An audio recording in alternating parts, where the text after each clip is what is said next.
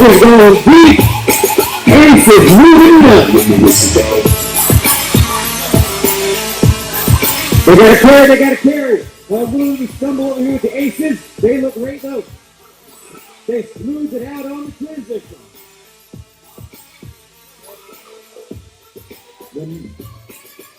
See, they're taking the same, a little bit of a waterfall movement going on here, and that's okay. Love that. We got coaches cheering them on, getting that motivation going. Oh, moving into the third quadrant, breakers. All right, Aces right behind them, looking strong. Still early on into the race, everyone's looking fresh. On that countdown, they are catching up. Aces are slowing that gap. Oh, and they moved ahead on the transition. Oh, the Aces gonna pull it out again at the very last second. Yeah, it looks like that might be the case. We got the breakers pushing it fast. But it looks like the Aces are putting a little more heat on that. Well, it's up. Oh, that is going to be a finish for the camera. That's going to be too close to call from the floor, ladies and gentlemen. We're going to have to see how that turned out. That's going to be measured in tenths or even a hundredth of a second.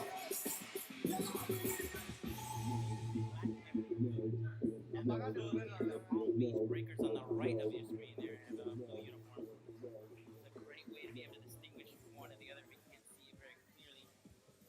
And like I said, the mirror always comes down to the final seconds. This is why these grids employ refs.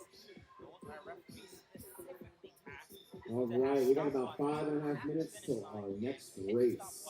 When the players talk to the time, ensure that when we have these photo finishes, all the refs get together with the commissioner, they compare their times and see who crossed the finish line at what time, and that's how the winner is determined in this race. It's so close. Ladies and gentlemen, with literally under half a second in difference, that race went to the breakers. We are looking at time. The Aces had 1 minute, 39 seconds, 0.9 versus 139.56.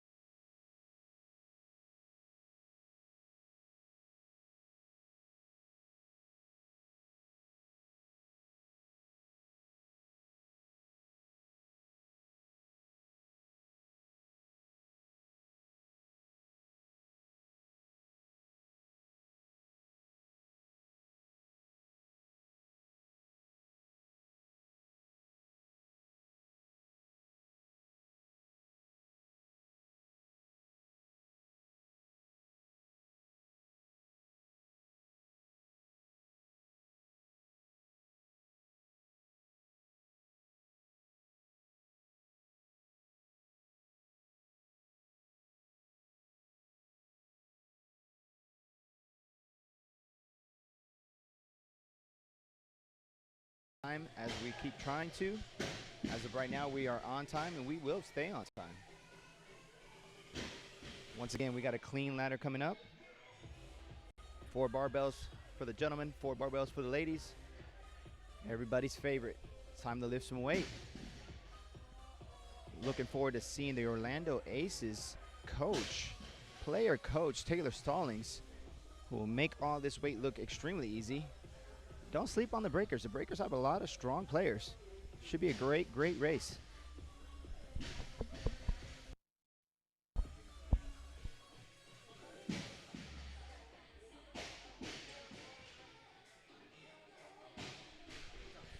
It still amazes me the strength of both teams and the amount of power cleans that these players are doing. Just goes to show you how strong these players are. And the ladder is one of the most impressive, in my opinion, races because it actually showcases our strength specialists. It really lets them shine to show out their strength and power. And in grid, if you haven't tuned in earlier, we are composed of our specialists. We have a bodyweight specialist, a utility player, and a strength specialist. And in this race, a strength specialist will shine because they actually will be deployed first to go out and try to execute as many points as they possibly can. The way the ladder works, of course, is the element that's executed in that quadrant gets you the respective points. So if you execute the clean in quadrant 4, you get 4 points. Quadrant 3, 3, 2, 2, 1, 1. So it's a display of high-speed chess because only a certain amount of players are allowed to go out from each team to actually execute the movement. And you have to try to deploy as many players as you can in a 4-minute time range. Stand by. Standing by. Race! Race! And here we go, kicking us off for the Orlando Aces is Taylor Stallings. Player coach is leading them off, doing nothing but power cleans. But here come the Breakers, moving on to 300 pounds. And the last barbell for Taylor Stallings at 210. Jennings stepping up, 325. No, he walked right past it, just executed a 300. And to save time, some of these players are choosing to skip the first bar just to get to the heavy bar. Here come the Orlando Aces. He's working on 300 pounds. Beautiful. Can he stand up? And no, that's a fault. Breakers on to 210, and she squats clean 210 beautifully.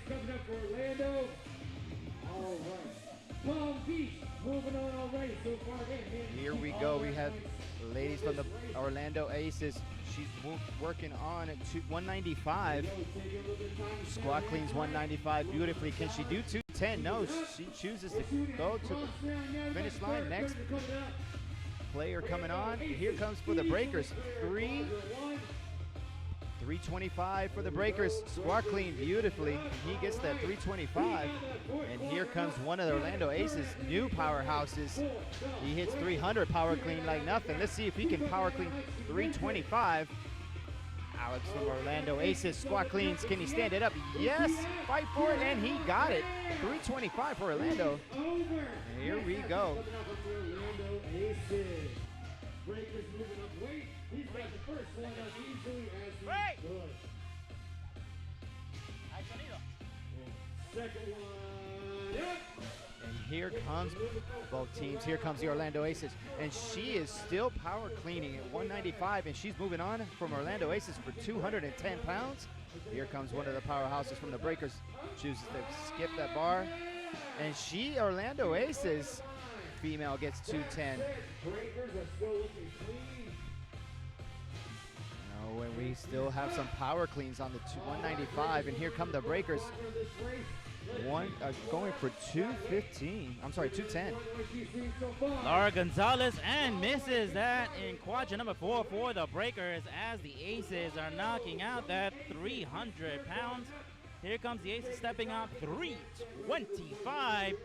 325 goes up and missed by the Orlando Aces. Here come the Breakers, and his grip slips, and he still gets the 300 clean. Moving on to 325. Here we go. 325 for the Breakers. Squat cleans. His grip goes. Can he stand it up? The team's cheering him on. He's fighting for it, and no fault by the Breakers. And you can see the coaches run up and down the side of the field, guiding their players, guiding them to the barbell, telling them which one they're going to hit. Here comes the Breakers. That's quadrant number 3, 195 by our female. Here the Breakers stepping up to that 210 for 4 points. And she calls it off as the Aces are stepping up to 325. Goes up, pushes up, and it's good for the Aces. Not a problem for the Aces. Here comes the Breakers sending up one of their players. Quadrant number 3, 300 pounds goes up. Amazing. Looks so easy for the Breakers now. As our crew comes out there adjusting the bars, here comes the final 2 players. The Orlando Aces just cycling that bar without no problem. 250, 275, 300's coming up, 3 seconds left, and it's time.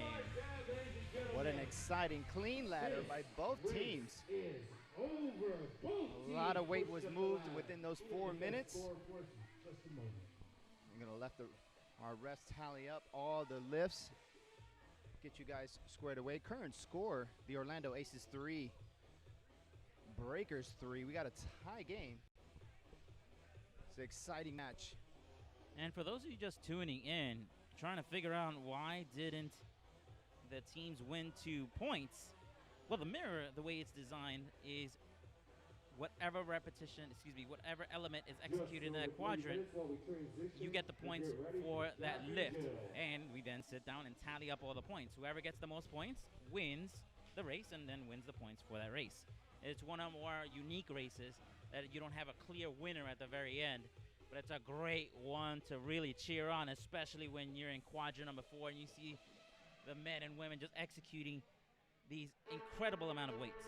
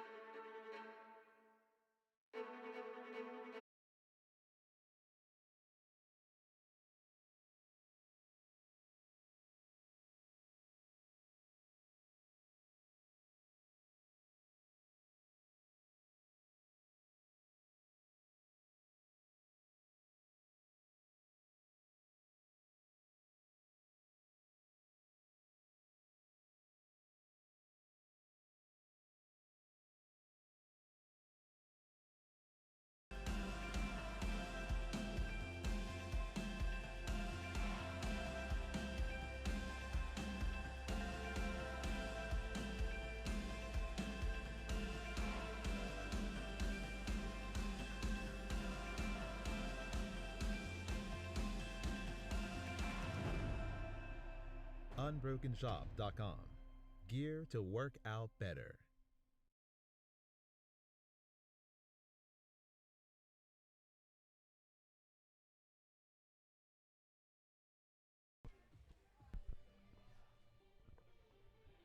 And we are back to the AS1 tournament here in Pinellas. Park, Florida, just a couple miles outside of Tampa. All right, ladies and gentlemen, the Breakers are putting their bonus flag up in this round. They are showing And that we're they are on the committed AS1 tournament. We're to coming up this on the Jack particular and race. Jill Let's see if this pays off. bodyweight Or specialists the get to showcase this time. Orlando Aces can steal Jack and it. Jill is composed of 60 handstand push-ups up against a 10 seconds. wood partition. Then 30 handstand push-ups with a Stand by. 10-inch 3, deficit. 2, And 1. here Race. we go. The last element is going to be a freestanding handstand push-up. That's going to be an exciting element to see. And you can see the speed of these players. Look at the handstand push-up. Look at the speed they have in the transition, as well as they're using the entire body to execute up to 60 repetitions before moving on to the next element. As the Breakers are standing by to step in, it looks like the Orlando Aces took a majority of the reps using one player. Here comes the Aces staging up for their handstand deficit push-up. That's a 10-inch box that's staged up there. They actually got to pop into a handstand and drop all the way 10 inches down. The Breakers aren't taking any chances. They're ready in position, and boom, there goes the Breakers executing already in the second element, pushing ahead for the Orlando Aces. But now they got a no rep. Some miscommunication by the Breakers. The Breakers were on like 10 deficit handstand push-ups before. They still had 5 reps remaining. So the Orlando Aces take the lead. Wow, what a switch up here due to a miscommunication problem. Now they're neck and neck in the deficit handstand push-ups. They got to execute 30 repetitions between moving on to the last freestanding handstand push-up. As Kylie for the Breakers is stepping in to finish up. Both players standing by. Let's see which team gets to move on to the last element. They're trying to do a total of 30 handstand push-ups, a 10-inch deficit. Refs in the air. And here come the Orlando Aces taking the lead. Check that out, ladies and gentlemen. That is a handstand push-up without the use of a wall. Pure core strength there. And the Orlando Aces not even pausing to switch out. There goes the Orlando Aces crossing into the finish line for Jack and Jill. There goes the Breakers.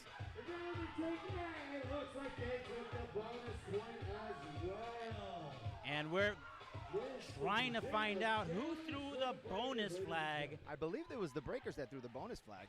And if you were tuned into our last match, the bonus flag allows you to get an extra point for the race. You feel confident that you're going to win this race. A lot of the coaches throw out that flag.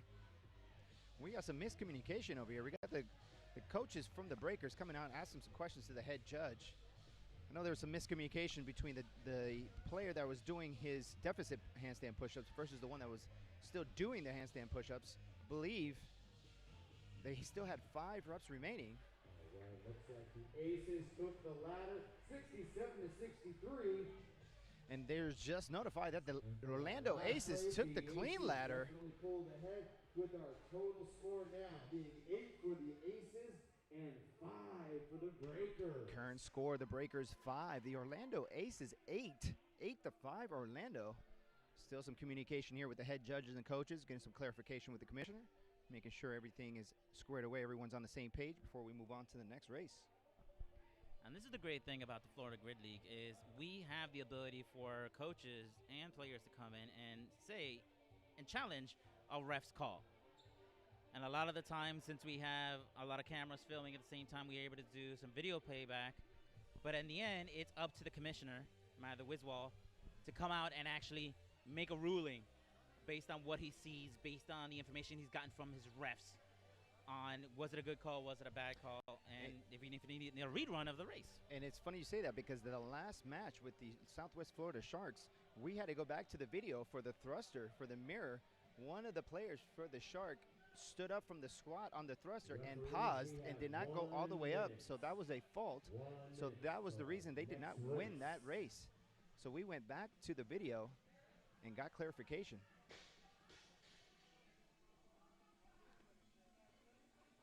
Hey, refs, I'm on. That's Coming up next, we have the female triad.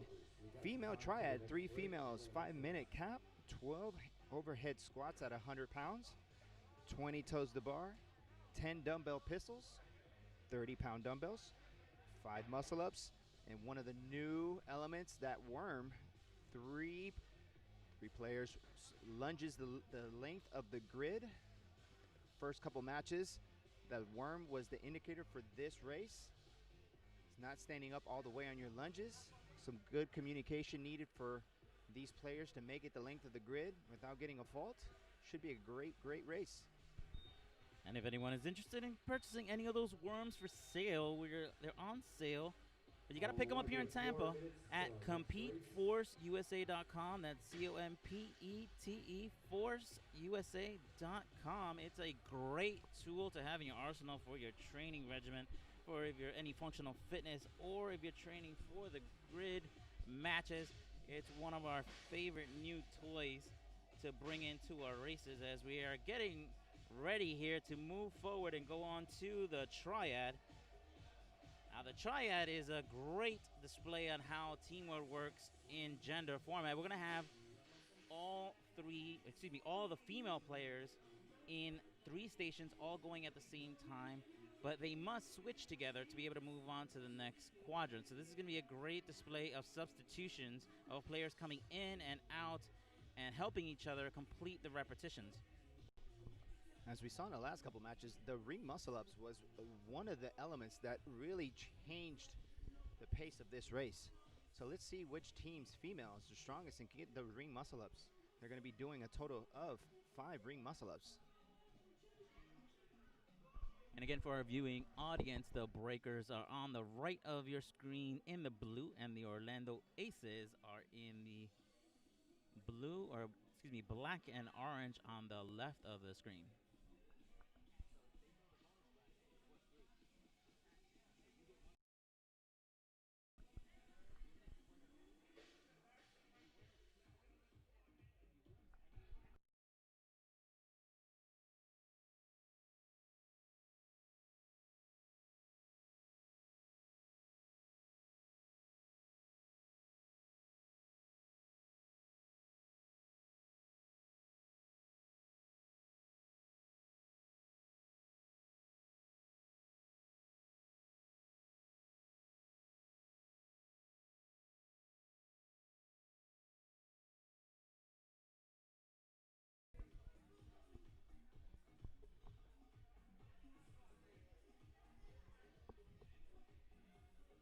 These players are ready to go. Watching them pace up and down that starting line.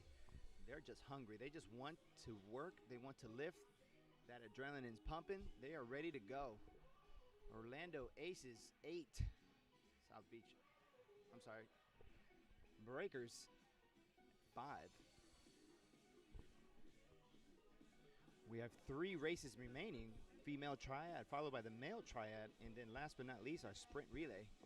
This is a double elimination tournament. It has 1 tournament, Florida Grid League, here at the beautiful Valor Fitness facility.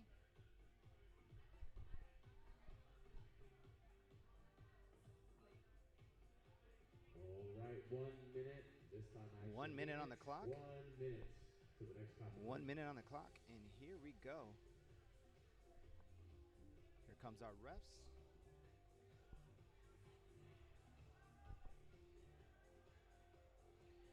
This is going to be one exciting weekend full of matches. All these amazing players and teams. Great coaching, great communication. It's one of the best things about grid. Pure adrenaline. You don't have to be good at just one thing. You got a great team. Each team has a specialist in body weight, Olympic lifting, all around athletes. We are getting ready to start. This is our female triad. 3 females working at a time. 10 seconds. 10 seconds. Athletes on the ready. Starting off with 12 overhead squats at 100 pounds. Stand by. Race. And here we go. Before they move on to the next element, they have to finish all of their 12 overhead squats at 100 pounds. Refs hands in the air, left and right. This is going to come down to those muscle-ups. Slight hiccup for the Orlando Aces. And here come the breakers. The breakers moving on to their 20 toes to the bar. But not too far behind are the Aces. Maybe a 2 to 3 rep lead by the Breakers. Beautiful toes to bar by both teams. Let's see who can stay on that rig and go unbroken. Beautiful Fowler Fitness rig. Ref's hands in the air for the Breakers. 5 reps remaining.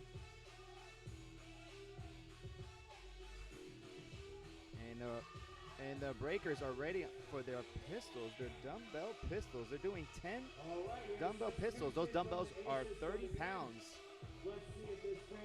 And the Breakers have not subbed out. They still have the same 3 players that were doing the 20 toes to bar. Oh, and here comes the substitution for the Breakers. Oh, refs hands in the air for the Aces. Oh, and the Breakers are on to their ring muscle-ups. We're looking for 5 ring muscle-ups by each lady. Here we go. Refs hands in the air. 1 remaining for the Breakers. 1 more breaker. Oh, and we have a fault. We still have 1 more ring muscle-up. All right, can the Orlando Aces take advantage of this hiccup by the Breakers? And the Orlando Aces take the lead. And both teams are starting on the lunges with the worm at the same time. The Orlando Aces, led by their player coach, Taylor Stallings, giving out commands. And here come the Orlando Aces. And there was a fault by the Orlando Aces. Back knee did not touch the ground or did not stand all the way up. And we are head-to-head, both teams into the 3rd quadrant. Here we go, ladies and gentlemen. And the Orlando Aces with a slight lunge lead. It's going to come down to which team can get the 3rd player across that finish line. And we are head-to-head. And there's a fault by the Orlando Aces. They tripped. They tripped. And the Palm take the race. What an amazing upset. Oh, my God. The communication was amazing by the Breakers. They had a steady flow on their lunges. They did not have a fault, and they made it all the way down and took advantage of the mistakes by the Orlando Aces. At the very last few inches, the Aces tripped, and they all came down with the worm, and they couldn't reset fast enough. And that was the few inches that the Breakers needed to cross the finish line. Absolutely. The mistakes that were made were right at the finish line, where the Breakers had a steady flow, great communication, great teamwork. Way to take advantage of that. Take the race. Oh, and this is why I love Grid. This excitement goes down to the very last few steps, where you thought one team was about to finish, they were about to cross the finish line, and just one single small misstep completely changes the dynamic of the race at the very last minute. Coming up next, we had the male triad. Now it's time for the gentlemen to play, with 3 males working at the same time, starting off with 12 overhead squats at 155 pounds. Then they're moving on to 20 toes to bar, 10 pistols, dumbbell pistols, 50-pound dumbbell, 8 muscle-ups, and then finishing with the worm, the length of the grid. Once again, if you guys want to purchase a worm, they are for sale.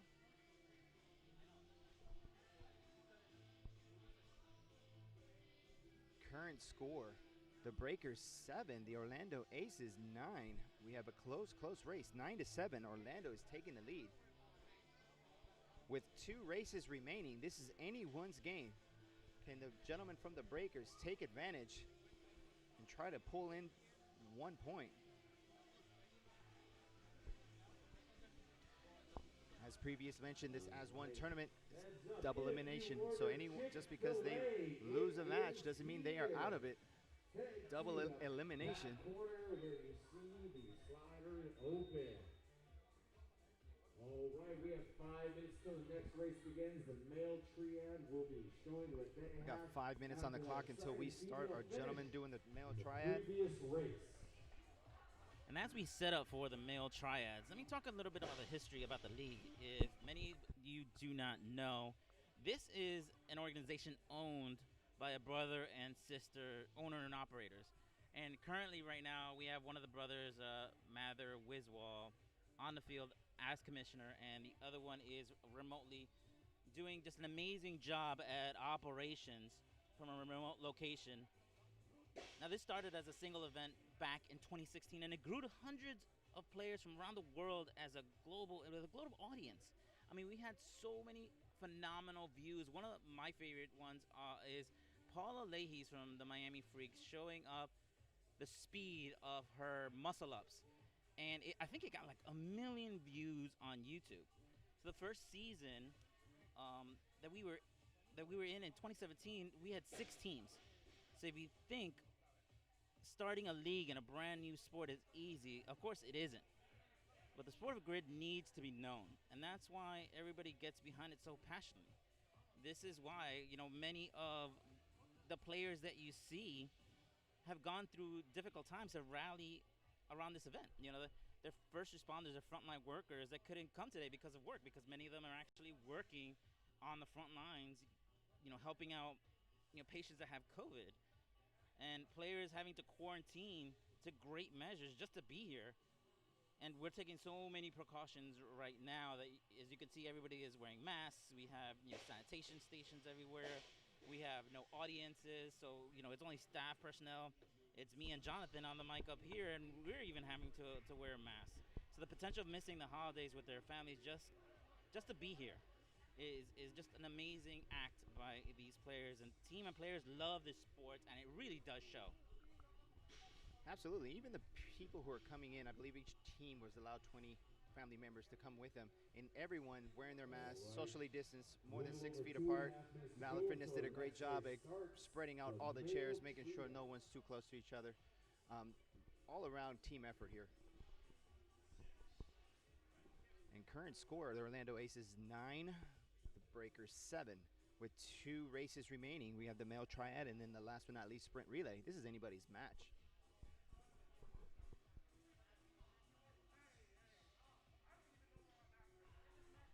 Now this is the time for the men to shine. Now, of course, all 3 stations are going to be going at the same time, but with the men, the weight does increase, where their overhead squat goes up to 155 pounds. Their toes to bars remain the same, but their dumbbell pistols go to 50 pounds. That is 50 pounds that they have to hold while they're doing a pistol. I mean, it's hard enough just doing a normal pistol, but when you're grabbing 50 more pounds and putting it on you. And the amount of muscle ups also go up. They go up from 5 that the ladies did to 8 ring muscle ups. And then finally, the decision maker of many of these races is the worm. Now, it looks easy enough, but with the amount of noise and distraction that is here, the players have to be able to coordinate and control that movement so the worm moves as one unit down the grid arena. It is too easy to get your adrenaline pumping and try to go super fast when you have 2 other players behind you. One might be tired, one may not have lost his footing or her footing. The worm has definitely been a game changer in the first 2 matches this morning. Let's see what happens now between the Orlando Aces and the Breakers. 1 minute. 1 minute mark for the next race. And here we go, 1 minute until the male triad. Again, 2 more races for this match. Exciting match, 9-7 Orlando. Orlando in all black, Breakers in the blue tops with black bottoms. Here we go. Can the Breakers make a comeback and come down to the last race? Here we go.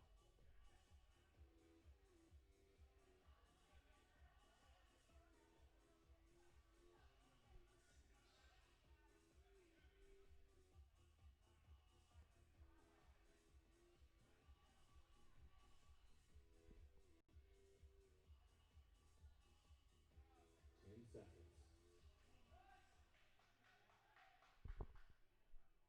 Stand by. Race. And here we go. Male triad kicking us off with 155 pounds overhead squats. We're looking for 12 for each player. Just like the female triad, this is going to come down to those ring muscle ups. Here we go. Let's see what happens. Refs hands in the air, left and right.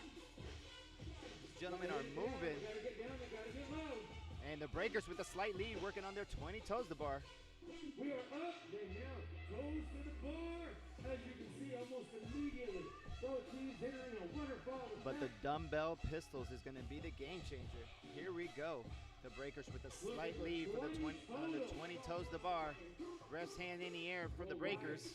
Looks like the Aces have a couple of specialists on this movement right here. And here come the break.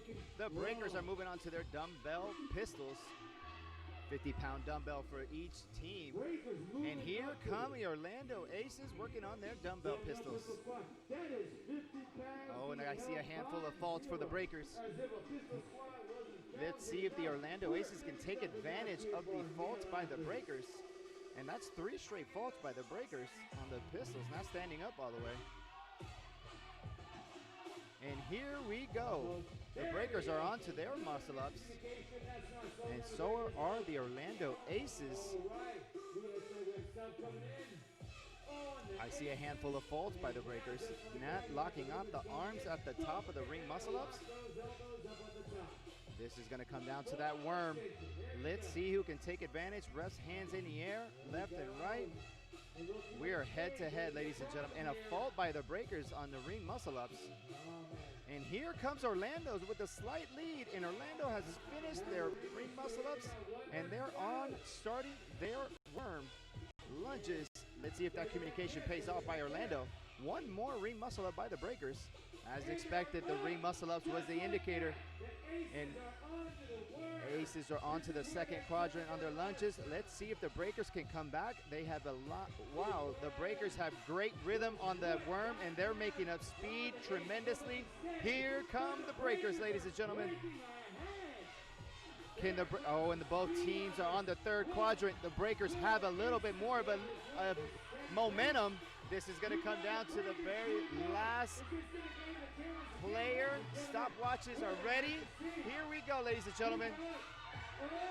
And the breakers take the race. Did you see that? Did you see the afterburners that the breakers turned on that worm? Absolutely amazing. Great teamwork. They had a momentum. It was just amazing. You see how the players just got behind each other and cheered each other on, and you could see the energy level increasing on that worm as they were pushing ahead. That's what I love about Grid. They're coming together as one, cheering each other on. This is what we're here for. Absolutely. And if everything goes as expected, the score will be 10-9 or the Orlando. So we're going to go down to the last race. So we could have a tie. Ooh, nail biter, nail biter. All 3 matches today have been close, as expected. Love this sport.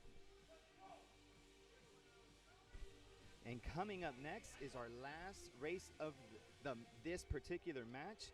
We have a 7-minute cap, 20 wall balls, 20-pound wall ball to a 10-foot target, 15 overhead squats at 185 pounds, 12 dumbbell hang snatches. Both dumbbells are 40 pounds.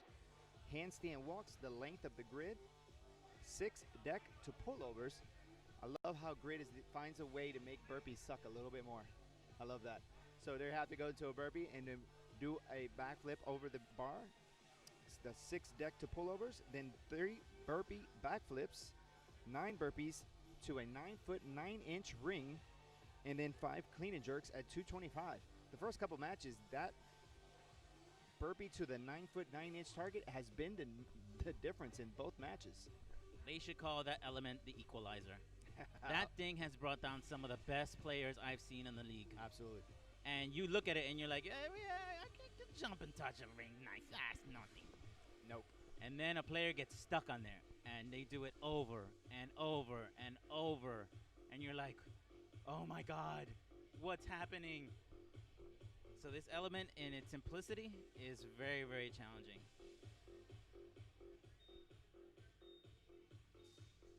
So we got 5 minutes on the clock, 5 minutes. 5 minutes until final race. Once again, score is Breakers 9, the Orlando Aces 10. With the winner of each race getting 2 points, and if finishing under the cap, you get 1 point. We have potential to have a tie match. Let's see what happens. A potential gridlock? What? Now that we're in 3 matches in, a lot of you may be saying, well, you may be thinking this looks like CrossFit. CrossFit is a test of fitness, and we're a game. So the sport of grid is more like football than it is the CrossFit Games or any other functional fitness competition out there. The rules of the races, the strategy, the team aspects, all are what makes us different than CrossFit. And some of these elements are some elements that you will never see in any other sport out there, especially things like the burpee backflip, the handstand walk, the length of the field. That's something you see every day, but stay tuned. This afternoon, we're going to have a matchup that's going to have incredible new gymnastics elements that you've never seen before. It's going to be so exciting. I can't wait. I can't wait. If these first 3 matches are any indication how this weekend is going to go, folks, you're in for a treat. And we're always trying to push the limits of human excellence by introducing new elements, new difficulties, even some inspired by some of our players when we see them on Instagram and they're playing around and we scratch our head and be like, hey, why don't we try that as an element in one of our races?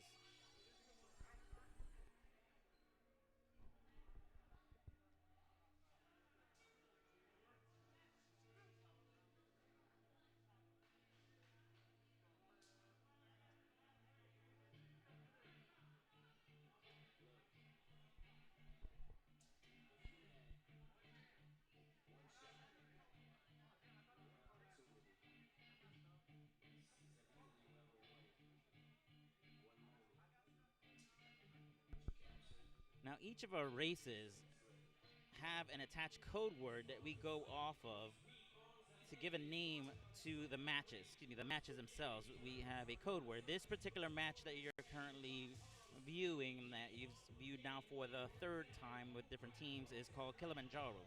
Now, Kilimanjaro was not played last year at all. It was the championship match in 2018 and 2017 and 2018. This goes to show you how far the league and talent of players have come. Now, we did modify this particular match for this weekend for time's sake and also added some new elements. So this match does not have what's called echoes due to the time constraints.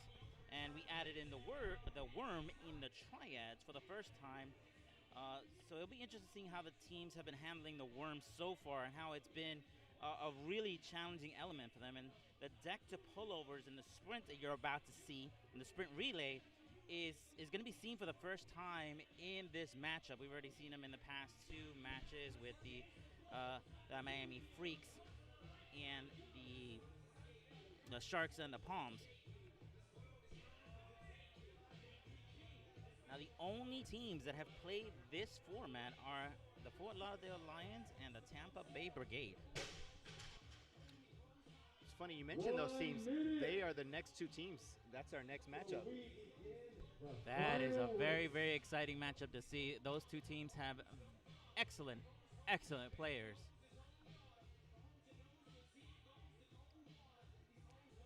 We have 1 minute before the sprint relay. Refs coming down. Teams getting ready. This is all or nothing. The Breakers need to win this race in order to try to have a chance to win the match.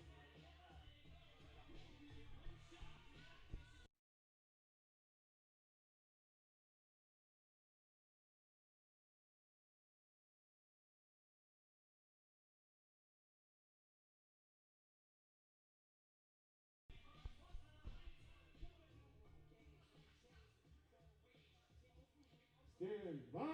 And here we go. Race. And the last one, we're starting off sprint relay, starting off with 20 wall balls. That's a 20-pound wall ball, hitting that 10-foot target. Just a reminder that after each player finishes each element, they have to go back to the starting line and hit a 4-point touch before they sprint to the finish line. You know, the first couple matches, we saw a couple people not do that 4-point touch and get a fault, and that was a game changer this morning. So here we go. Refs and hands in the air. The breakers with a 1 rep lead. Oh, and 1 remaining, just like a couple teams did this morning. Let their female finish up with 1 rep. But it paid off for the Orlando Aces because now she's finished all 20 and she's gone all the way down to the starting line. And here we go. Moving on to 15 overhead squats at 185 pounds. We are rep for rep. 185-pound overhead squats. 2 more for Orlando. And the breakers have finished 4-point touch, and here they come sprinting down. The breakers with a slight lead. And here come the breakers. Working on the hang dumbbell snatches, 40-pound dumbbells. 4 rep lead for the breakers. But here comes Orlando. Lacey from Orlando Aces last year tore her ACL, and she is back stronger than ever. The breakers with a slight lead, and the breakers have finished their element, and they're moving on. 4-point touch, and she's sprinting down the length of the grid. And moving on next is our free handstand walk. Let's time to get gymnastic. Here we go. The breakers with a nice smooth rhythm. But here comes Orlando. Who can make it down the furthest? The Orlando Aces player with a slight momentum lead. We are both on the 3rd quadrant, and here we go, 4th quadrant. We are tied up. Both players have crossed the finish line at almost, and that's a fault by the Orlando Aces. Slight lead, and here come the breakers working on their 6 deck to pullovers. As you can see, they're doing their burpee, jumping up, pulling over that barbell. It looks like the Orlando Aces just have a little more momentum. Can they take advantage? Right now we are head to head in this race. But the breakers have the lead, but then they tag out for one of their female players to do 1 last rep, and the Orlando Aces take advantage of that and take the lead. And here we go, moving on next to our 3 burpee backflips. Who has more gymnastics? 2 rep lead for Orlando Aces, but here come the breakers. One of their gentlemen, 1 rep, and the 4-point touch for the Aces, but making up tremendous time with the breakers. This is gonna come down to the 9 burpee to 9-foot, 9-inch burpee to ring. This is going to be the game changer. And we have a fault by the breakers in Orlando Aces taking advantage with the 2 rep lead. Make that 3. The Orlando Aces doing a great job by not hitting the ring too hard for it to go flying around, making sure it's right over his head. Doing excellent. Making contact, chest and thighs to ground on the burpee, making contact on that ring. And the Orlando Aces are taking advantage of the miscues by the breakers and taking the lead. And last but not least, we have 5 cleaning jerks at 225 by the Orlando Aces. Can he go touch and go? Easy. Oh, he got a fault on that very first rep. And another fault. That's 1. Can the breakers take advantage and come back? Anybody's race. He's at 2. 1 more for Orlando. 4-point touch for Orlando Aces. And the Orlando Aces take the race, take the match, ladies and gentlemen. What an amazing performance in quadrant number 4 by the Aces, cycling that bar quickly, even after that fault, calling in their players, congratulating everybody. What a phenomenal display by both teams here today as the Orlando Aces take the sprint. What an exciting race. I think the difference in that race was the Orlando Aces choosing to keep the same player on the grid doing the same element and not choosing to tag out. The breakers had one of their players do 19 wall balls, tag out, and have somebody come in. Same with their dumbbell snatches. So it was a big difference. It's interesting coaching schemes how we have here. The Orlando Aces, led by their player coach, Taylor Stallings, with the great strategy of keeping their players in there. And this is the strategy we were talking about earlier that the coaches have to employ. Substitution is allowed in grid, but you have to use it sparingly sometimes, and that is all dependent on how you understand the skill level of your players.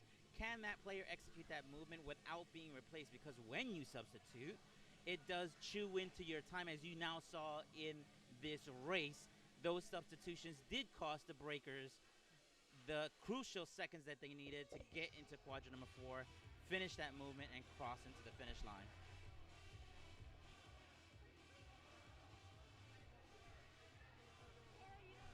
So that wraps up our matchup, Aces versus the Brigade, as the Aces are at 13 and the Breakers are at 11. Correction, Aces 12, Breakers 10 is the final score for Orlando Aces and the Palm Beach Breakers.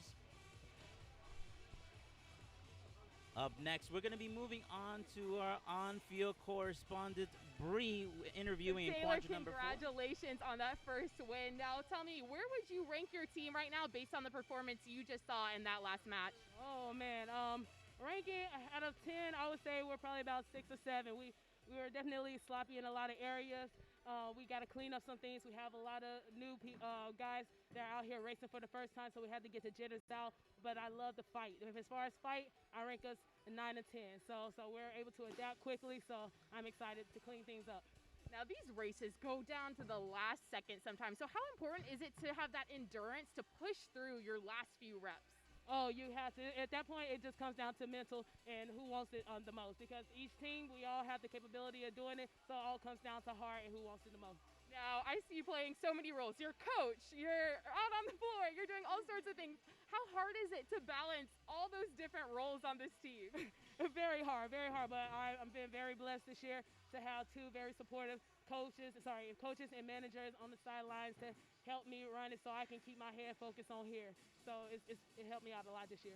Now, you are a legend here at the Florida Grid League. So please tell me, how important is it for you to be, for yourself, a great example for these strong female athletes out here? Oh, man, it's all about leading by example, and I just want to if I know that I can inspire one person, I know I did my job. I truly am loving being out here and just racing with all these different men and women out here. It's a lot of fun. Now, you have one more match today, which is pretty unusual. That's a lot of work. So how do you plan on preparing for that last match later tonight? Oh, we're going to go home. We're going to eat, rest, hydrate, look over the game plan, and visualize, and then just come out here and have fun. Thank you so much, Taylor. Good luck. Thank you so much.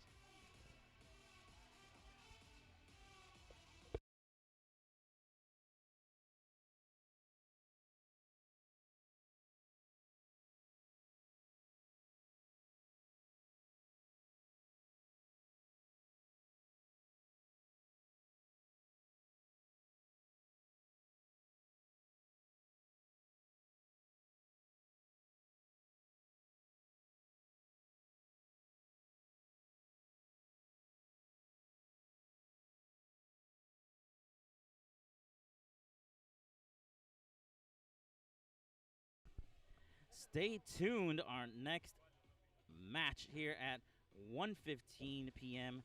Fort Lauderdale Lions versus the Tampa Bay Brigade. Stay tuned. Tell all your friends, tune in on YouTube. You want to look up the Florida Grid League on YouTube, or go to our website, thefgl.com/AS1 as one. We're live streaming in both locations, and we will be right back at 1:15 p.m. Fort Lauderdale Lions versus the Tampa Bay Brigade.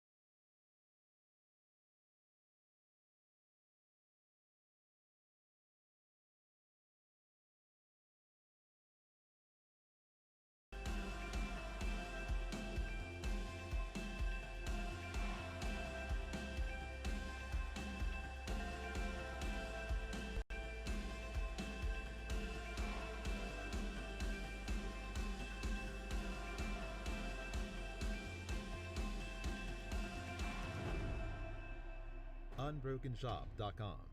Gear to work out better.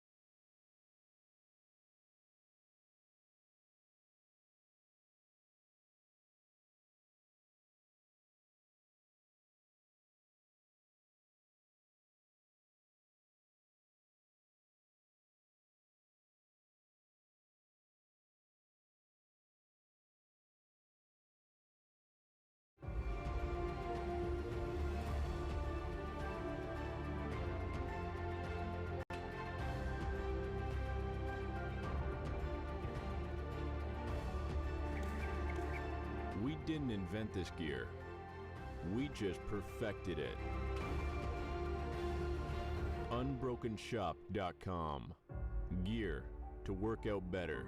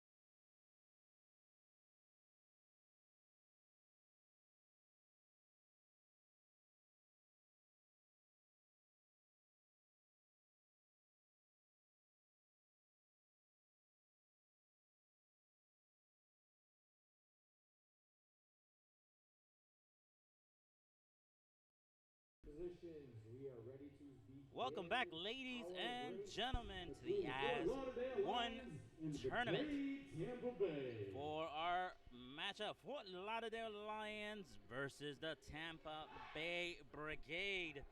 Alpha against Alpha. These are some of the strongest teams we have here in the league. Some changes are apparent. It looks like both teams have introduced new players to the mix, so it'd be interesting to see these new players. Some will be the first time actually in a matchup in the Grid League, so this should be an exciting matchup. Fort Lauderdale Lions versus the Tampa Bay Brigade.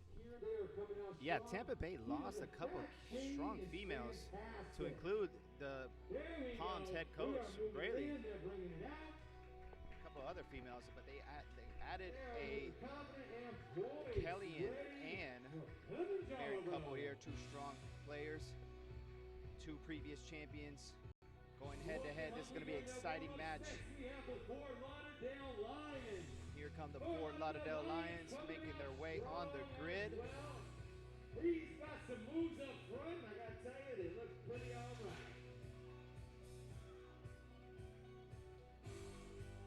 All right, kicking us off first, we're going to do that partner forward. It's going to be a male and female 4-minute cap.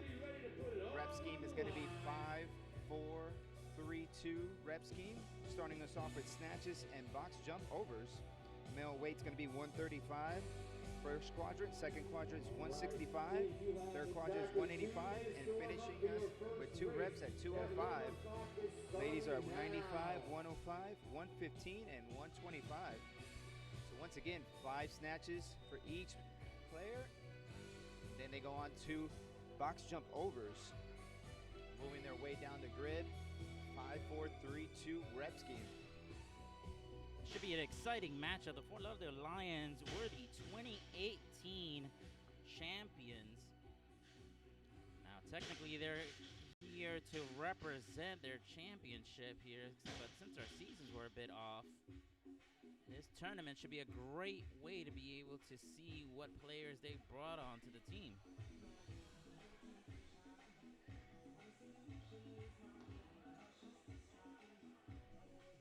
Once again, we have the Tampa Bay Brigade in the blue tops, blue bottoms. The Fort Lauderdale Lions in all black. Should be an exciting match. First 3 matches of the day were extremely exciting and very close. Let's see if these two powerhouses can make it a close match. Should be exciting. Once again, the Fort Lauderdale Lions up against the Tampa Bay Brigade. 2 former champions going head to head. We are breaking ground here in the Florida Grid League. 1 minute. Kicking us off with 5 snatches at 135 for the guys, 95-pound snatches for the ladies. The height on the box for the gentlemen, 30 inches on the first 2 quadrants, then they're going on to 34 inches, and last quadrant 2 box jump overs at 38 inches. Ladies are at 24 for the first 2 quadrants, 30 inches in the third, and 2 reps at 34 inches. Here we go. 10 seconds. Stand by. And here we go. Race. Kicking us off with 5 snatches. And like that, we are starting out right away.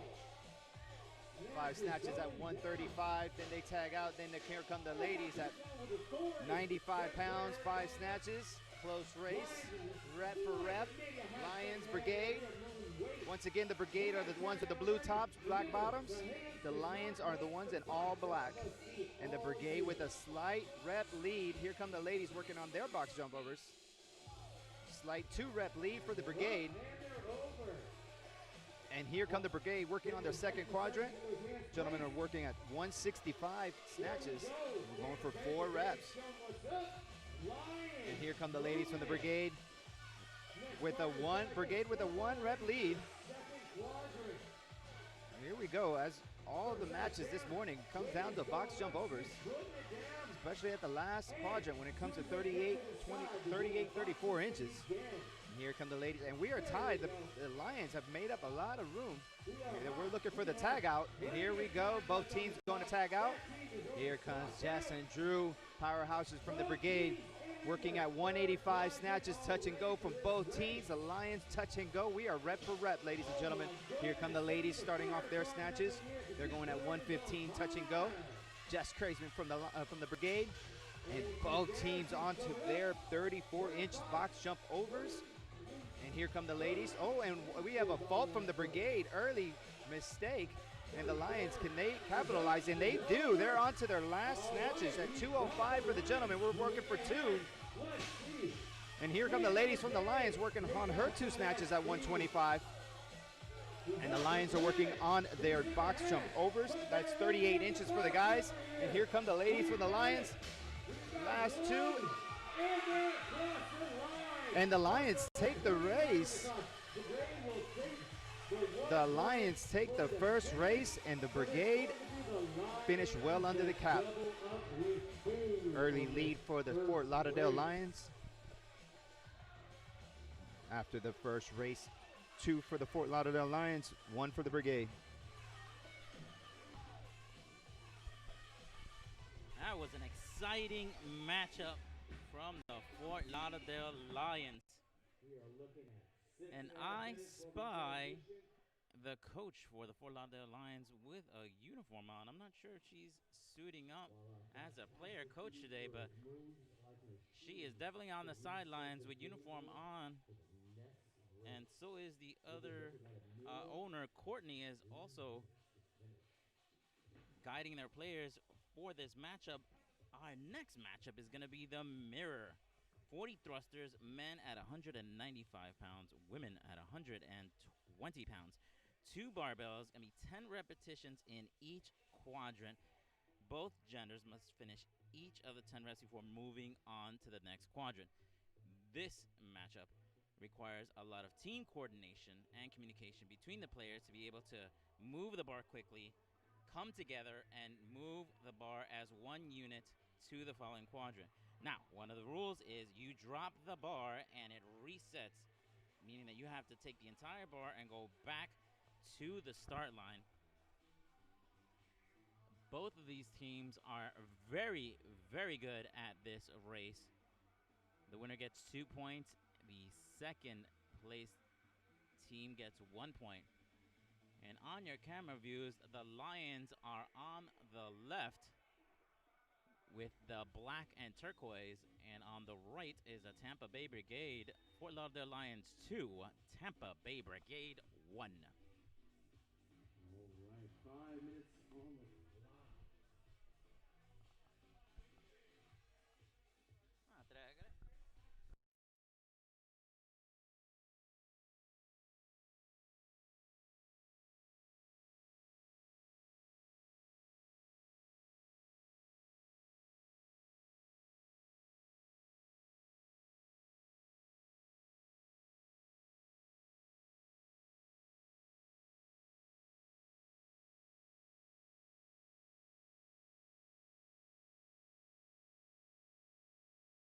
Exact same.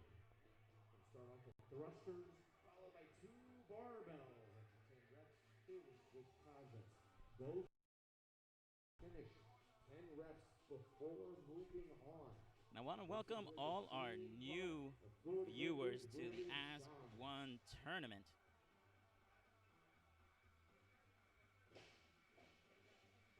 If you're wondering why we are here as one, well, Grid is about diversity and coming together as a team. And, 2020 has been a challenging year for all of us.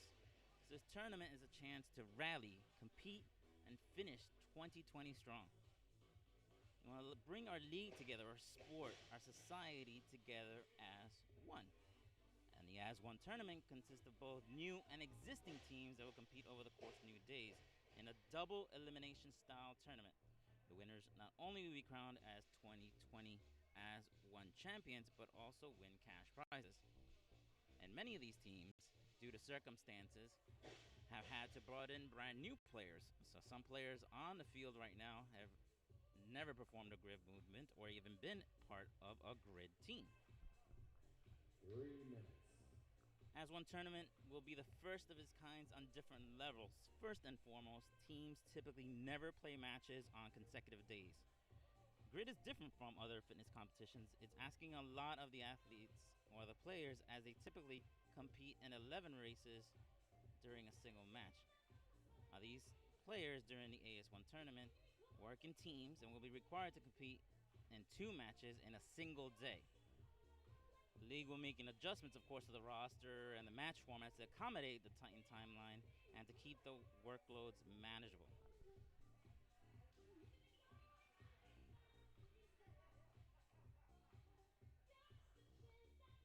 And if you're curious, the full grid teams composes of 14 athletes in major regions in Florida formed within the North and the South Conference.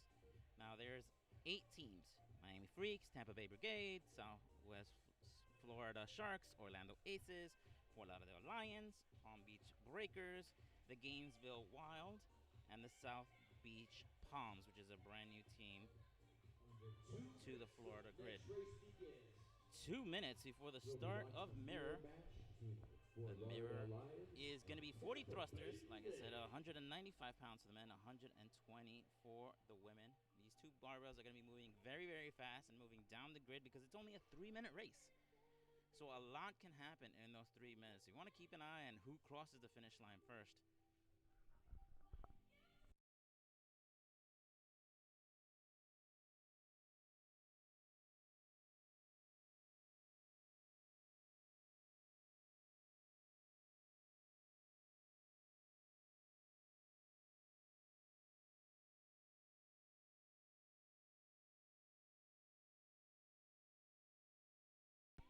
One minute for the start of our race.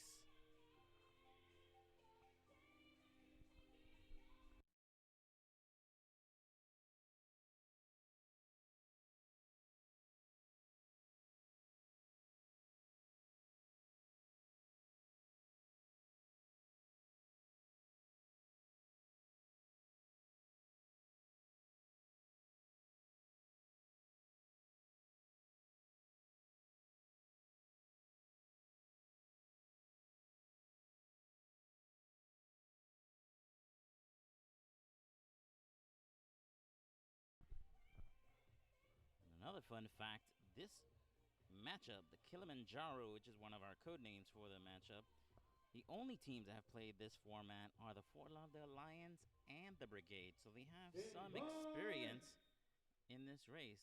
And here we go! They got to perform 10 thrusters in each quadrant. Both genders must finish the 10 reps before moving on. So they both have to work in a coordinated fashion and communicate well and moving the bar forward as the Brigade are moving into quadrant number 2. Already 1 rep ahead of the Lions. The Brigade, such a strong team, have retained a majority of their veteran players.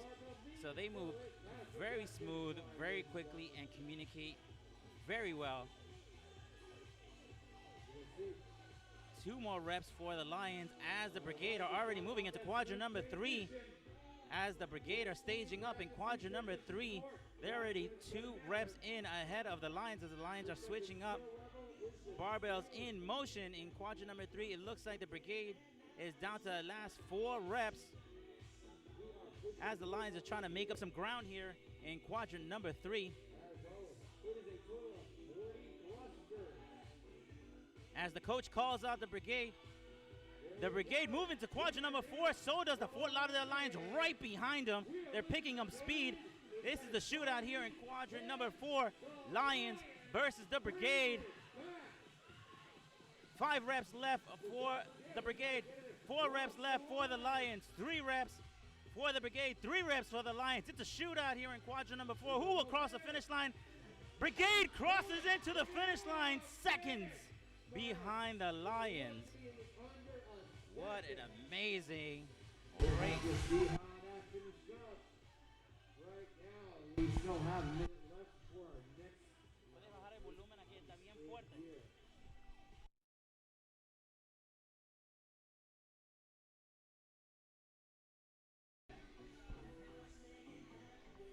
just like all the previous races. That mirror is going to come down to the stopwatches. Just under 5 minutes between the next What a close race. two games. It'll be the third race of this total match. Coming up next, we have one of our favorites, the clean ladder. We're going to have a 4-minute time cap. We're going to clean ladder. We're going to have males are going to start off at 250 pounds, 275, 300 pounds, and finishing up at 325. Then the ladies are starting off at 165, 180, 195, and finishing up at 210. Once again, this is going to be a clean ladder next race. We're still waiting on from the refs to find out who won the mirror. It was a very close race. We had a couple of faults.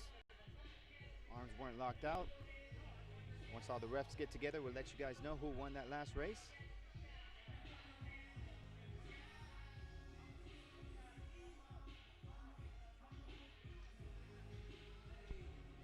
It looks like the Brigade took the last race. They took mirror because the current score is Fort Lauderdale 3, Tampa Bay Brigade 3, so we're tied up.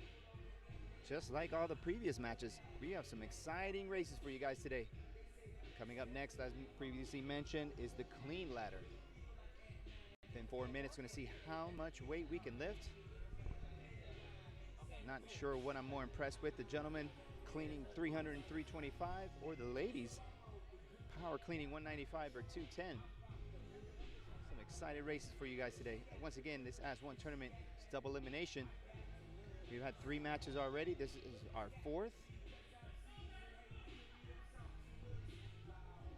Once again, the weight, the gentlemen are starting off with 250 pounds, 275. Third quadrant is going to be 300 pounds, and the last one is 325 pounds. The ladies are going to start off at 165, 180. Third quadrant is going to be 195, and last but not least, 210 pounds for the ladies.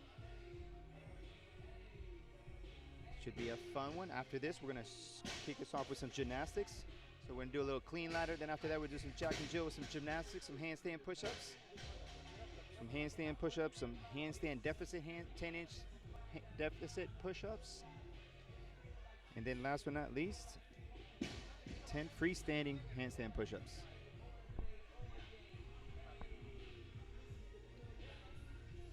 We got a tight race for you guys today.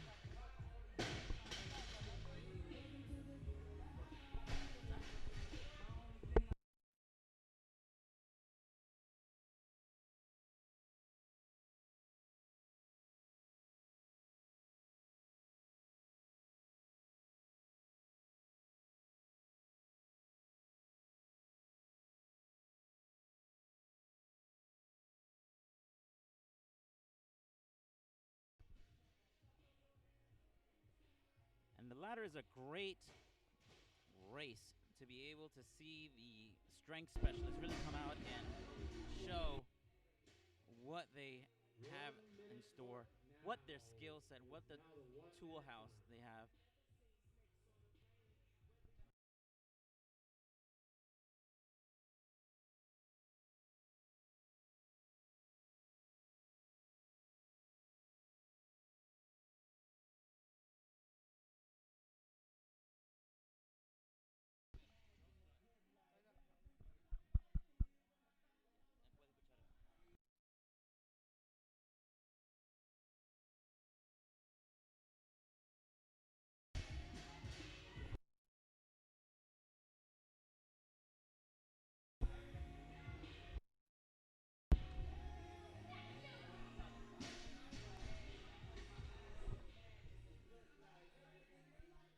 Once again, the Tampa Bay Brigade and the Fort Lauderdale Lions head to head, tied up at 3. Here we go. We are going with the clean ladder, and we are off. The big guys are starting us off. We're at 250 easy for Morgan for the Brigade, 275 easy. Both teams off the 300 pounds. Squat clean for the Lions, power clean 300s for the Brigade, and both teams are on to 325.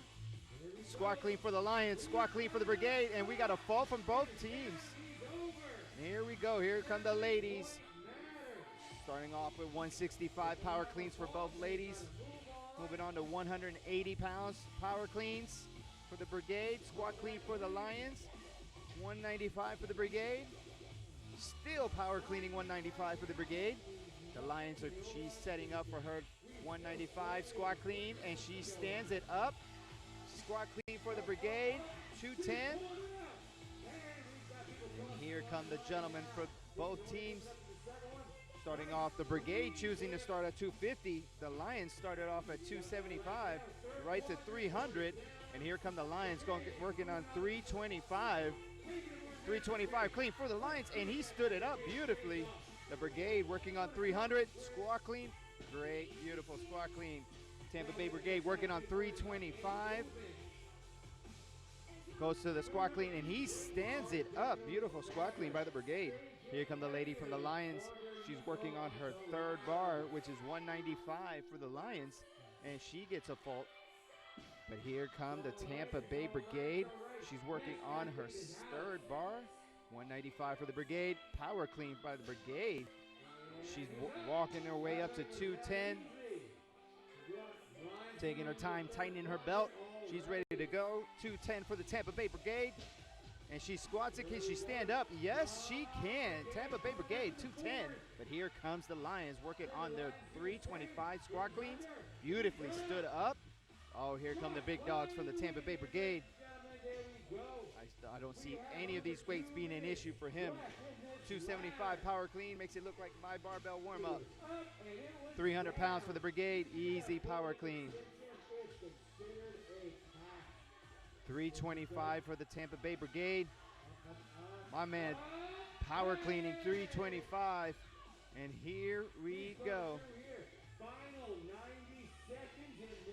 Here comes one of the new additions for the Tampa Bay Brigade. And second barbell easy. She's working her way up to 195 for the Tampa Bay Brigade. A little bit of power clean. Can she do 210? Walking her way to the bar. Oh, we had a fault by the Lions at 325. Here comes, oh, and we have another fault by the Brigade at 210. We have 1 minute remaining in this clean ladder. And here come the Lions. But don't, oh, and we got one of the team captains, Drew from the Brigade. He did not play in the 2019 season, and he's coming back from a vengeance. His last time playing with the Tampa Bay Brigade is when they won the championship, and he said we need to have that championship back in Tampa. Oh, and here comes Jess Kraisman from the Brigade, power cleaning 165. But we got the Lions, gentlemen from the Lions, rolling up to 300 pounds.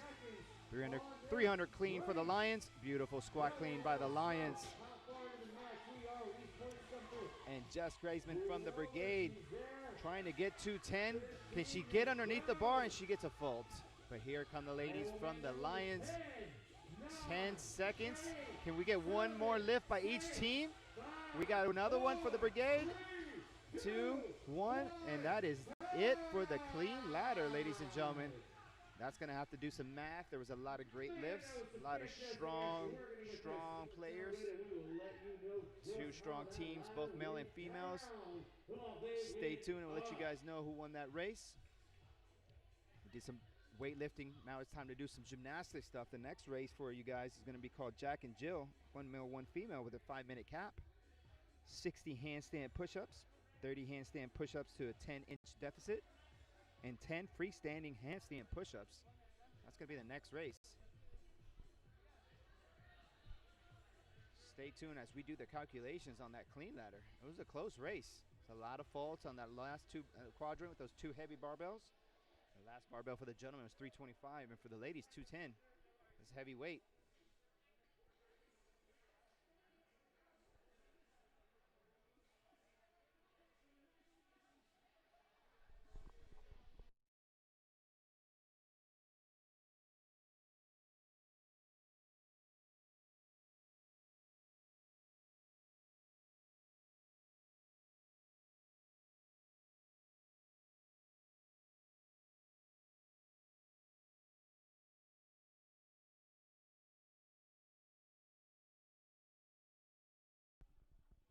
want to give a shout out to our equipment crew here working so hard to wrap up the equipment.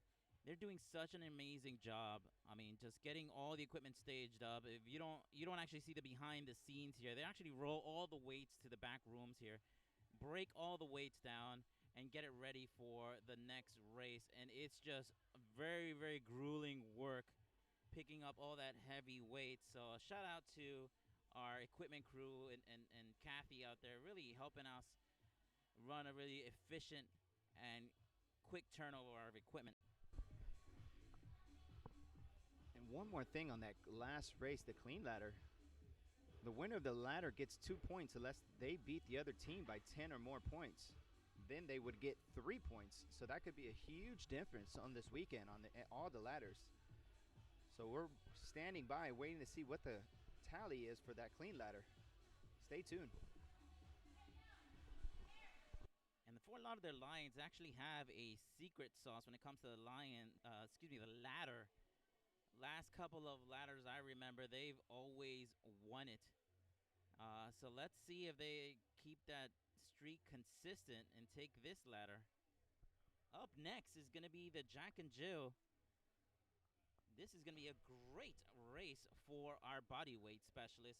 It's going to be male and female, 60 handstand push-ups, then moving on to 30 handstand push-ups with a 10-inch deficit. So you put a box with 10 inches in it. You got to pop to a handstand and drop 10 inches down, then 10 freestanding handstand push-ups.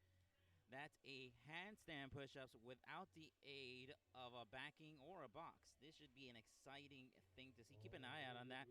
In this race, one person only working at a time. Male, female coming in. So substitution could be used here, but both teams have very, very strong body weight specialists. Winner gets 2 points. Second place team gets 1 point. And the news is in the Tampa Bay Brigade win the ladder.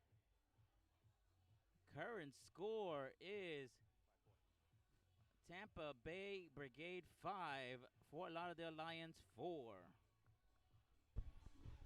Kendrick, this should be an interesting next race, especially since the Brigade lost one of their gymnastics specialists to the South Beach Palm. So this should be interesting. Two of the last couple of years, Tampa Bay Brigade gymnastics specialists have moved on or on different teams. So let's see who they picked up to help them. All right, tight match, 5-4 Brigade. Once again, the Tampa Bay Brigade are in the blue with black shorts. Fort Lauderdale Lions are in the all black. 30 seconds. 30 seconds. Seconds.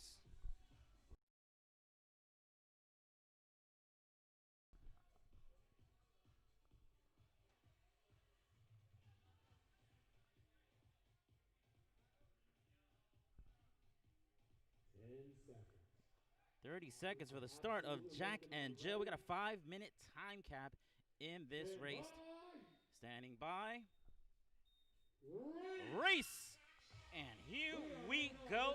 60 handstand push-ups. Look at that speed of the Tampa Bay Brigade as they're cycling those handstand push-ups at a high rate. Must be not touching the board.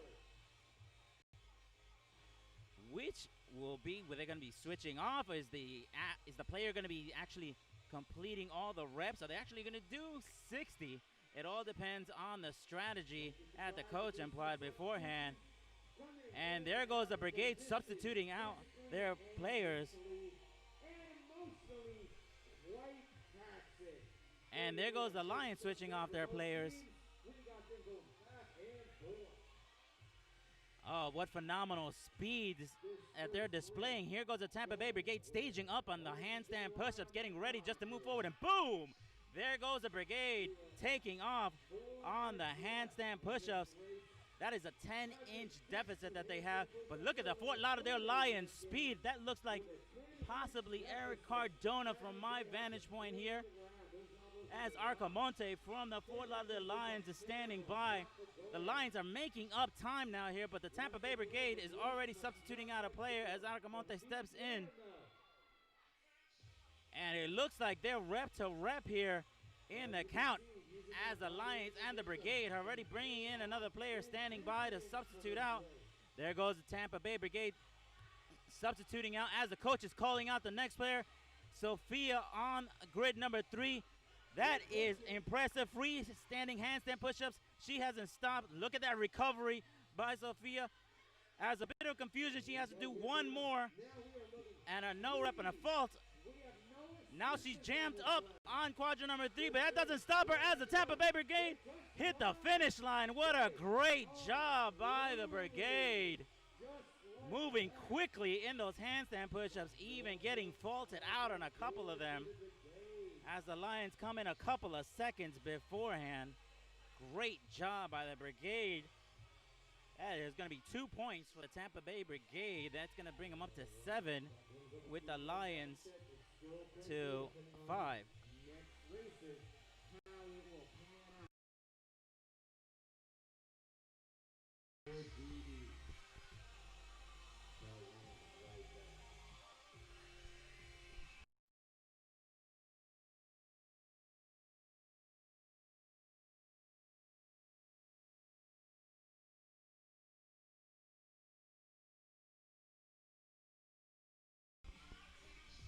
Coming up next, we have our female triad race. So we have 3 females on the grid. We're looking for 12 overhead squats at 100 pounds. Moving on to 20 toes to the bar, 10 dumbbell pistols, 30-pound dumbbells, 5 ring muscle-ups, and then what has been the key on every match this morning is that worm. 3 of them on the worm, lunging the length of the grid.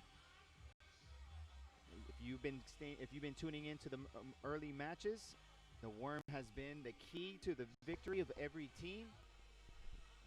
Right now, they're getting clarification on that last race. There seems the judges are with the commissioner getting some clarification. Stay tuned.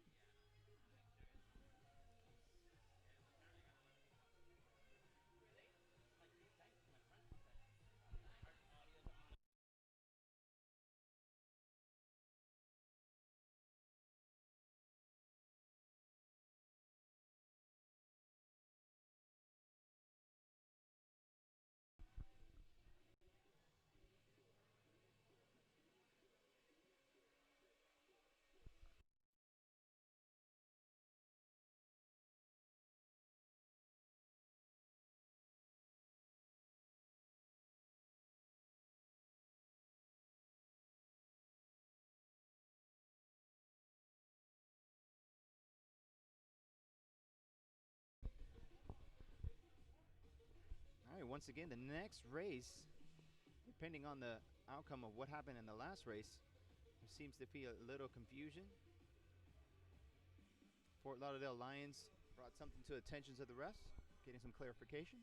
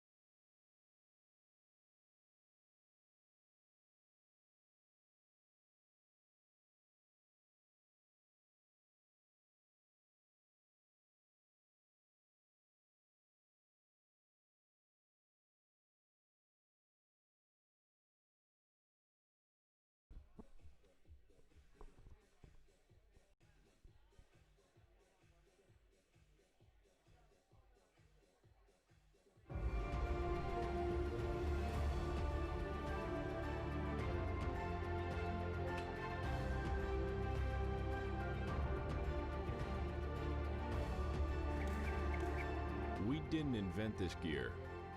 We just perfected it. Unbrokenshop.com. Gear to work out better. All right, ladies and gentlemen, we are back, and we're going to run the last two elements of that last race. We're going to run the last two. We're going to start off with 30 handstand push-ups from the 10-inch deficit and 10 freestanding handstand push-ups. Not sure what was the issue, but we are running it back. Again, we are starting from the 10-inch deficit handstand push-ups.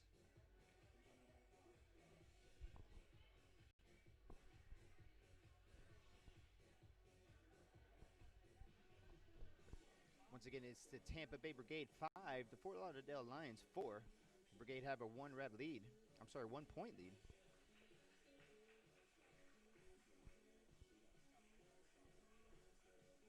Referees, go ahead and get set. We're going to move forward the second half. All right, our refs make their way down the grid, getting ready to start us off. Again, we're going to start off with the... All right, athletes, get ready. You have 10 seconds. The 30 handstand push-ups with the 10-inch deficit. Here we go. Stand by. Race! Here we go, kicking us off. We are coming up here. We're going to see. They are First, the 30 strong. handstand push-ups with a 10-inch deficit. Looks like the Brigade is still moving time.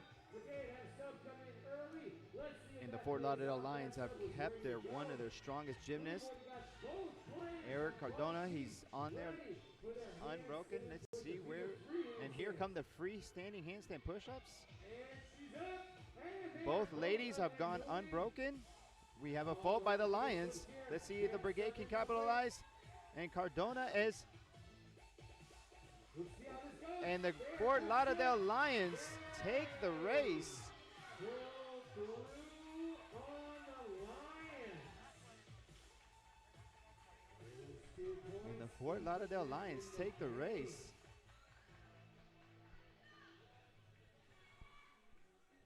Not sure what was the hiccup from the last race.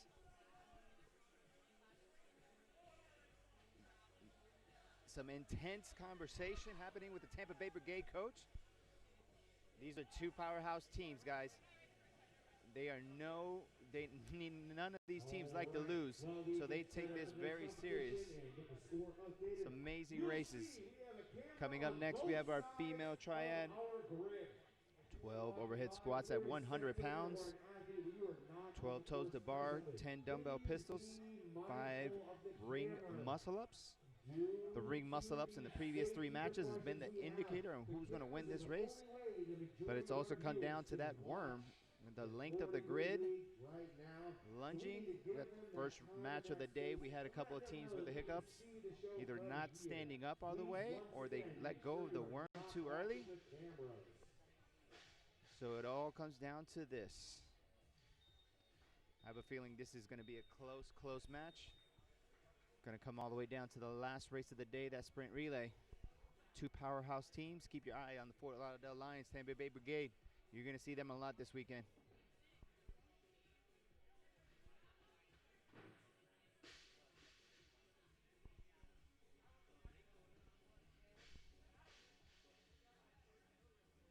Once again, this is a female triad, only the females, and after that, the men are going to have a turn at going at their 5-minute cap. The male triad is the same elements, just a little bit heavier on overhead squats. They're doing 155 pounds, 12 reps. Then they're moving on to 20 toes to bar. They're doing their dumbbell pistols at 50-pound dumbbell. And instead of 5 muscle-ups, they're doing 8 ring muscle-ups. And then they're doing the worm lunges, the length of the grid. Current score, we are tied up at 6, ladies and gentlemen. Fort Lauderdale Lions 6, Tampa Bay Brigade 6. 2 powerhouse teams, if not 2 of the best teams in the league. And this shows you right here, both the gentlemen and the ladies, powerhouses. We are tied up at 6 with 3 races remaining.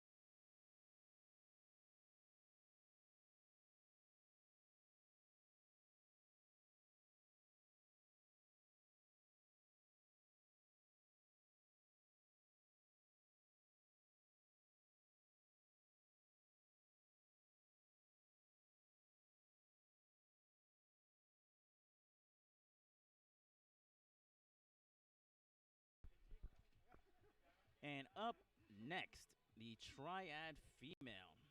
This is going to be an exciting matchup for all the women. And I spotted the Fort Lauderdale Lions coach with a uniform, and I called it. Looks like she's going to be jumping in for this triad female. It's going to be 12 overhead squats at 100 pounds in grid number 1. Then moving on to 20 toes to bar. Then to 10 dumbbell pistols, 30-pound weights in each hand. Then to 5 muscle-ups. And then finishing off to the worm. And they're going to start at the start line and race down to the finish line.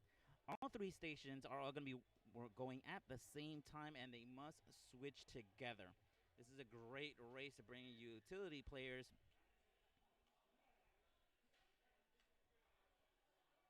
And this is going to be a great race to see here because it looks like we have a running theme that we have the player-coach integration due to the restrictions I told you earlier, and actually some of the teams just not having enough players.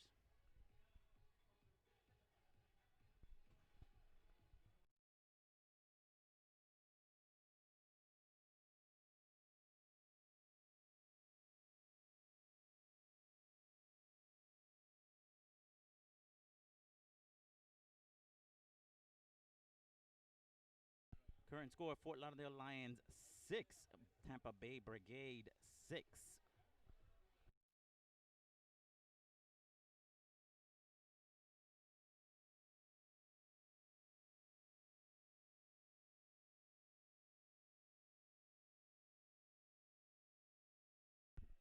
Seconds for the start of a triad female race.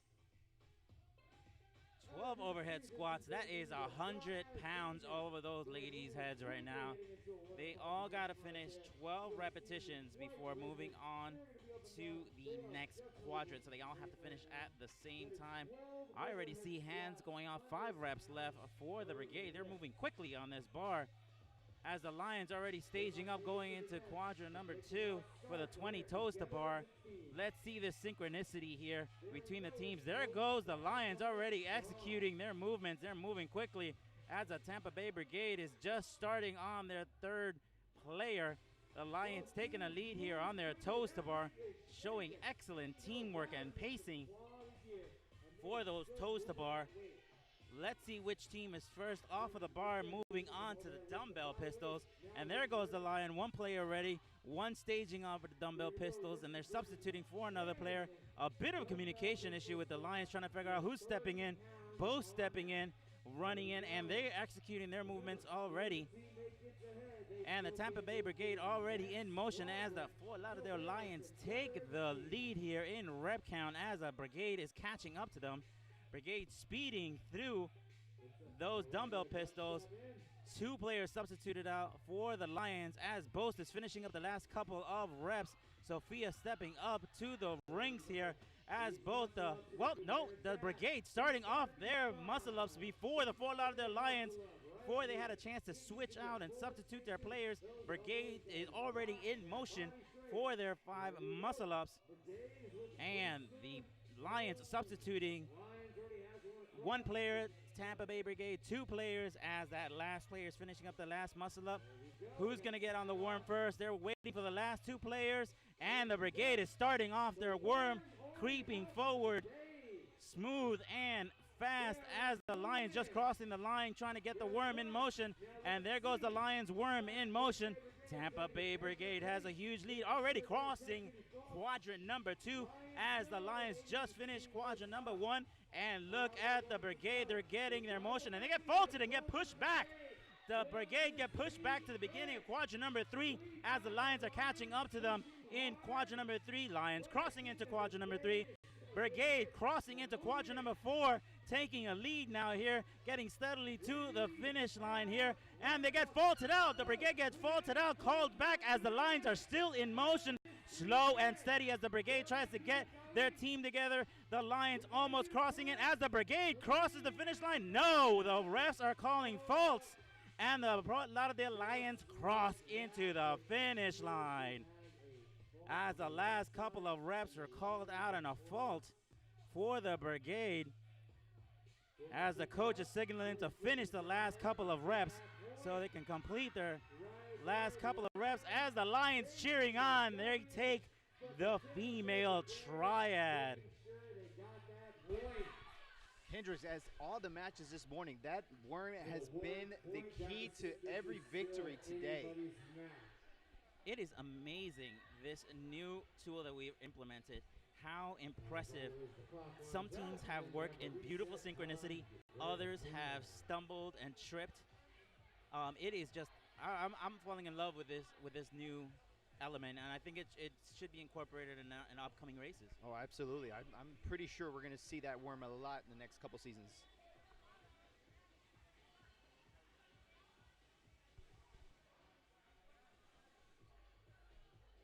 So the Brigade were able to get the worm across the finish line under the cap, so they would get 1 point. And the Fort Lauderdale Lions winning that race. So if everything goes correctly, it should be 8-7, the Lions, with 2 races remaining. Coming up next is going to be the male triad. The male triads are going to be doing the same elements. The only thing that's going to be a little bit heavier and a little bit more movements. The rep count is going to be 12 overhead squats at 155, 20 toes to bar, 10 dumbbell pistols at 50-pound dumbbells, 8 ring muscle-ups, and then the worm the length of the grid from the starting line to the finish line. Just like the previous 3 matches, that worm has been the key to every victory. Every team that's been able to dominate that worm has won the whole match. So we'll see if the Fort Lauderdale Lions can capitalize on that and continue with the winning streak. It's currently 8-7, the Lions, with 2 races remaining.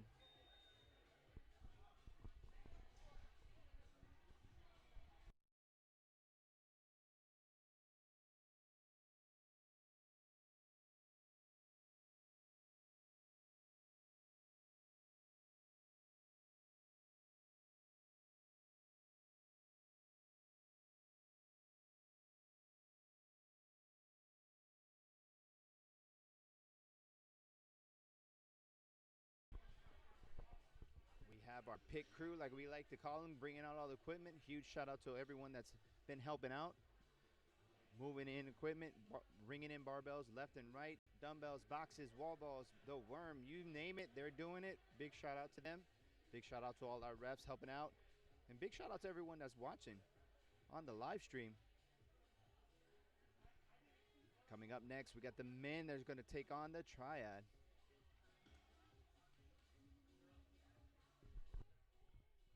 I think everything that you see here is a great resiliency of the league and with the things that we've gone through. And like I mentioned before, the championships last year was canceled due to a hurricane. And 2020 season was also canceled due to COVID. But in spite of all those challenges, we've grown to millions of views per week on social media. Some of our favorite movements have been recorded, and one of our highest viewed videos is one from the Miami Freaks, Paula Leahy's, who does an amazing demonstration of her agility on the ring muscle-ups.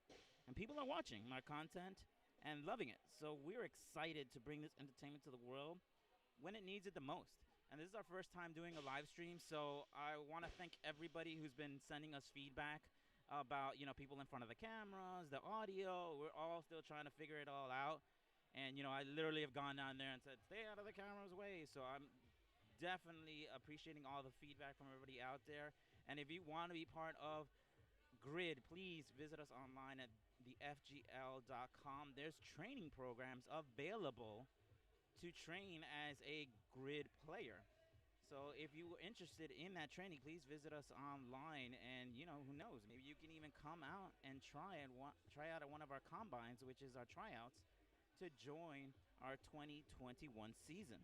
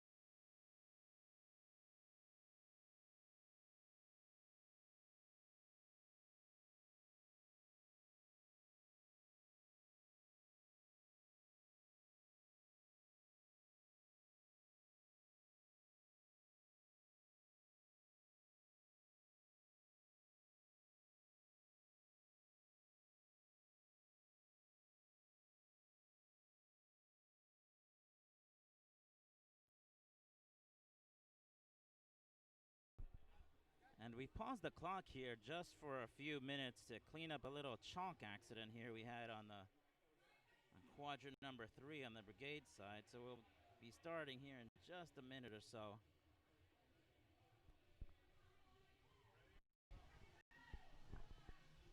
Once again, we got the Tampa Bay Brigade in the blue tops, black bottoms, and the Fort Lauderdale Lions in the all black. Current score, Fort Lauderdale Lions 8, Tampa Bay Brigade 7. With 2 races remaining, we got the male triad, and then last but not least, the sprint relay. Anybody's match. This is going to get interesting. It's always going to come down to that worm. Let's see.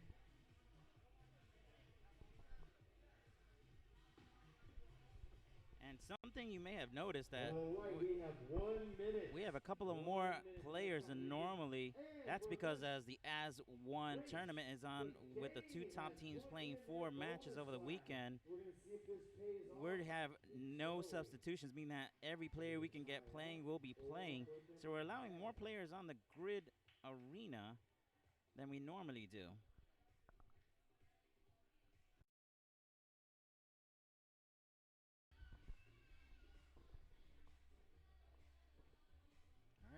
These gentlemen are going to kick us off with 12 overhead squats at 155 pounds. We are seconds away of starting this male triad race. In a team of 3 that they have to wait as a team to finish before they can move on to the next quadrant. 10 seconds. 10 seconds. Stand by. Race, here we go. Male triad kicking us off. 12 overhead squats. All 6 gentlemen on the grid. Strong powerhouses for both teams. Tampa Bay Brigade, Fort Lauderdale Lions. We are rep for rep. This is going to come down to the ring muscle-ups and that worm. A couple of tag outs. Now they're moving on their 20 toes the bar. All 6 gentlemen are on the rig. 20 toes the bar.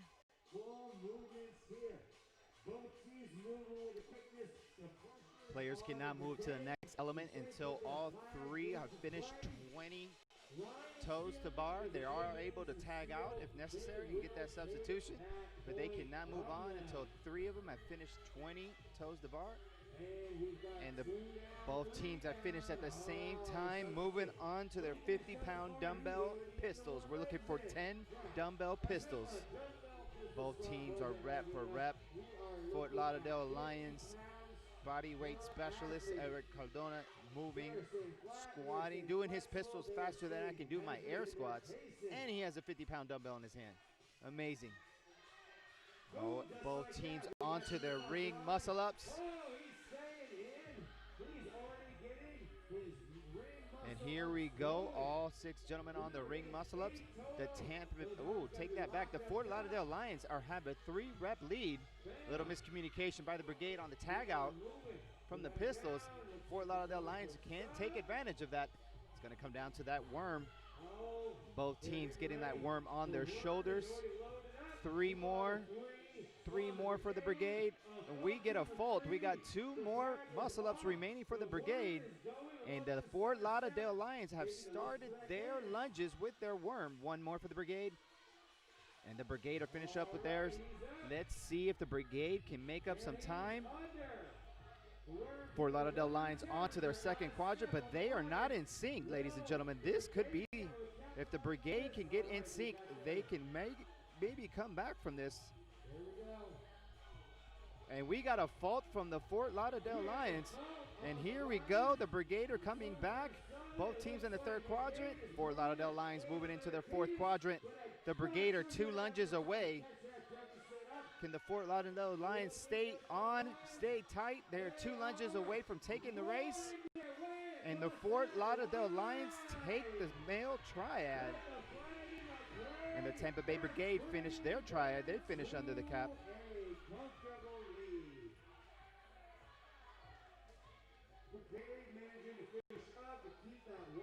The Tampa Bay Brigade with a key fault on the tag out after the dumbbell pistols cost them.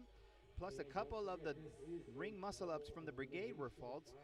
So that Fort Lauderdale Lions capitalized, took advantage of that, and they were able to, even with a couple of faults on the lunges with the worm, they still were able to capitalize and take the race. Yes, Jonathan, that's all it takes. Just one little slight misstep, one missed rep, one fault, and it completely changes the dynamic of the race. And we just saw that happen right here. Now that the Fort Lauderdale Lions take the lead going into, it's 10-8. Yes, it's going to be 10-8. Fort Lauderdale Lions 10, Tampa Bay Brigade 8 going into the sprint relay. With the score of 10-8, the Fort Lauderdale Lions only need to finish this last race under the cap. They should be able to finish and take the match. But as we all know, anything can happen on the grid. Stay tuned. The sprint relay, this is the staple of the Florida Grid League. Our last race of this bracket, 20 wall balls are going to be performed using a 20-pound wall ball. You got to launch it to a target 10 feet in the air, then 15 overhead squats at 185. Then moving on to 12 dumbbell hang snatches. In each hand, you're going to be holding a 40-pound weight. Then a handstand walk from the start line all the way to the finish line. That's a very exciting element to watch. Then 6 deck to pullovers, which is a new element we've introduced. You're going to hit the deck, jump onto the bar, and do a bar pullover. Then moving on to a burpee backflip. Yes, actually going into a burpee and boom, launching into the air to a backflip. Then what I like to call the great equalizer, 9 burpee to a 9-foot, 9-inch ring. You got to jump up 9 feet, 9 inches and tap the ring 9 times. Then moving on to 5 clean and jerks in quadrant number 4 to finish off the race. Now this is a relay race, meaning that each athlete takes on one element. They execute the element, race back to the start line, and race across the finish line. This is going to be 3 points for the winner. Second place, 1 point.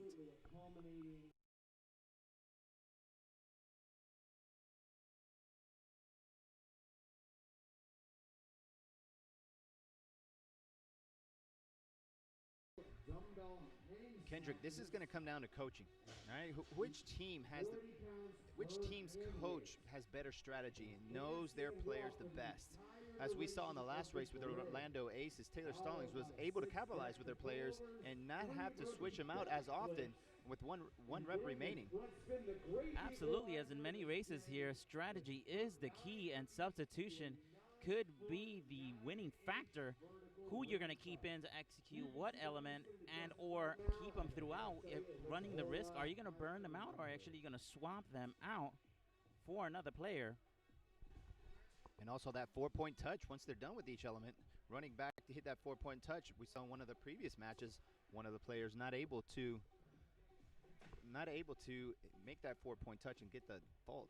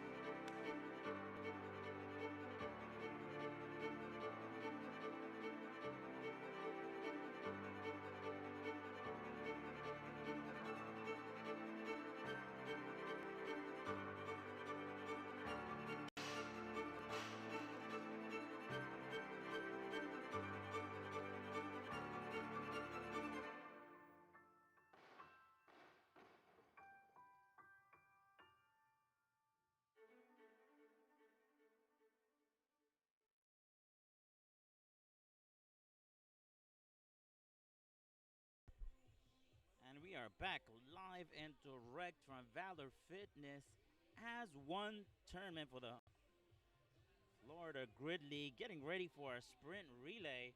And I just got some updated information, but the Brigade threw out their bonus flag for the male triad that we just called, and they lost it.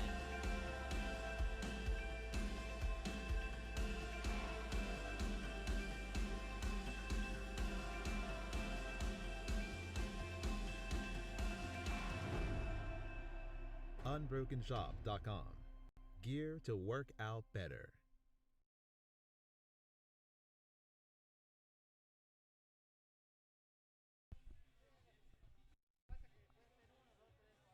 And we're back again.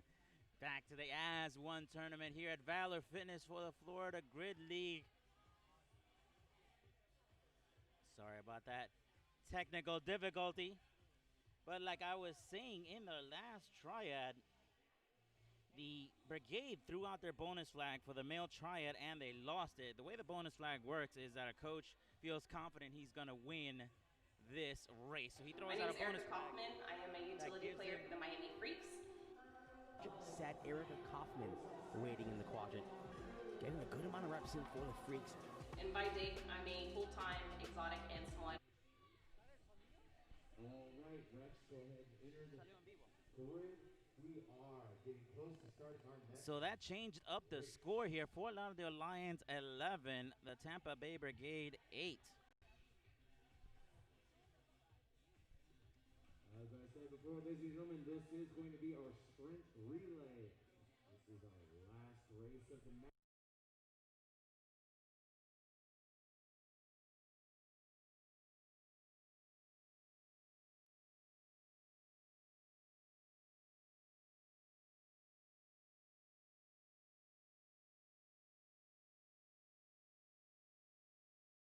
Race! And here we go. Last race of the day.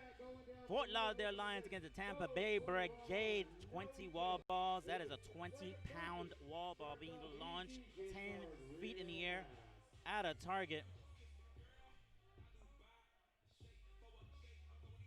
And it looks like the Tampa Bay Brigade and the Fort Lauderdale Lions are matched up pretty evenly here in the wall balls, taking their time. 5 reps left, 4 reps left for the Brigade. Looks like the Tampa Bay Brigade taking the lead here, swamping out already, substituting a player, 1 rep left to that player to go in and launch down the field. That is a good substitution strategy to keep your players fresh and hold them in reserve, because once they cross that finish line, they cannot be used for the next element. Next is going to be 12 overhead squats at 185.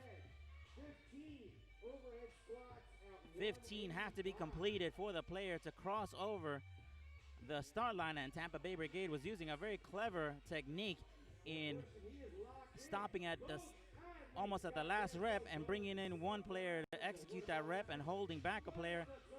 And both players are launching ahead as the Lions take a small lead here as Macharelli come here in for the Lions. 12 dumbbell hang snatches. That's 40 pounds in each player's hands, as the Brigade are just top speed all in for this element, racing through those reps. And the Brigade finishing up that with no problem, tagging in another player to finish out that last rep. 1 rep for the Brigade. Boom. Both Lions and the Brigade get tagged in, and the ref is calling a fault.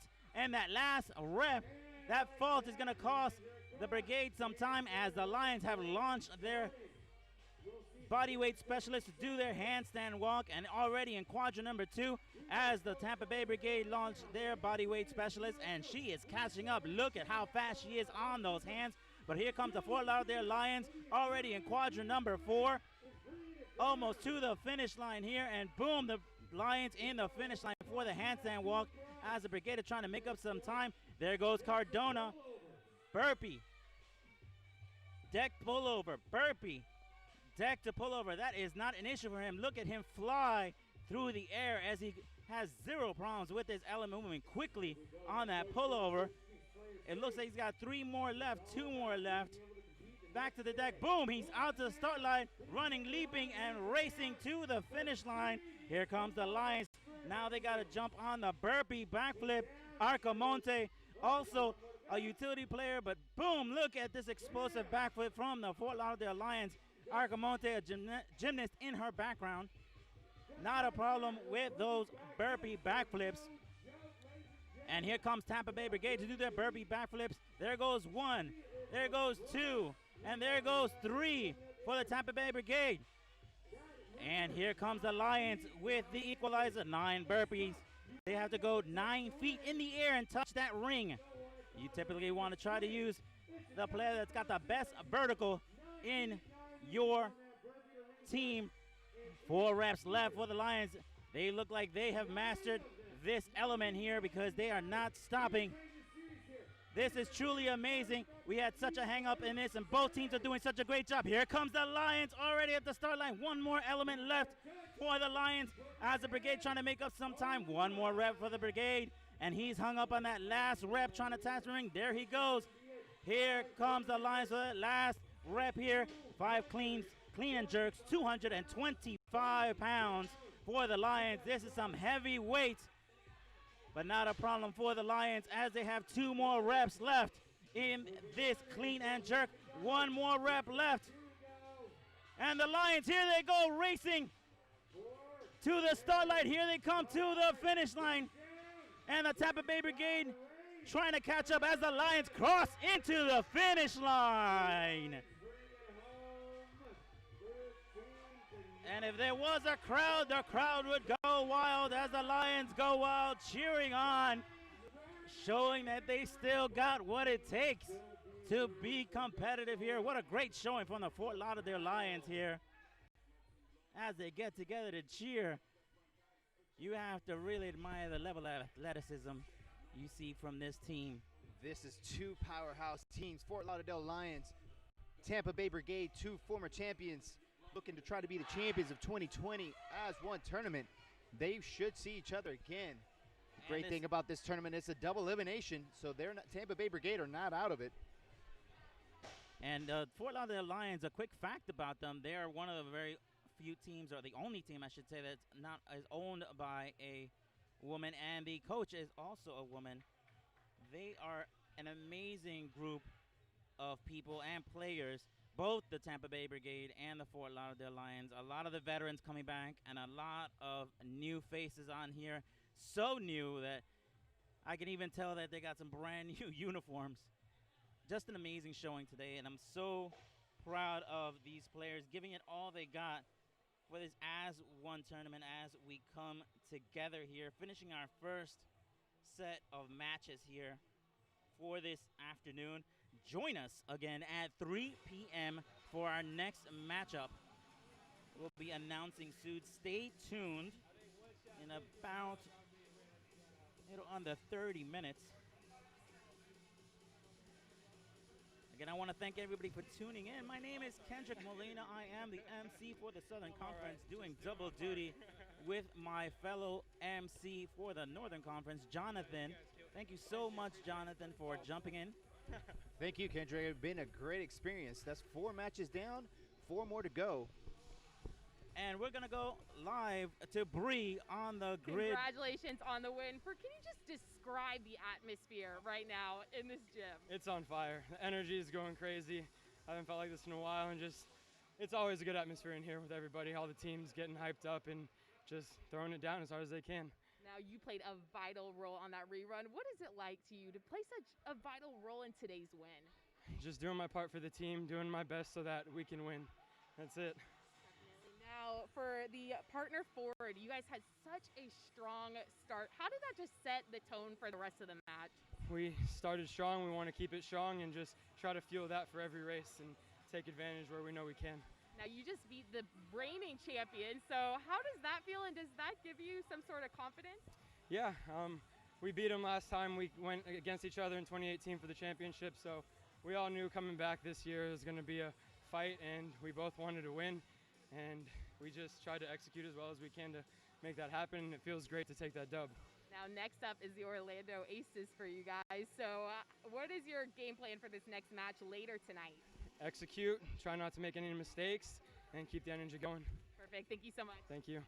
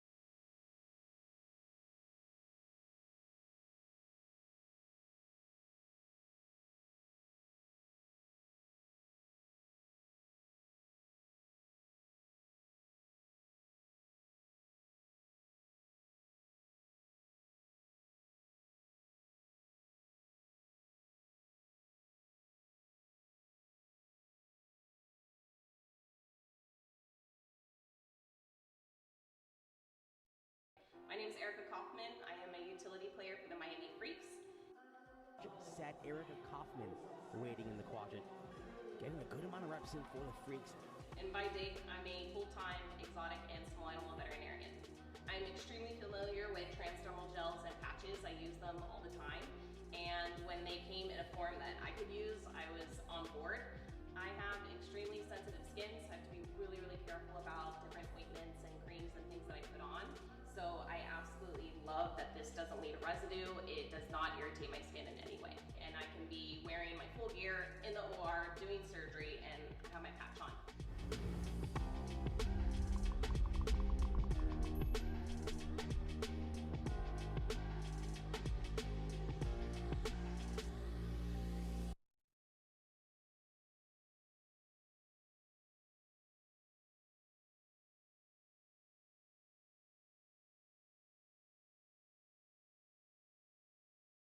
Get in it.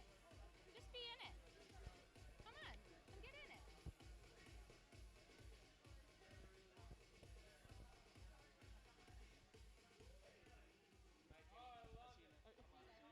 Congratulations on the win. Can you just tell me how your team hustled out there today? I know it went back and forth there for a while, but tell me about the hustle and tenacity of your team. So these guys most of them have been with us for the last like 3 seasons. So a lot of them have really good camaraderie, but we brought some new people in for this match because we had lost some people, and they just did such a great job coming together. And I think everyone just really melded well, and just they wanted to win, and they turned it on today. I'm proud of them. Now, it is unique that you're going to have 2 total matches today. So what have you been telling all of the players about, what are they supposed to do right now in between matches to make sure that they're staying rested and staying healthy?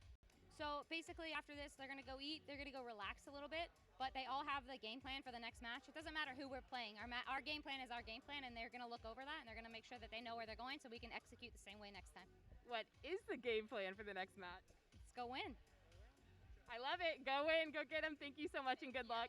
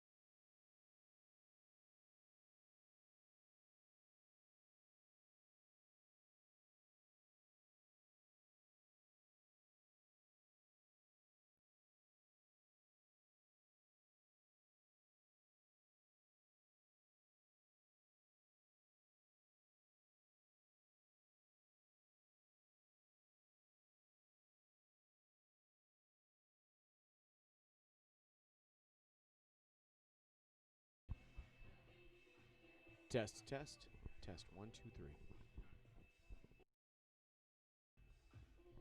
For those tuning in at home, we are in between a transition period. We will be bringing out the next match. Going to be a race between the Freaks. And let me see who that is right there. Oh, and the Sharks. Well, the Freaks definitely had some ups and some downs earlier. Let's see how that goes against the Sharks later today. Sharks looking pretty fresh today. Freaks looking determined.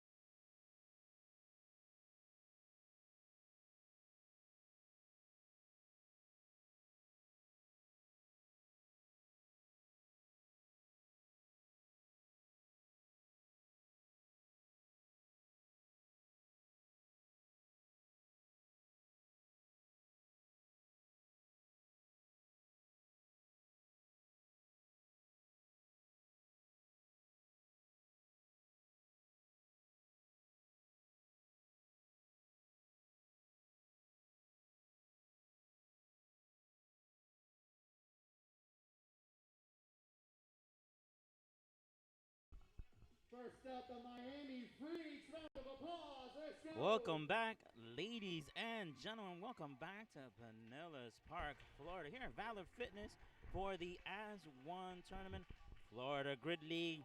Up next here at 3 p.m., the Miami Freaks against the Southwest Florida Sharks.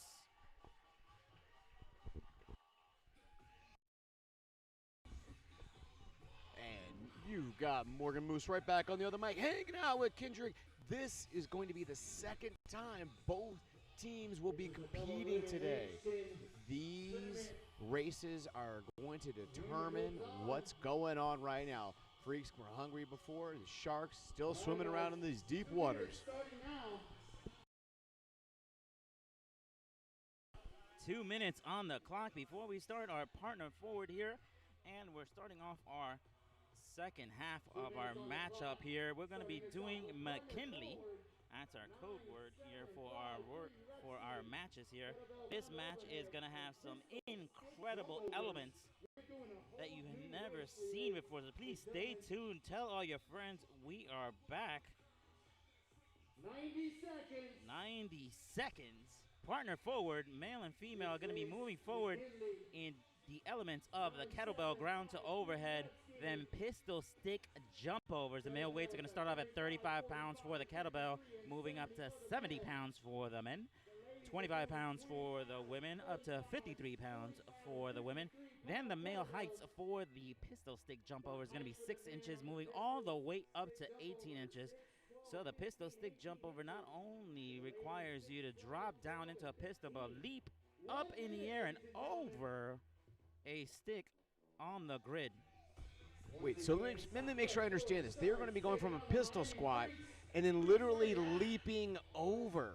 Absolutely. It varying from 6 inches all the way to 15 inches. That requires not only balance, coordination, but if you trip over that stick, that is a fault, and you have to not only reset the stick, but do that movement again, and it is a very, very challenging move to be doing when you're doing kettle ground to overhead. 30 seconds for the start of our partner forward 4-minute race.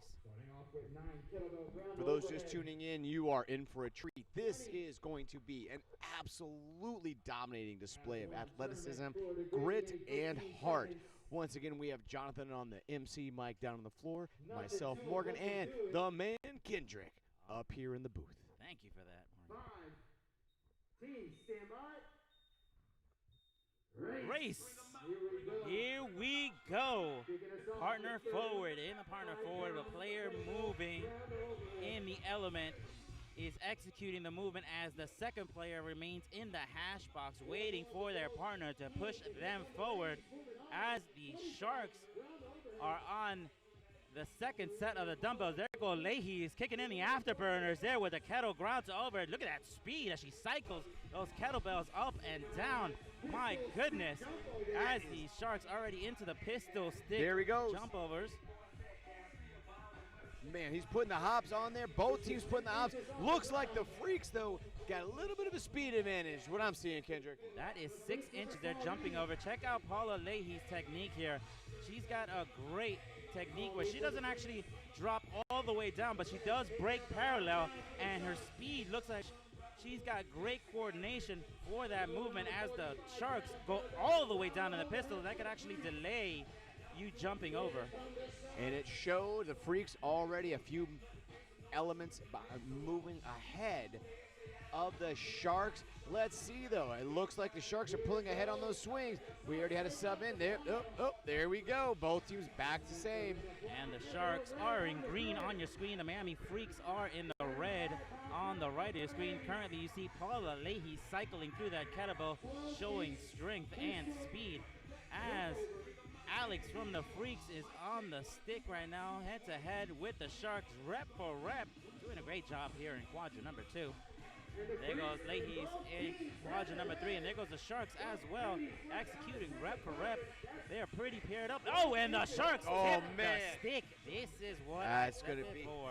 And especially going against the technique that we just saw from the Freaks. Exactly. This is the delay in time, because now when you jump down to the pistol, you take a moment because you don't want to kick that stick again.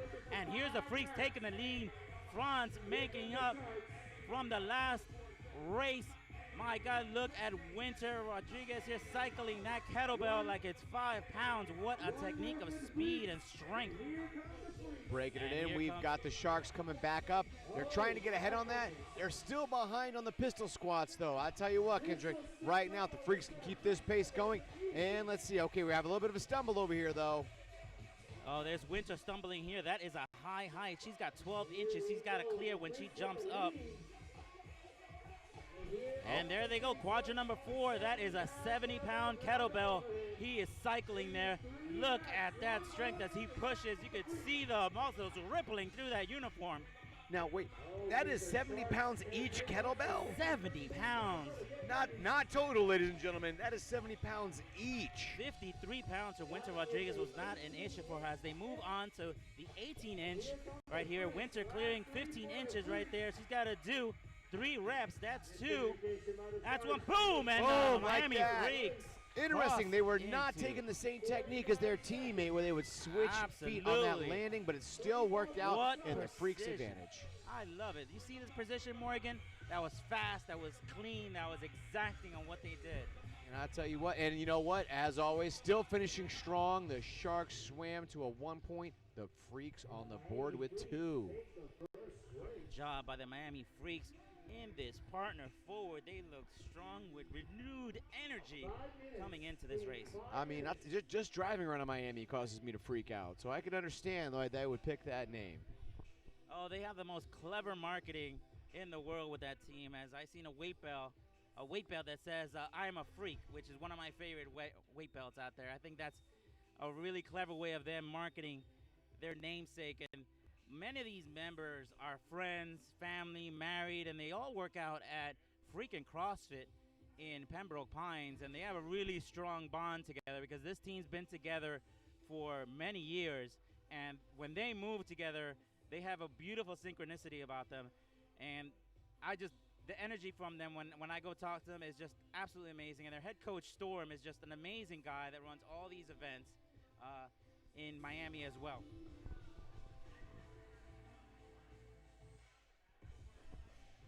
I tell you what, and it shows, you really see that type of energy when that camaraderie, that teamwork, having a part of a tribe.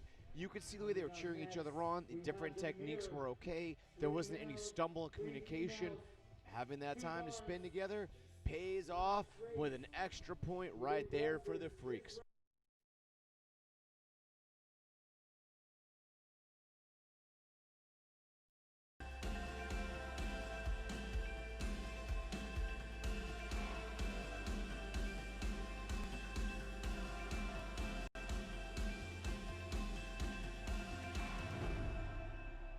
Unbrokenshop.com. Gear to work out better.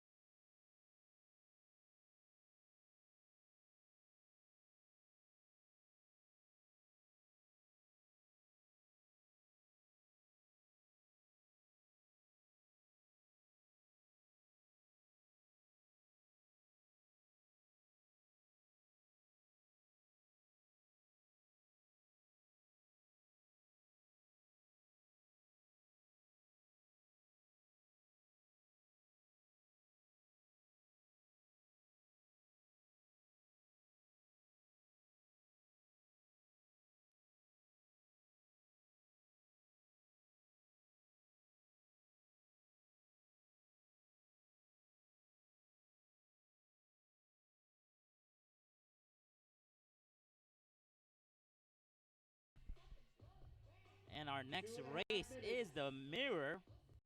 This is going to be a race that comes down to the final seconds. The past couple of races, we've seen the Mirror come down, that both teams were crossing the finish line at the same time, and it came down to the line judges relying on their stopwatches. The Mirror, of course, is 2 barbells going at the same time, male and female, mirroring each other as the entire team holds onto the bar and then moves into the next quadrant. Now, the key to the Mirror is not to drop the barbell, because one of the rules is if the barbell touches the ground, the entire team has to move back to the start area. Very rarely do we see that nowadays because the teams now have formed such a close-knit sense of communication and how they move the bar, who needs to switch on and out. They practice this like a dance move. So they have a great communication setup to make sure that they don't drop the bar, but they do move quickly. And any small fault, if someone calls move and they're not finished with the reps, that can actually cause a delay. You know what? We saw that earlier with the worm. We had a couple of teams that had a misstep. They were lunging with the opposite legs, not as a group. And you know what? It was eating that clock away. That worm is a little on the heavy side.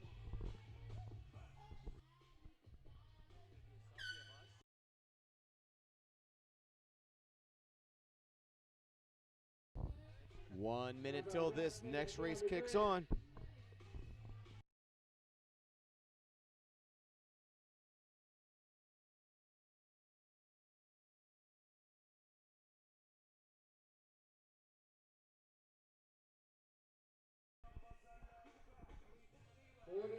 Seconds.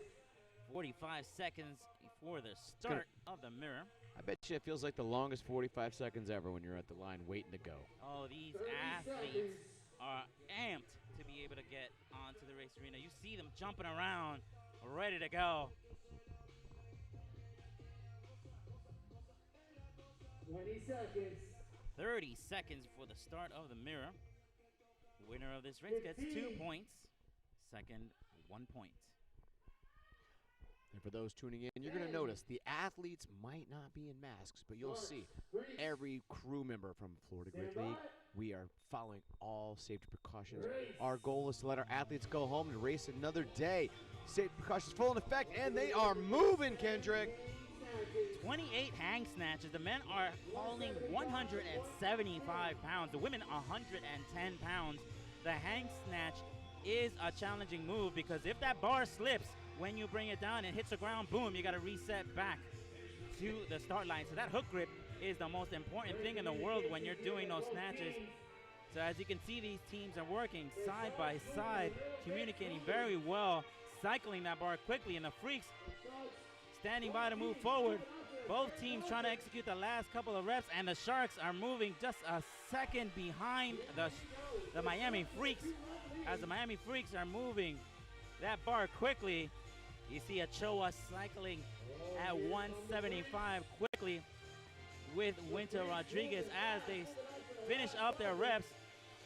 3 more reps left as the Sharks get caught up in their last rep. As the Freaks are moving into quadrant number 4 ahead of the Sharks. They're cycling the bar already ahead of the Sharks. It is a shootout in quadrant number 4. Freaks are trying hard, Kendrick. Look at them move. We're going to see it look like the Sharks had a tough time with the communication. Last rep as the Sharks cross into the finish line. Man. They had a communication issue, it looked like, on a transition, but it did not stop the Sharks from swimming across that finish line. Oh, what an amazing showing by the Sharks. It just took 2 seconds. And you can see the happiness on their faces. A glitch in communication and with the Miami Freaks when they were communicating that last couple of reps, and the Sharks took advantage of it crossing into the finish line here for the mirror. That is how fast that race goes. 3 minutes, there's a lot that can happen. I'll tell you what, 3 minutes felt like a lifetime for those athletes, and it looks like we're going to end up with a score of 3-3 tie.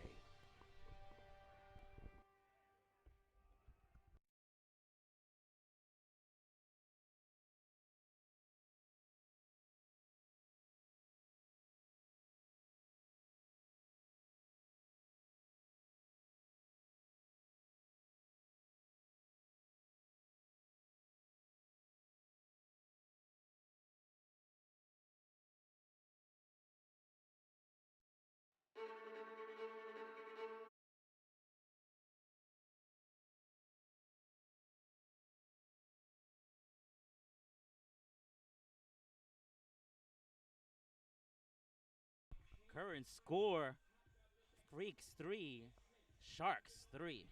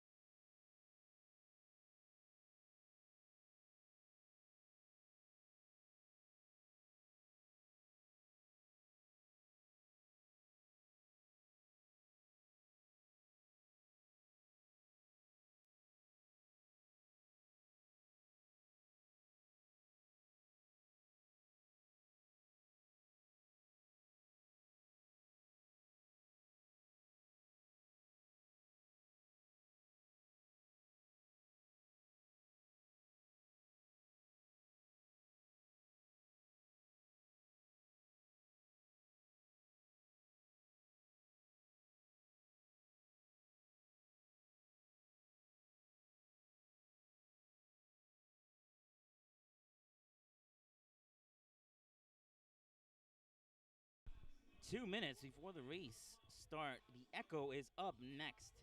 The Echo is a great race for our bodyweight specialists. It's going to be male and female. The males are going to be doing 30 male overhead squats at 155. The females are going to be doing the same weight and front squat. Then we're going to be moving on to 20 dumbbell burpees over a 20-inch box. And then we're going to be moving on to 30 double touch on the bar. That means you're going to be touching your toes to bar, then a chest to bar as one movement. Then we're moving on to 30 hang cleans at 125. The males are going to be doing a hang snatch. Now, in this race, one element, each station, one person only working at a time. Now, the great thing about the Echo is we execute the first Echo, then throw up 45 seconds and repeat the Echo again, sort of like an Echo in time. The great thing about this race is sometimes the team that wins the first Echo doesn't win the second Echo. So it's a great display of the strategy from the coaches to be able to either use the same players, substitution, and it allows you to use your utility players, your bodyweight specialists in a very unique way. And you know what? Speaking of bonuses, we do sometimes see that bonus flag come into play if a coach really believes in their team. No, I'm just saying. Yeah, so if that is a free point, an extra point if they win, but if they don't win, Kendrick, the other team gets that point. So keep an eye out for that bonus flag. If you ever hear us call out, bonus flag has been thrown in some of the other races. Keep an eye out because that's one of the really great elements here in the Florida Grid League. Stand by. Standing by. Race. Race! Oh, man, they are on it already. Females doing front squat. That's 155 pounds on that bar. And boy, are your quads going to burn knocking out those repetitions. Especially because 30. I mean, we're talking endurance and grit right now. Absolutely, but we got some of the best players right now cycling that barbell in quadrant number 1. As the freaks go ahead and substitute their other players in. The Sharks already moving on to their male on their overhead squat. That's 155 pounds as well, but they're doing an overhead squat as the freaks are still just now starting. Oh, he's hitting it deep, but I know the momentum of going deep, it really helps that movement of force, but is he going to feel that in the quads later? And a clever strategy by the freaks. They used all their female players to do the front squats, and now the freaks are on the dumbbell burpees. That is 30 pounds in your hands as you cross over the burpee over that box. That's a 20-inch box right there. And Franz making it look effortlessly as he's flowing over that box in quadrant number 2 for the Miami Freaks. As the Sharks are using a crossover technique at speeding up their rep count, which is a clever move instead of having 2 feet on the box. And Sadaveria back on the dumbbells, jumping over that box quickly. They had to finish 20 reps as the barbell slips out of her hands and she gets vaulted out that last rep. Gives the Sharks a moment of respite to be able to catch up. But it looks like they're paired up. I see 5 reps left for the Freaks, 5 reps left for the Sharks. As Coach Habich is stepping in as a player / coach for the double touch. You're going to see now a great move in the Florida Grid League as Paula Leahy's, Julie Gonzalez is on the bar doing toes to chest to bar. That's you bring your toes to the bar, then the chest to bar. You got to execute 30 of those movements. And I tell you what, you were telling me about this earlier, Kendrick. The amount of athleticism it takes. You're not just kipping. You're having to bring that core to bridge up. Your front core gets activated. Then you have to pull your back core up to get your chest to the bar and still absorb that impact. And Erica standing by in quadrant number 4 to execute the 30 hang clean. Strength specialist here for the Miami Freaks. That's 125 pounds. And look at her cycle speed on that bar. That is amazing cycle speed by her. She is one of the experts here when it comes to a hang clean. She really knows how to drive those elbows through. Very powerful speed. And she's about to hand off. And she hands off to a team player. And now what the males are doing is a hang snatch. as the Freaks now. He is throwing that. He better get cycling that this hook grip burst. in solid. That Look way at it's going to that go flying. Speed from the Miami Freaks. Man. They got 3 reps left. They look like they're going to cross the finish line here ahead of the Sharks. And there goes the Wow, he just walked across. He knew he had that. He knew he had it. He was like, get out of my way. I'm coming through the finish line. Not to be undone, the Sharks still have plenty of time to swim this home. She's across the line. And there goes the Sharks crossing the finish line. What an amazing showing here in the first That was Echo. insane. That is really, really great performance, Miami Freaks. But guess what? We're going to do it all over again. So to make sure I understand that, we called it echo because we're going to see the same thing again, like an echo coming from a canyon. An echo in time, yeah. An echo in time. Ladies and gentlemen, you heard that term here first. Coined by the man Kendrick. I am merely the man next to the man who is in fact the man named Kendrick, ladies and gentlemen. Flattered. I've been waiting 2 years to coin that phrase.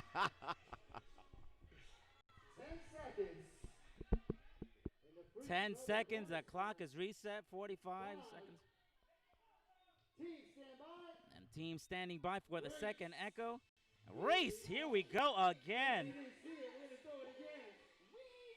We're going to do this race all over again, as I mentioned earlier. Just because you won the first race does not mean you win the second race. It's going to be up to the coaches to use their strategy. Are they going to use the same players as before, or are they going to substitute in new players?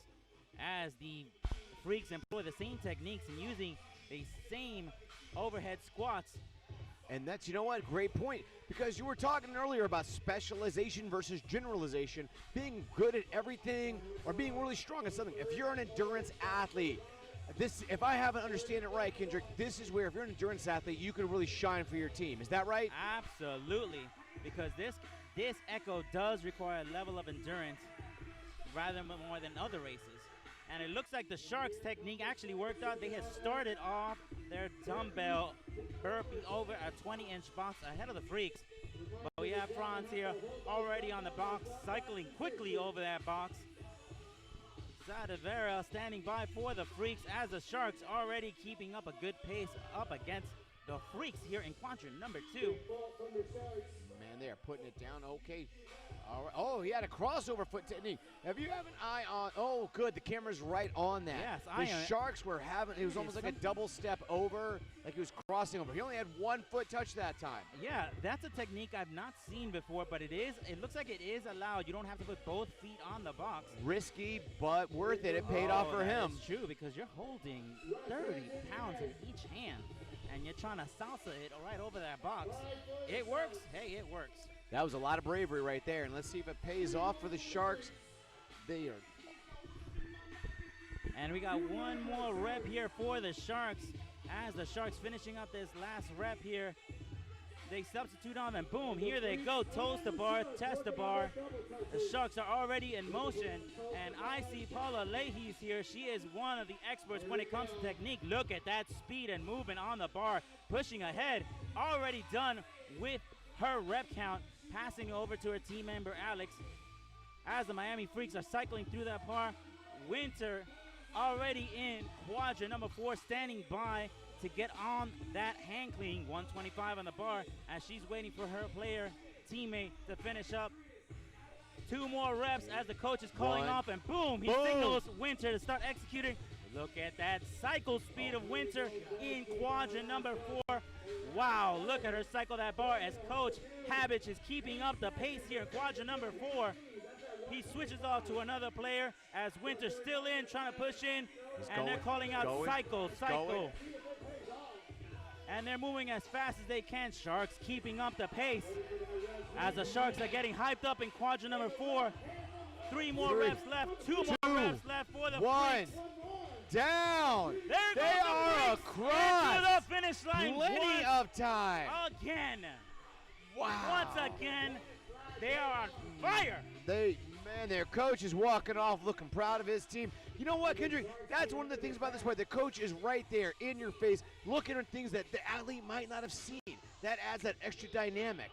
Absolutely. And this is where you see the coach coming in, cheering them on. The other player was literally standing by there to be called in as a substitution, but he was acting more as a cheerleader, where Winter just kept pushing and cycling faster, that barbell as fast as she could, and then right at the final second, boom, finished up that last rep. the Sharks, all they could do is just try to keep up. But Tell they you- finally finished it, finally finished, crossed the finish line, and both echoes go to the Miami Freaks. Man, I'm gonna echo what we said earlier on one of the first races. Being able to show up and compete as a tribe, as a team, that really helps set Florida Grid League above and beyond what we've been seeing in other competitions, in other matches, in other events and venues. Having a team, that camaraderie to build it, I tell you, I mean, that's the reason we call it as one. You're right. Grid is all about diversity, coming together as a team. So 2020, again, has been really challenging for all of us. We all know this. So the tournament has been a great chance to rally, compete, and finish 2020 strong. 5, Miami Freaks 8. 8 to 5 Freaks. 2 minutes.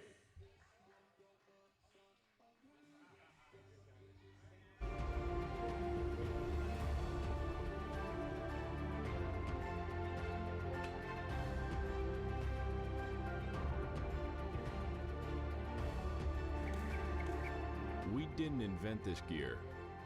We just perfected it. Unbrokenshop.com. Gear to work out better.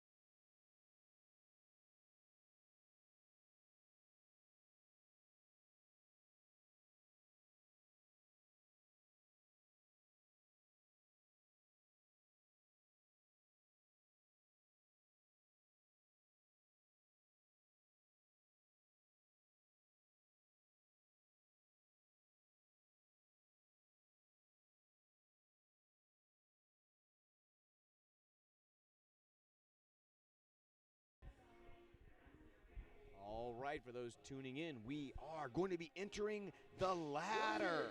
Now, the ladder is unique in the sense that we have to use all of the time. There is no finishing early. It's finishing when the clock runs out. And the ladder is one of my favorite races, as I mentioned before, because it actually gets to showcase the strength specialists. And there's three primary positions in the sport of grid. There's the strength specialist, which is your power lifter, the individual that can cycle the bar quickly. They're a bodyweight specialist, which is usually your gymnast, and then your utility player. In this race, you really want to deploy the strength specialist first to go down the grid and get as many points as you possibly can. And of course, it's scored based on the movement that's executed in the corresponding quadrant. 15 seconds before I start. Now, I want to make sure I understand this, Kendrick. If somebody makes it to the first and the second, but then they fault on the third quadrant, they can't move on to the fourth. They just have to run and finish that lap, right? Absolutely, that is exactly Man, that's correct. a lot of pressure right there. It is a lot of pressure. All right, we see that clock has started. First lift's always going to be the easiest lift, but just like going higher on the ladder, the weights are going higher up. And quadrant number 3 for the women, 160 is good for that thruster. As she moves into quadrant number 4 for the freaks, that's a 175-pound thruster. As she goes down, goes up, and it's a good rep.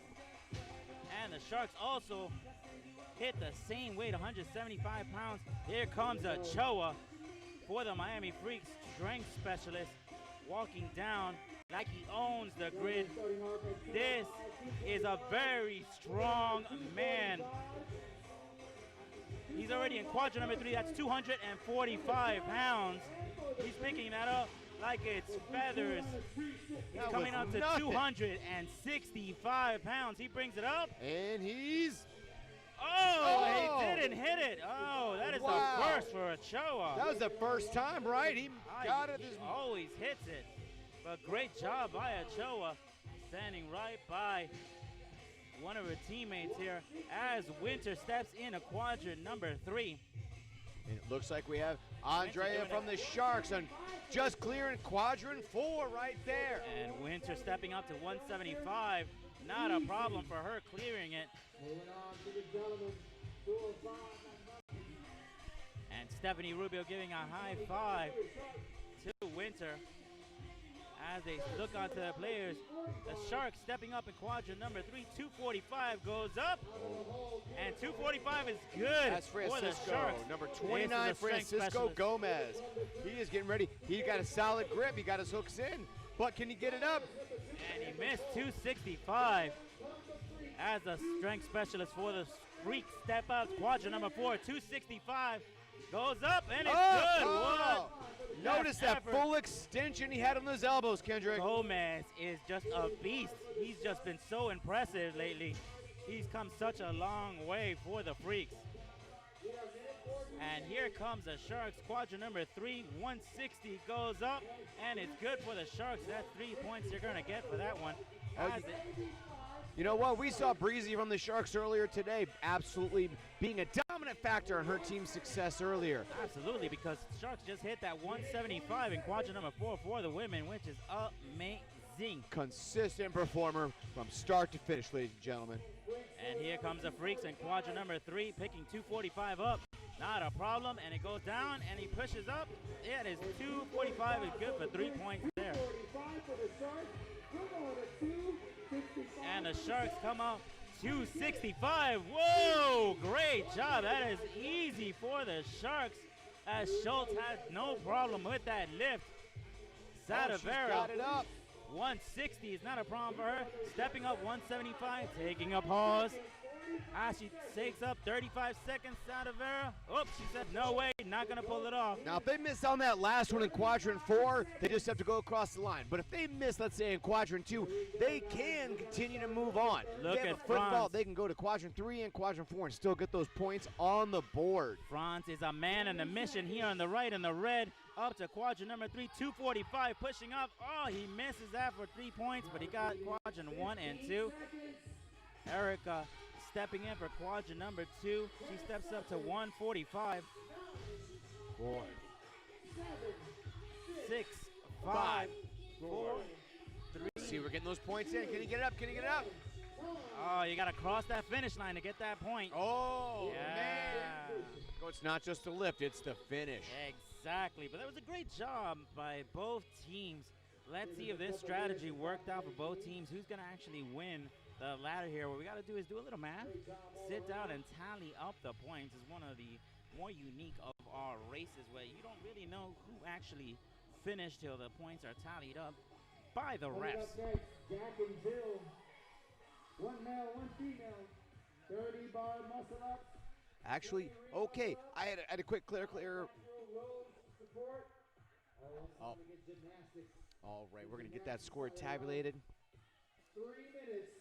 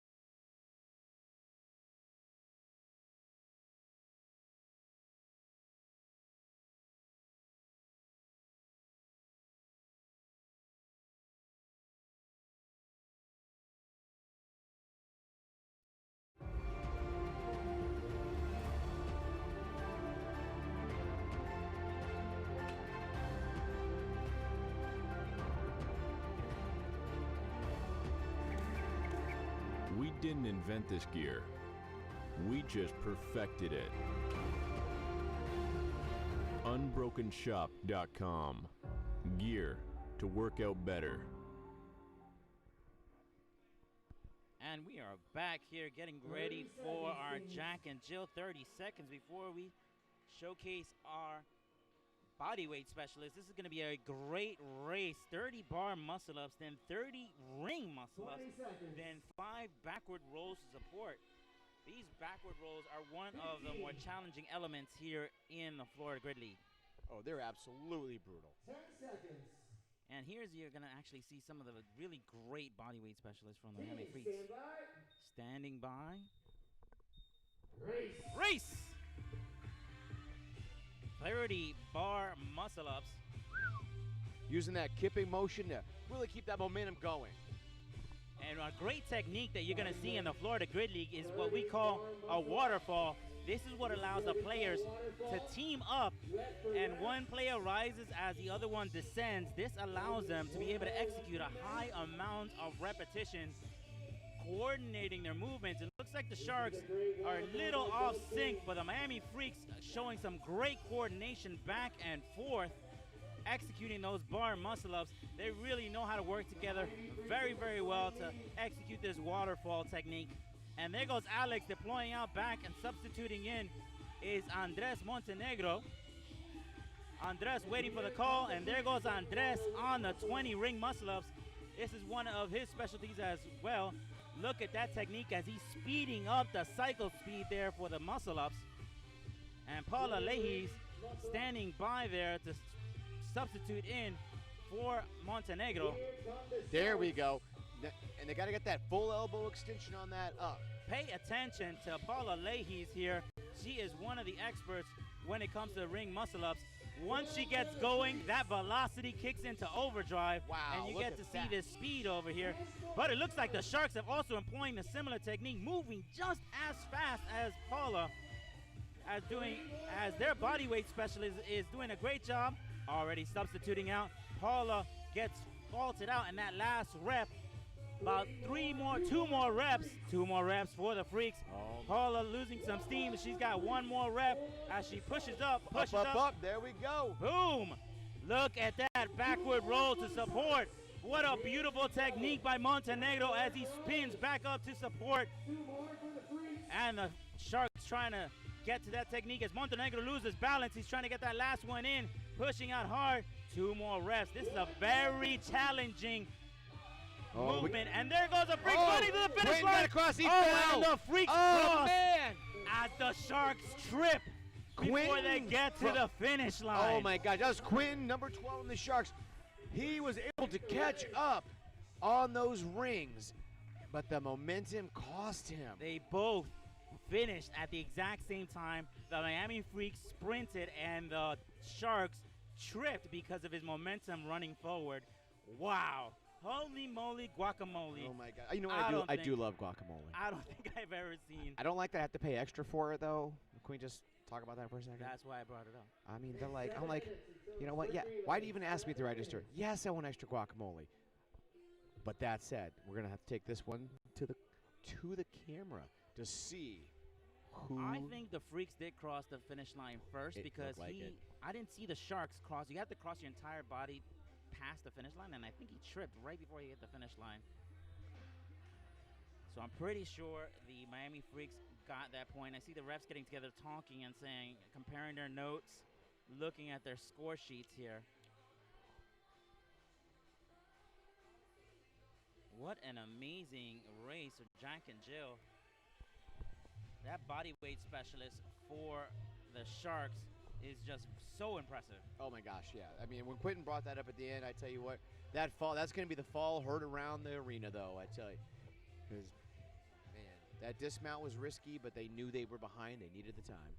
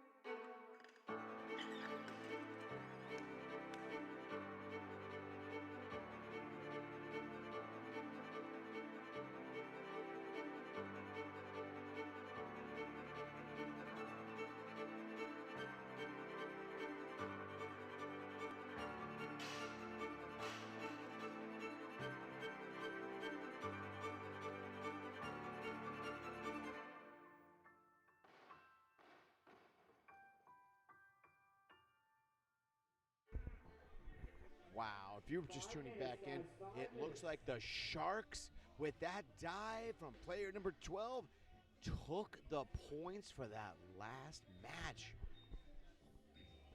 Great job by the Sharks. I winning can't the believe points it. for the ladder. Man, get some crayons because you're going to need to color me surprised. I thought the Freaks had it by a half second, man. Yeah, so did I.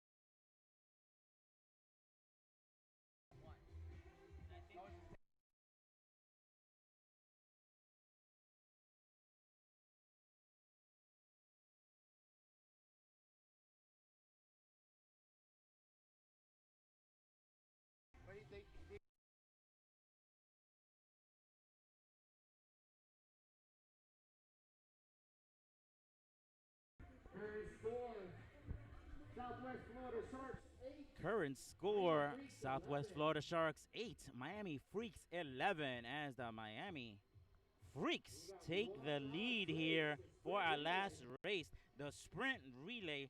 This is going to be a 5-minute, 30-second race. We're going to see incredible elements here. First off, we're going to start off with 10 double dumbbell shoulder to overheads. It's going to be 60 pounds on that dumbbell. Then 20 handstand push-ups. Then 4 back rope rises that you just saw in the last race, which is very challenging. Then 3 legless rope climbs. What does that mean? That means that is all hands and forearms up that rope. That is a 15-foot rope that they got to climb. Then we're going to be moving on to a flip sled. This thing is an impressive new element. That is a sled, 100 pounds. Think of it as a tire that you got to flip all the way down. That's 100 pounds you got to flip all the way down to the end of the grid arena. Then 20 chest to bar pull-ups. Then 6 plate handstand step overs. Those are no joke. And you know what? I know we have some people messaging in about the terminology. So what it is each race that we have, okay, each element, that's going to be a race. The overall, when we get the total scores, that's the match. Do I understand that correctly? That's a good way to put it, I guess. The match is the overall, there is usually like 11 races within a match. Okay, and the races compose the match. All right. That's wording that was challenging, but here in the Florida Grid League, we call things differently. They look similar to other functional fitness movements, but we, in the Florida Grid League, call it something different because we've taken the original movement and added something extra.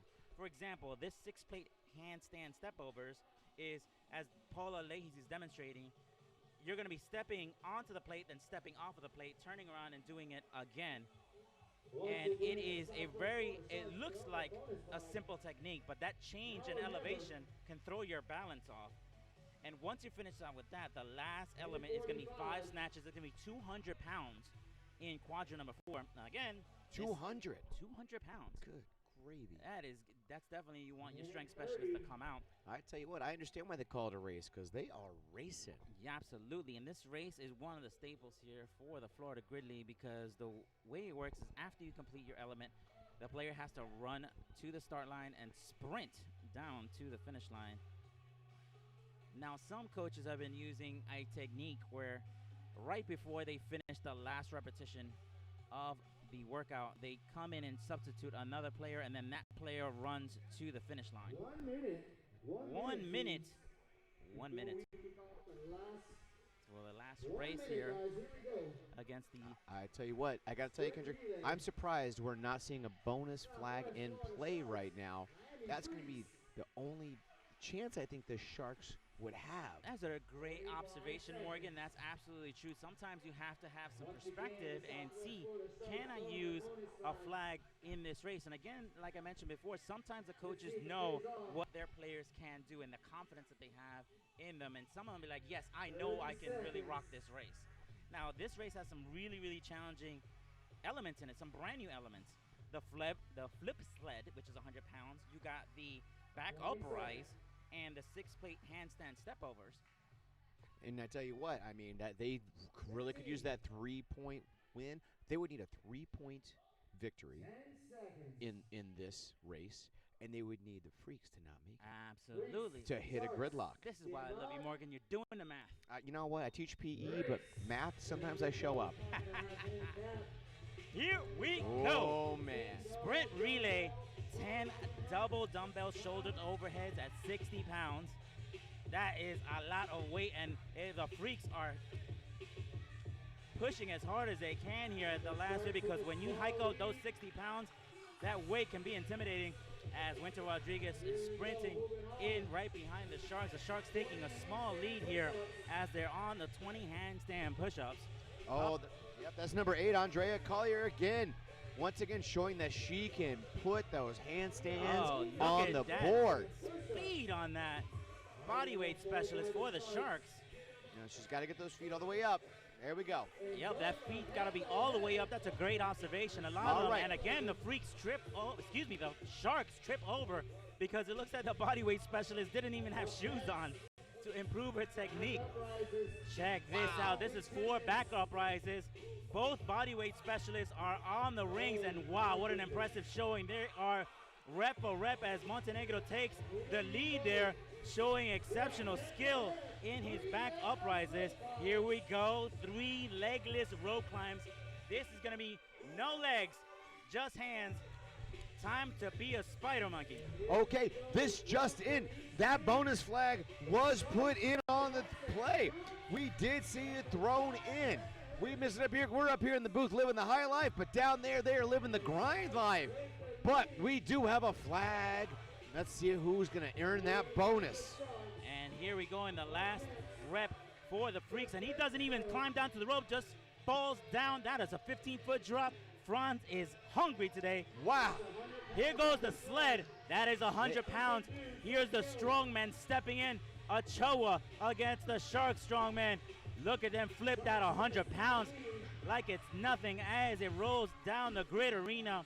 The Freaks just a couple of inches behind, and the pit crew realizes they got to move the weights out of the way, because this sled is a challenging beast to flip over. Gosh, that's 29. Falcon again, bringing it home. My goodness. Oh, no, that is Francisco. And the Sharks cross the finish line first with that sled. Here we go. Man. Chest to bar pull-ups. We got to go and knock out 20 to move ahead. Here come the ladies cycling through that bar. They're shaking that rig, the power that's being generated through that rig right now. You see the rig. Oh my gosh, and that rig is solid. That is a Valor-made rig, and they are still making it wobble. Look at the power being executed here, and they're fighting for every rep as the bonus flag is out, and that is going to be 4 points. All right, for Shark the cross, Sharks. Freak right behind it. Okay, she's moving. Check it out. Paula Leahy's against the Sharks. This is plate handstand step overs. You got to be able to step over the plate, turn around, step over again. You got to do that 6. Now, you know what? Look at the 6 more, but 2 more for the Sharks. And the Sharks finish the first on difference the blade of that over. technique right there. Wow, the Sharks finished first on the blade over, thinking the Freaks had it. Oh my gosh. There goes Paula turning on the afterburners to go down to the finish line. Here comes the Sharks. They have 200 pounds they have to finish on the snatch. Here comes the strength specialist for the Miami Freaks. He is hungry. He's got to move, but the Sharks got 1 more rep left for the race. There goes the he's Sharks heading down. running to the start line. They are on Here fire. come the Sharks, full sprint, crossing into the finish line. Boom! Oh my gosh! The Sharks cross into the finish line. They might be Sharks, but I'm gonna call them Katniss Everdeen because they are on fire. Wow! Holy moly, guacamole! Gotta say that again. Man, points on the board now. That bonus flag was thrown by the Sharks, wasn't it? I have a feeling it was. I'm gonna find out as soon as we gotta see that find score out. update. I saw the flag. I was having to look to see who put it into play. Either way, if the Freaks put it into play, that's going to be it's going to hit them hard. This just in. Kendrick, did you hear that? Oh my God. It finally happened. We have a gridlock to our viewers at home. Now, I'm going to cover what that gridlock is because it is crazy. It's like a double rainbow. Oh my God. It's so beautiful. It is. It is a beautiful thing when you see a gridlock. A gridlock means that we have a tie which means the last 4 elements of that race are going to be rerun, but there will be no substitutions. No substitutions. That means there's going to be a lot of planning going ahead on these teams. These coaches, their minds have got to be spinning, Kendrick. These coaches have got to be just trying to figure out who they're putting in. Oh, absolutely, because this, like I said, it's literally like a double rainbow. It happens so rarely in some of these races. Now, normally we have 11 races in a normal grid match, but because in the As One tournament we had to make modifications, we have 1, 2, 3, 4, 5, Safety 6, first. 7 races. So in 7 races, you have the possibility of a gridlock, and boom, it has happened. Tell you, oh my gosh. All right, they're setting up now. So stay tuned, because the big thing is now the poor staff has to pick up this 100-pound pig and haul it all the way back down the field. That's all right, because we've been munching on protein bars this entire time. I think I'm on like. Look at that. Is that the commissioner? Look at that. Look at the commissioner getting his hands dirty. Mather's out there, leading from the front, as we would say in the military. Absolutely. So guess what, ladies and gentlemen? If you thought that race was amazing. Oh, look at that. Look at that. Yep, they're practicing. We got the freaks, though. She's practicing the technique that the Sharks used to get ahead. Exactly. Did not worry about the turnaround. Yeah. Being able to have the balance to skip the turnaround and just forward and back, forward and back. Exactly. This was something that was This discussed. could be a game changer. You know, I remember talking to them when this movement first came out. Which is the best way to do it? Is it better to step and literally dance back and forward like a merengue? Or is it better to stop, turn around? It all depends on the balance and strength on the core, in that core strength, to be able to do that. I tell you what, though, the Sharks showed us that the better technique is, if you can handle it, forward and back merengue. Absolutely. So let's see if the Sharks are going to employ that technique on the plate handstand step-overs.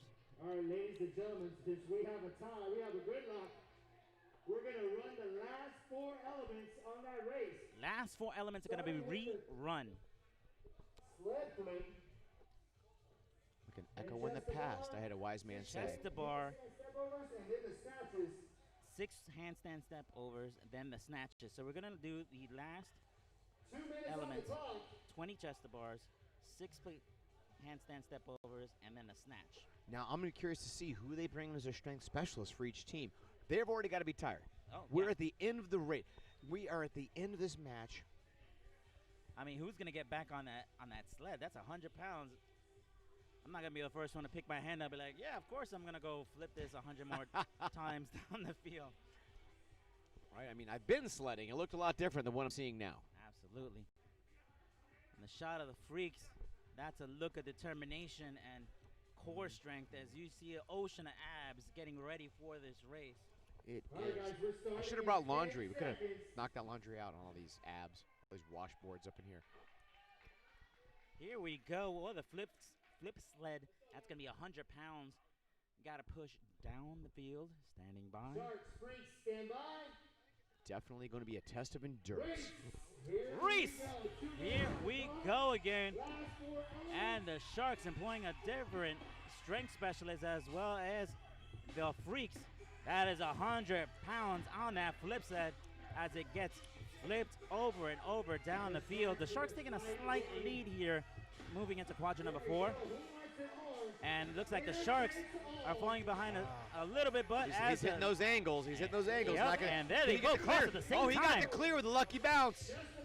Julie Gonzalez stepping up for the chest to bars. Look at the freaks and the Sharks both syncing up at the same time. And these two women have incredible power as they execute that movement, shaking that rig due to the power generation of those chest to bars. They got to finish 20 repetitions, and they're not going to substitute. They're going to finish out those reps, and they both finish at the same Serena time. Clark pulled that speed up. Look at that. They're inches away from each other. They are hungry to move on to the plate handstand step overs.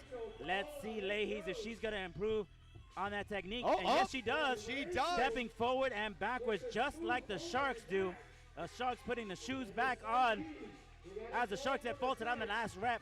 Leahy's is 1 rep behind as the Sharks finish first. technique But trade. Paula is faster in the run. Check out this bullet speed of hers as she's catching up to the Sharks. And here comes a strength specialist moving We on are to the snatch. down. It comes down to quadrant number 4. Up. 5 One, snatches, 200 pounds. 3, 2, there, neck and neck. Oh, he's got to get back. Will he do it? He's got to lead on the Freaks. Kendrick, I don't think he's going to catch him, though. And look at him cross into the finish line as the Freaks cross into the finish line. Gomez Pulling. being cheered on by his players, and the Freaks go wild. What a showing. Under 2 seconds separated that. Amazing. Oh. Wow, what a performance. Man, by the thrill. Freaks. Gomez is victory. on fire today, boy. Someone give him a medal because he is doing an exemplary job today. Now, I'll tell you what, on the other side of the field, you see the Sharks, they're still cheering each other on. They know they put their effort in. There is no, they're not doing a walk of shame. They're doing a stride with pride off that field because they earned it. Absolutely, and this is the thing about a gridlock. Just because you won the last race does not mean you're going to win the race beforehand. And you saw the Sharks employ their level of experience because of the veterans that are on the team. Paula Montenegro went up and said, hey, how can we improve the speed of this element? Do I have to turn around? Can I move just backwards and forwards? That small correction made a dramatic difference in the time when they were executing that element. And I tell you what, that was like a wide range of emotions in a very short time. Like experiencing global inner warming watching that match right there. Yeah, that was I'm awesome. sweating. Yeah, me too. My heart was beating because I was like, this came down to the wire. I was so impressed by both teams. The Sharks have come such a long way. I've admired the Sharks for a while, looking at them in a distance, because their coach is just this amazing individual that motivates his team, and the Sharks have just matured to a very great team. But the Freaks, of course, stepped up, won this race, employing their experience, their technique, their level of communication. So great job by both teams. Super excited to see where these Miami Freaks are going to go on moving forward to the semis. Next race is going to be at 4:45. Palm Beach Palms against the Gainesville Wild. Meanwhile, on your camera, you're going to see the unsung heroes. You are seeing the E crew set up and get the game moving. They have been nonstop. They were here way before the sun was not out, but they sure were this morning. Oh my goodness, these guys have been working so hard. I wish you can actually see backstage and what's happening. The amount of equipment that they're moving, the plates, the bars. I mean, they're back there just sweating, lying down on the floor because they're so exhausted. But they're doing such a great job. They know exactly where everything needs to be, staging it ahead of time. I applaud them. I applaud them for doing such a great job, even complying to COVID standards by wiping down all the equipment after it's being used. So hats off to them. Hats off to everybody here at the Florida Grid League here at Valor Fitness.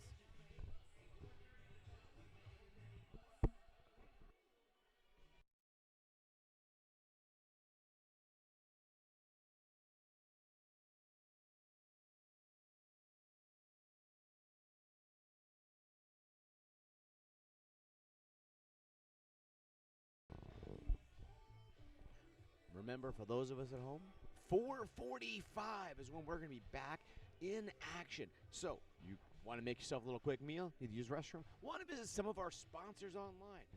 Please take the opportunity to do that now, because you know what? Without sponsors, without you tuning in, the sport would be a little bit in a different place. It's you and the athletes that help make this magic happen here for the Florida Grid League. We appreciate you from the bottom of our hearts. And please like and subscribe our YouTube channel. And we're going to be cutting over to Bree in quadrant number 4 on the field. Bree. Congratulations, man. What a do or die last race there. Now, how do you mentally handle all of that pressure? Because the Freaks were behind at first, and you helped win that match. Well, it's my second year playing with this team. And realistically, last year we were in the same position over and over again. So it all comes down to my coach, Storm, my team. They all push me, motivate me. They make sure I'm there mentally, and we help each other out. Our biggest thing is trusting one another to do the job. They put all their faith in me to close matches all the time. So my goal is just to not let them down. Now, your whole body has to be absolutely on fire burning when you're in the moment. So what is your motivation during those times? Well, in like sprint relay, my motivation, my team's right in front of me. They're all there screaming at me, yelling, pushing me, trying to get me to go through it. And at that point, it's just don't think of anything, but just finish the reps, make sure they're good, fully locked out, and make sure each rep counts so I don't have to do any extra. Because by that time, I don't want to do any more. Now, defending champion. So how important is it for your team to keep that title? Well, like our coach said, right now we're in the losers bracket. We got nothing to lose. So might as well leave it all out there, put everything on the line, and have fun. Perfect. Thank you so much. Thank you. Have a great day. Tell you what, after an interview like that, you don't need to like and subscribe. You need to like it and then unlike it just so you can like it again. Being able to see the victory from the athletes and sometimes the struggle from those who came in second.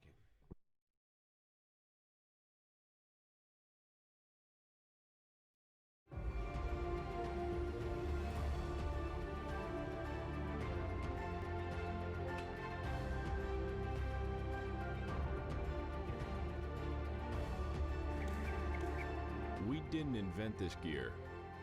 We just perfected it. Unbrokenshop.com. Gear to work out better.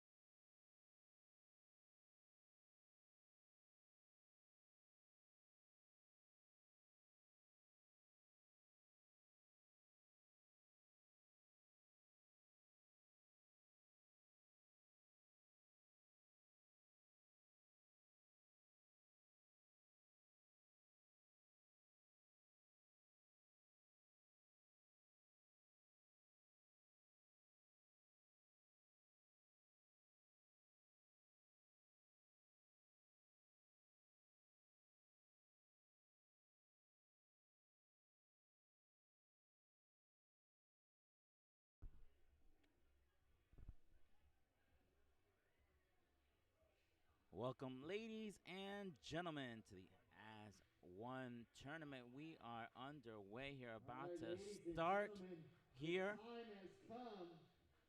Our matchup is going to be the Gainesville Wild against the South Florida Palms. It's going to be an exciting matchup. On the right, you have the Palms in the beautiful baby blue colors, and on the left you have the Gainesville Wild in the green on the left-hand side of your screen. Here comes the players coming onto the grid arena. This is going to be an exciting matchup. The winner of this race goes on to the semifinals that we're going to have tomorrow. And here comes the Gainesville Wild. We're broadcasting live and direct here from Valor Fitness right outside of Tampa in this sunny Florida afternoon. The As One tournament, it's still underway. We're in the second match for McKinley, which is the code name for our race here. 2 minutes on the clock. 2 minutes on the clock before we start the race. Our first race up is going to be partner forward here in McKinley. And a little bit of history, because every one of these races have a little bit of history of when they were last used, how we employed it, when was the last time we used it. And McKinley was the championship match format last year in 2019, which was canceled due to Hurricane Dorian. It was the playoff format for 2018 and 2017. This match does not have any triads due to time constraints, of course. Combining the male and female echoes, so men and women will be able to work in the same bar. Different elements will be counting towards the same rep count. This is very unique to Grid. So what we also added was the flip sled and in the sprint relay, and only the all-star match used this last year. So not every player is familiar with this race, but those who tried it all-star match, they all loved it. So we had to bring it back. So partner forward is going to be kettlebell ground to overhead. 1 minute on the clock. And then pistol stick jump overs. We're going to start off with the males at 35 pounds for that kettlebell, moving up to 70 pounds in quadrant number 4. The female weights is going to be 25 pounds, moving up to 53 pounds in quadrant number 4. And the pistol stick jump overs is going to vary from 6 inches in quadrant number 1 all the way to 18 inches for the males, 15 inches for the females. Now, the way the partner forward works is going to be the male will be doing the clean and jerk, then the female is going to be doing the clean and jerk, then the male is going to do pistol jump, and then the female will be doing the pistol jump 4 times. As they move down the grid arena, the difficulty increases as the rep count decreases.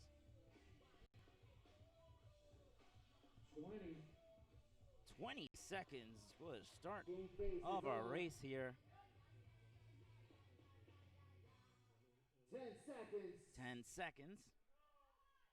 Gainesville White in the green. Palm, Wild, stand by. Standing by. Race. And here we go. The men jump onto that 35-pound kettlebell, ground to overhead.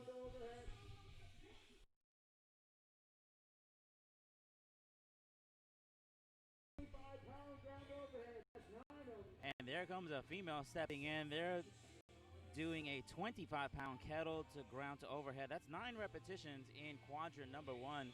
They're going to be moving from quadrant number 1 to quadrant number 2. If you notice on the side of your screen, you're going to see one player standing what's called the hash box. That's where the partner has to be standing to be able to move forward and jump in to relieve their player. So they wait till the partner completes the rep, then they switch off, and then they step in. Male and female stepping in. And here comes the South Beach Palms executing an interesting pistol to ground. As long as they break parallel, it's valid. And there goes the Palm taking the lead going into quadrant number 2. That's 45 pounds on those kettlebells moving forward. And look at that technique as they're really cranking those kettlebells as hard as they can. That is 35 pounds of the female weights.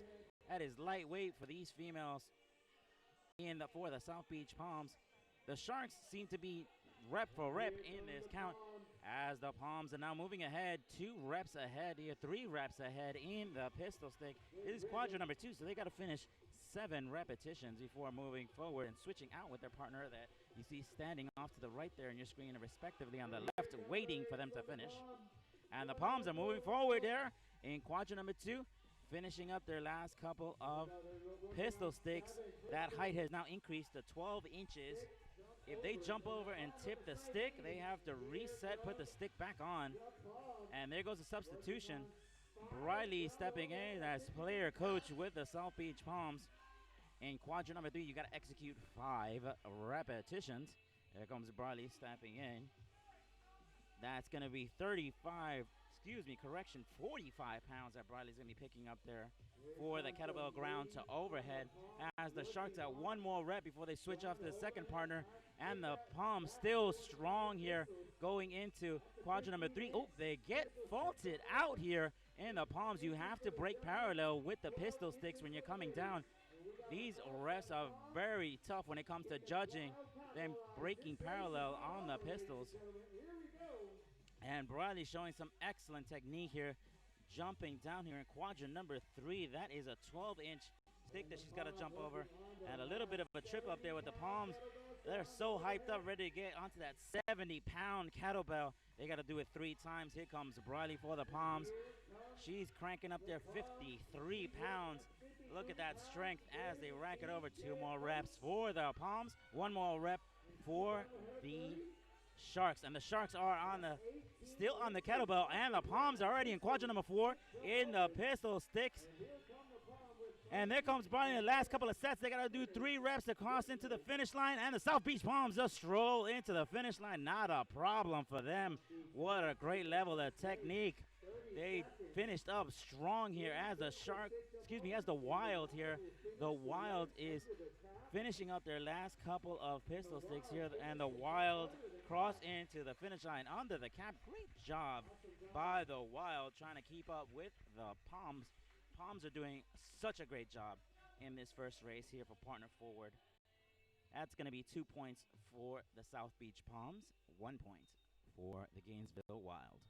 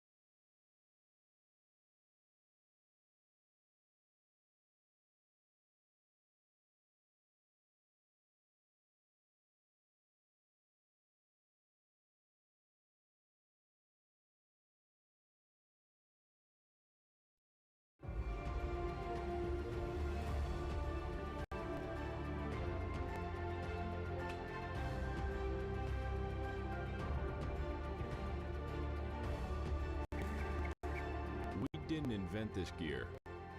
We just perfected it. Unbrokenshop.com. Gear to work out better.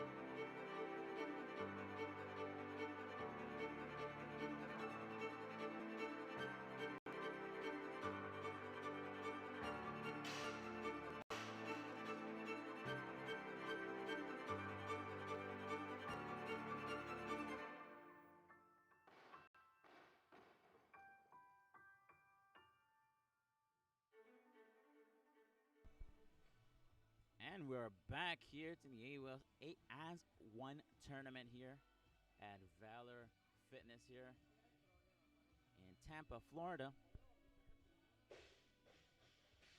Up next is going to be the mirror. 2 minutes before we start the mirror. 28 hang snatches for men. That's going to be 175 pounds for the men. Women is going to be at 110 pounds. The two barbells, after 10 reps, move quadrant to quadrant down the grid arena. Now, the barbell cannot touch the ground. So both male and female players are going to be mirroring their movement, and they have to move in unison to execute 10 repetitions. Once the repetitions are done, as a team, they come together and they move the barbell down the field. Now, this race is 3 minutes long, and this race goes by really, really fast. You really got to be paying attention to both players to see last couple of races, both teams have crossed the finish line at the same time, so it's exciting to watch this race from this vantage point here at the As One tournament. 1 minute.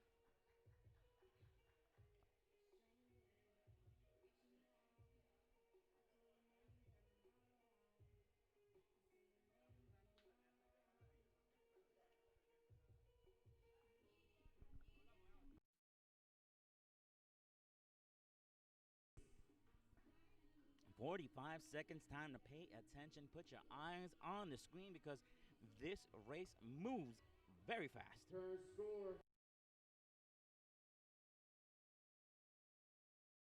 Current score, Gainesville Wild 1, South Beach Palms 2.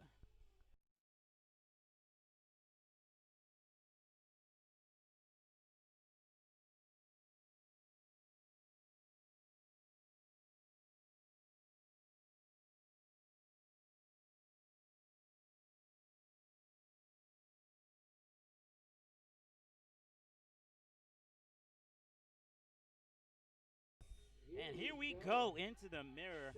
That is going to be hang snatches, 28 in total. You're going to have to finish each repetition. As you move down the grid, you're going to see the Gainesville Wild moving as a team here actually on the screen here in unison. Once they do this, they can start execute their movements. As the Wild already 3 repetitions in ahead of the Palms. And these hang snatches, you have to have a really good hook grip to move as the Wild are moving very, very well down the grid already in quadrant number 3. In quadrant number 3, here comes the Gainesville Wild. In quadrant number 3, here comes the South Beach Palms executing as they re-grip the bar and moving that bar as quickly as they possibly can. 3 reps left for the Palms as the Wild already switching their bar. Moving it down to quadrant number 4. Wild already executing their movements ahead of the Palms. This is it. It looks like the Wild's going to take it here. They're moving quickly here. Whoa, here comes the Palms right behind them. 3 reps left for both. 2 reps left for both. 1 rep left for the Wild. And the Wild cross into the finish one. Great job by the Wild ones as they execute that race flawlessly. Great communication, great movement by both teams. They knew exactly who needed to be on the bar, and that cycle speed is exactly what you needed in the hang snatches. That was 175 pounds for the men, 110 for the women. Like I said, you blink and that race is over. The winner gets 2 points, so that's going to be 3 for the Gainesville Wild, and it's going to be 1 point for the South Beach Palm. So the current score is going to be 3 for the Wild and 3 for the Palms.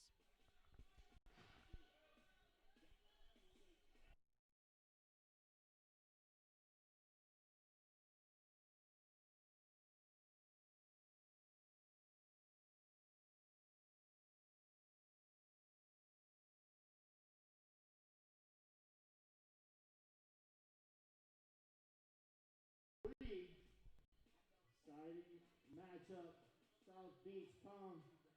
And we are here at a tie here in this matchup, and I've been saying a lot of keywords here. That a lot of people have been mentioning, what is a race? What is a match? So a match format is a specific set of programmed races. A match format is like a set of races programmed to challenge a team in different ways. Some are more body weight heavy, some are more strength heavy. So each match format leans on specialists and utility players in different ways. So each has its own strategy. Now we'll be playing 4 different match formats over the course of the weekend. Kilimanjaro, which every team is going to be playing. McKinley, every team will also be playing. That's what's happening right now is McKinley. Then tomorrow will be Fuji, which 2 of the teams will be playing. And Everest is going to be our championship match. 30 hang cleans at 125. The males will be doing hang snatches. Once we're done, 45 seconds after that, we're going to do it again. Now up next is going to be the Echo. This is a race where the male and females are going to be coming in for 5 minutes, 30 repetitions for the males, overhead squats at 155 pounds, or the females can do front squats. Then we're moving into 20 dumbbell burpees over a 20-inch box. The player is going to have 2 30-pound dumbbells in their hands. The males, of course, are going to have to front rack it. Then we're moving on to 30 double touches. What that is something that we employ here at the Florida Grid League, which is a tota bar to chest bar to execute as 1 repetition. Then moving forward to 30 hang cleans at 125 pounds. The males are going to actually be doing hang snatch. So 1 element in each station, 1 person only working at a time. Now the Echo is a race that's going to repeat itself. So after the Echo is done for the first time, we reset the clock for 45 seconds, go back and do the race all over again. And doing the race all over again allows different things to happen. 1, did the team who won the last race, are they going to win the next race? 2, you can see the changes in strategy from the coaches. Are they going to use the same players? Are they going to substitute different players? And all these different strategic movements can actually produce different results at the end of the day. 2 minutes, teams, 2 minutes. 2 minutes before the start of our next race, the Echo. Shout out to Hendrix upstairs on the live stream. Minute 45. You guys be able to see these races on YouTube.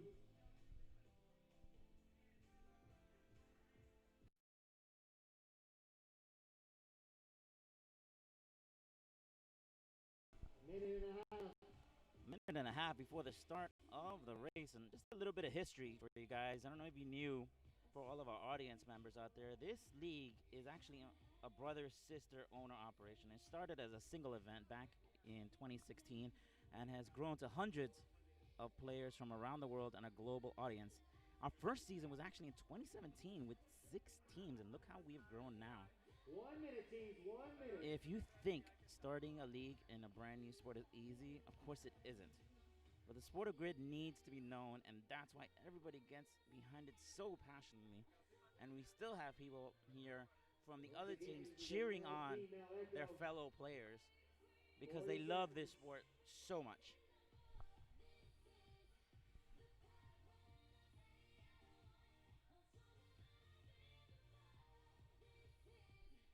Seconds. 30 seconds before the start of the Echo.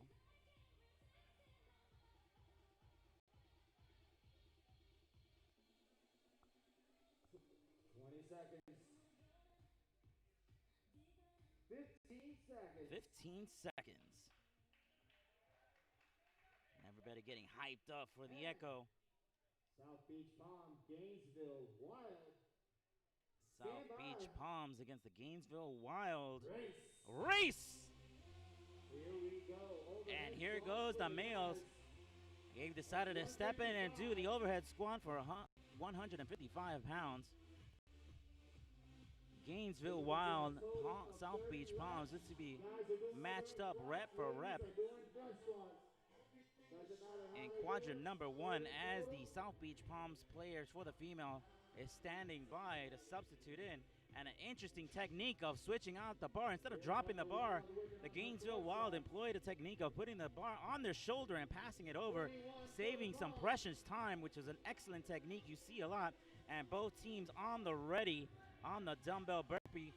That's got to be a 20-inch box. Yes, it is, 20-inch box. What's in their hands? That is 30 pounds you see in their hands that they got to haul up, bring over. And the male's got a front racket when they go over the box. And both teams seem to be matched up here in a rep count. They got to hold those dumbbells in the front rack position, or it does not count as a repetition. As they drop down, they got to bring it back up, then cross over to the box here. And the South Beach Palms coach guiding the player where they should be standing for the next rep count. What an efficient movement. Exactly telling the player, this is where I want you to stand. And that saves precious seconds here, which is needed as the Palms are taking the lead here. As the Gainesville Wild switch over to their female players. They're not required to front rack the weight, so they can move a little faster over the box. As you can see, the Palms are gaining speed here. And the Palms with a 2-rep lead. The hand goes up, 5 reps left for the Palms in quadrant number 2. And the Palms down to 3 reps. The Gainesville Wild is catching up. They're up to 3 reps as well. So they're gaining speed, catching up to the Palms. And there goes the Palms starting off their double touch. You're going to see toes to bar, chest to bar, toes to bar, chest to bar. Very impressive gymnastic movement here. And it seems that these two bodyweight specialists are definitely teamed up as the Gainesville Wild stage up their second player there to start off. And the Palms already executing their second substitution player as the Gainesville Wild is trying to finish up that last couple of reps, waiting for that other player to start. They had to complete a total of 30 as the Palms switch off their players. The second player is already getting ready to finish the last couple of reps as Riley, head coach for the team, steps up for the 30 hand cleans. That's 125 pounds in quadrant number 4. Here comes the wall, and boom, the South Beach Palms already starting the executing. That cycle speed is going fast here in quadrant number 4, and so is the Gainesville Wild. Look at the thrusters. He has hit the turbo boost on those hand cleans. Wow, look at the Wild moving in quickly as Briley keeps cycling that bar. Palms are standing by. This is a shootout here in quadrant number 4 as the Wild team members are communicating to call out who's going to switch off. 2 reps for the Palms, 1 rep for the Palms, and the Palms cross into the finish line. Amazing speed by the Palms. Great communication in quadrant number 4 as the Wild cross into the finish line right under the cap with 35 seconds on the clock. Impressive showing by the Palm Beach Palms. Excuse me, South Beach Palms. That's like a mouthful. I'm just going to call them the Palms.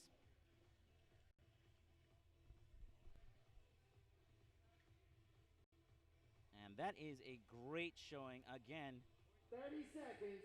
We reset the clock. That's 45 seconds on the clock. We're going to count it down. Guess what? We're going to hit the rewind button, do it all over again.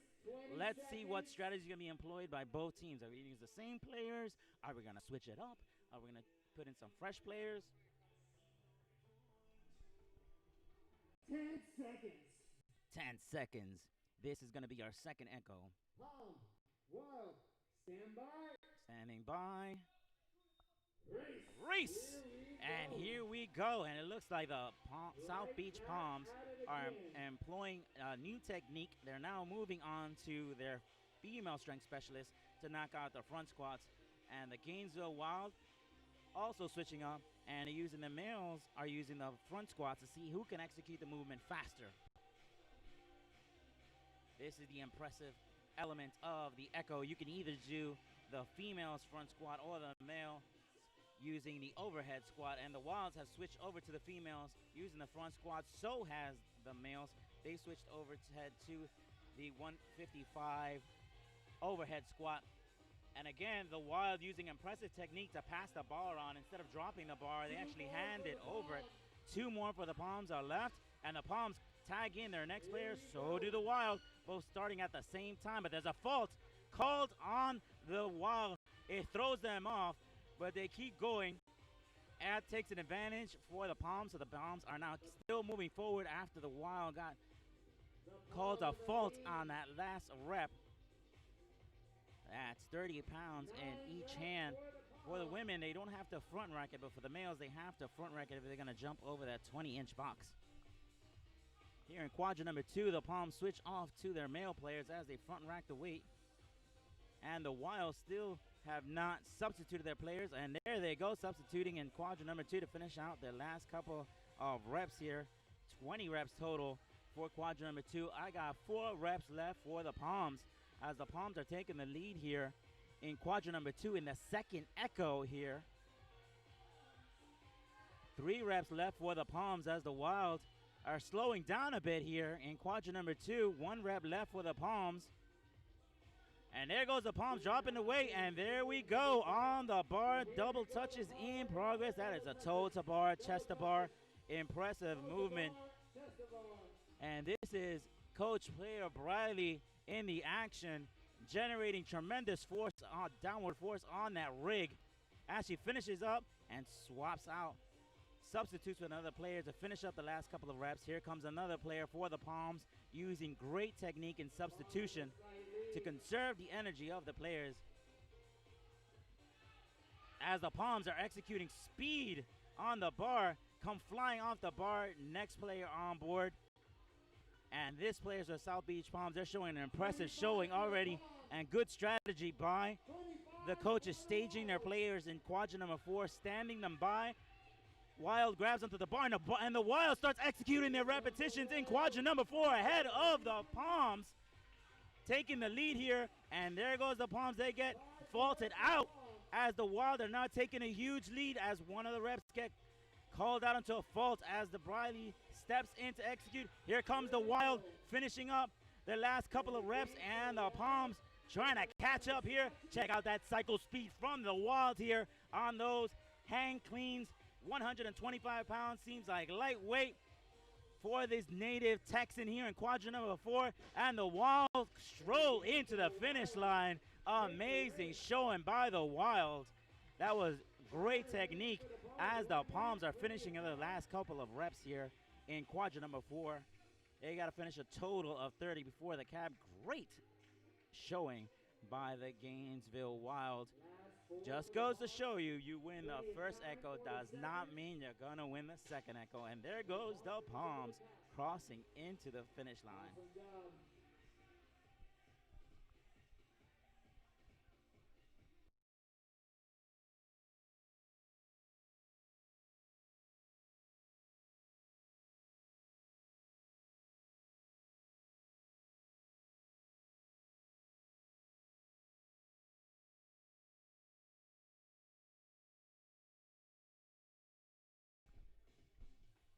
And I bet you're wondering what happens now. Since both teams have won the Echo, who gets the points? Well, it's going to be 2 points for the Gainesville Wild and 2 points for the South Beach Palms. So that's going to tie it up here. 5-5 moving into the thruster ladder. 3 minutes before the start of the thruster ladder. So we're tied. The current score is going to be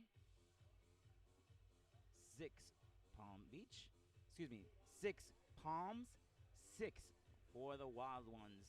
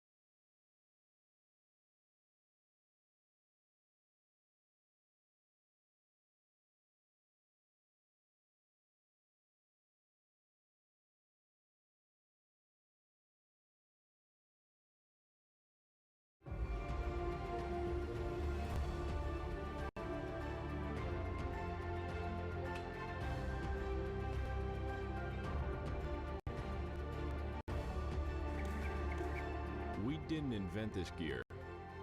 We just perfected it. Unbrokenshop.com. Gear to work out better.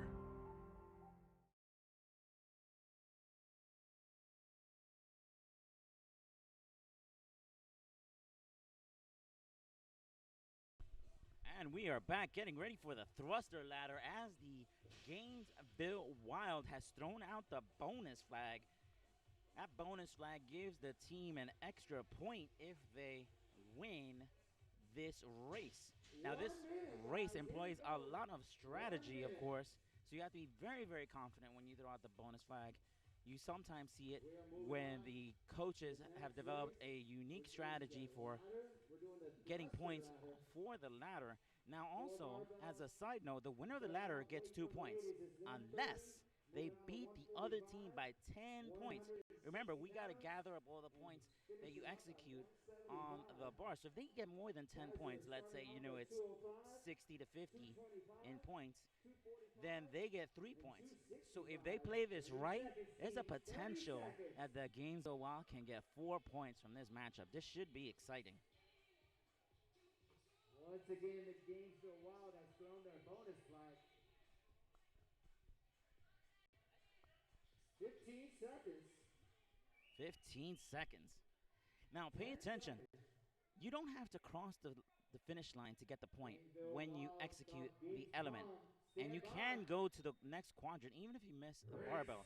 So you're going to see some players, they're going to execute that movement, that element, and they may miss it, but you can go to the next quadrant and, you just can't retry that barbell, but you can move forward. And there goes the Palm Beach, South Beach Palms. Palms here stepping up to quadrant number 4, 265 pounds for both men for the Wild. Wow, both strength specialists, 265 pounds for both teams executed in quadrant number 4. Impressive.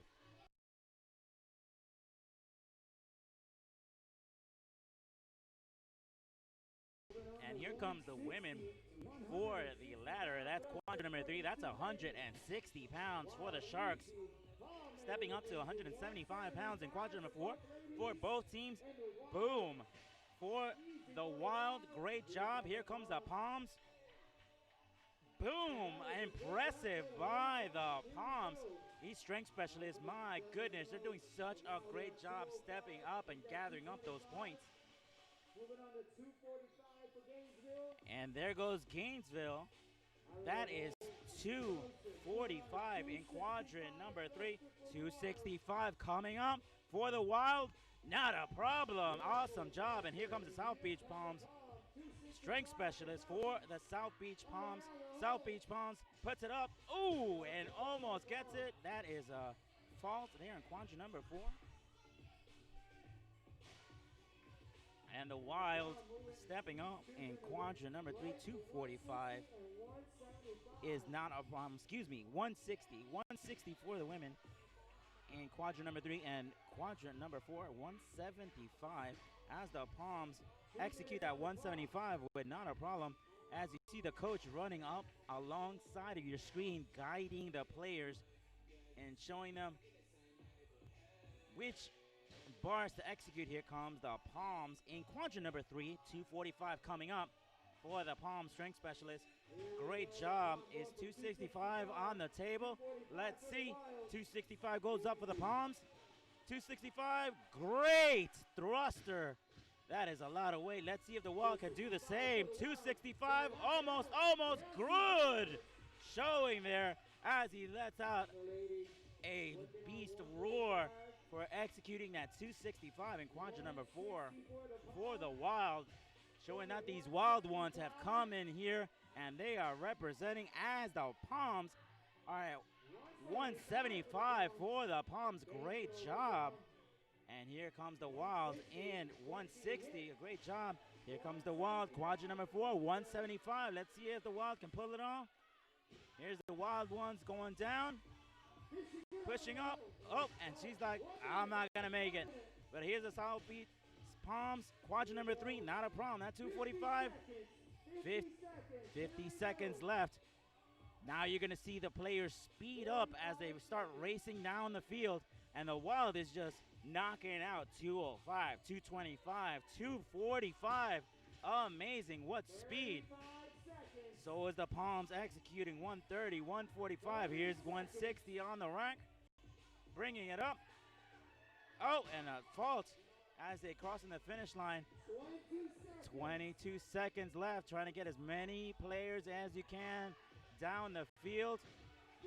And the Wild have 15 seconds. The Wild have deployed one more player. We got 10 seconds left. Let's see who finishes up. 5, 4, 3, 2, 1. And the Wild hit that last one. Wow. Wait a minute. The ref said no. He said that was a fault. So they didn't get that last 3 points for the Wild. This should be interesting. So like I said previously, the ladder is unlike most races that we don't know who the actual finisher is just yet. So we have to sit down, tally all the points, and see who the winner is. So we'll soon find that out as we move, clean up the field, and go into our Jack and Jill.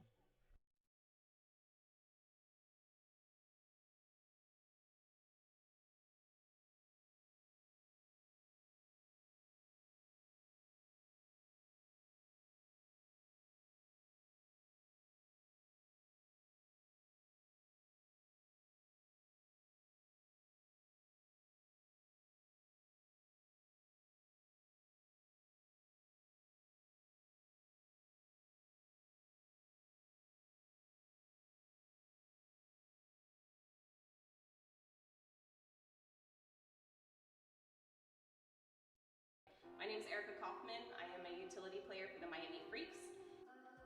Sad Erica Kaufman waiting in the quadrant, getting a good amount of reps in for the Freaks. And by day, I'm a full-time exotic and small animal veterinarian. I'm extremely familiar with transdermal gels and patches. I use them all the time. And when they came in a form that I could use, I was on board. I have extremely sensitive skin, so I have to be really, really careful about different ointments and creams and things that I put on. So I absolutely love that this doesn't leave a residue. It does not irritate my skin in any way. And I can be wearing my full gear in the OR, doing surgery, and have my patch on.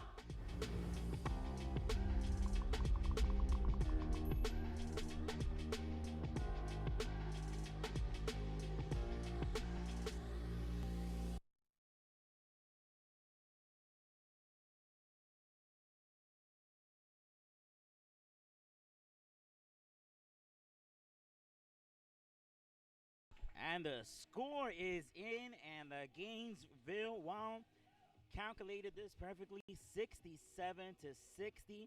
So that means the Gainesville Wild not only take 2 points, but because they threw in the bonus flag, they get an extra point. So that's 3 points. Great job in strategizing that move. And this is what Florida Grid League is all about. It's about employing the correct strategy while you're in motion, knowing your players, knowing what they can do, and saying, you know what, this race, we got this. I know we can win this race. And that's exactly what the Gainesville Wild just did. So current score, Gainesville Wild at 9, South Beach Palms at 7.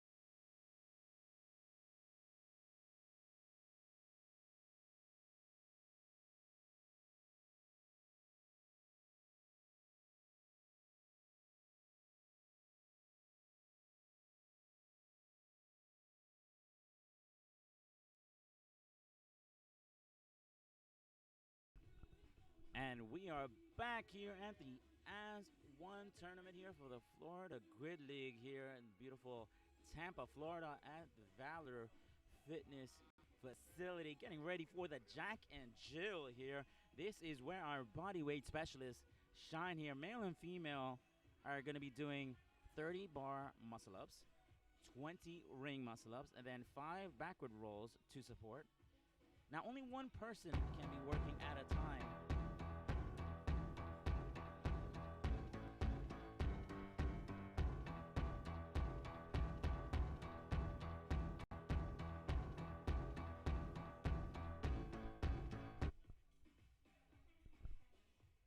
Our apologies there. Got a little trigger happy with the commercials. Like I was saying, the Jack and Jill is the bodyweight specialists come in, and they're going to be working one person at a time. 5-minute time cap here for the Jack and Jill. One of the things I really want you to check out is the backward rolls to support. The Miami Freaks really demonstrated some incredible technique here, as well as the Sharks.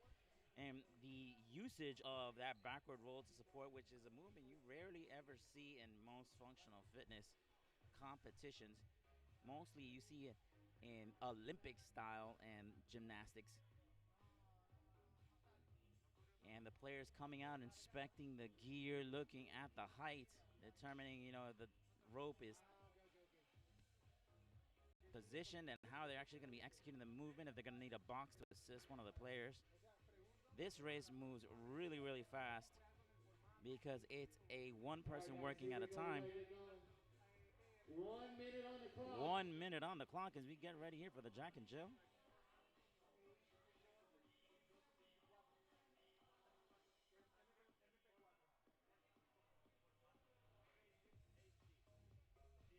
Seconds. 45 seconds.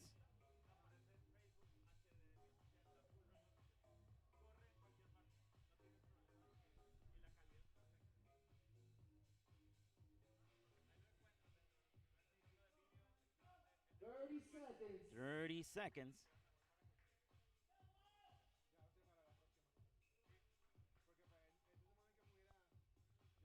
20 seconds, team. 15. 15 seconds for the start of Jack and Jill here. 10 seconds. 10 seconds. Gainesville Wild, South Beach Palms. Gainesville Wild, South Beach Palms. Race! 30 bar muscle ups. Now you're going to see the players employ a technique here so they can work together to increase the rep count. What we call this is the waterfall. Now it's strict coordination between both players. You see one player looks over to the other one to look what position that they're in. As one player goes up, the other player goes down. This allows the rep count to increase in speed as you're executing the movement. As you see, the Wilds are moving very, very smoothly here, communicating very well, as are the Palms, doing a great job here. Both are equally in the rep count here. 5 reps left for the Wild as substitution is happening, tagging in the other player. 2 more for the Wild. 1 more for the Wild. And the ring muscle ups are in progress. That's got to complete a total of 20 ring muscle ups. Both players, a male and female, both respectively for the Palms and the Wild, executing that move, and they got to complete a total of 26 for the Wild. 8 for the Palms. They got to do a total of 20. And the Palms are taking the lead here. 9 for the Wild. Just a 1 rep lead here as they're doing a nice, smooth pop-up to the ring muscle up as they're all waiting to jump on. Here comes Bradley, coach, player for the Palms, finishing the last couple of ring muscle ups as the Palms are staging up for their backward rolls to support. 2 more reps for the Wild, 1 more rep for the Palms as the Palms finish, and boom, there they go to start off Let's see the Palms roll to support. Backward roll. That is 1. They got to do a total of 5. That is 2 for the Palms as the Wild brings in their bodyweight specialist, and he's executing that movement flawlessly with speed and precision as the Wild are now kicking in the afterburners here, really showing some strength. And both the Wild and the Palms cross into the finish line at the same time. The Palms calling it. They say they won. The Wilds are looking. They're like, wait a minute. We crossed at the same time, but it looks like they were holding back before they crossed into the finish line. We're got to come down to the stopwatch and see that because both teams crossed into the finish line.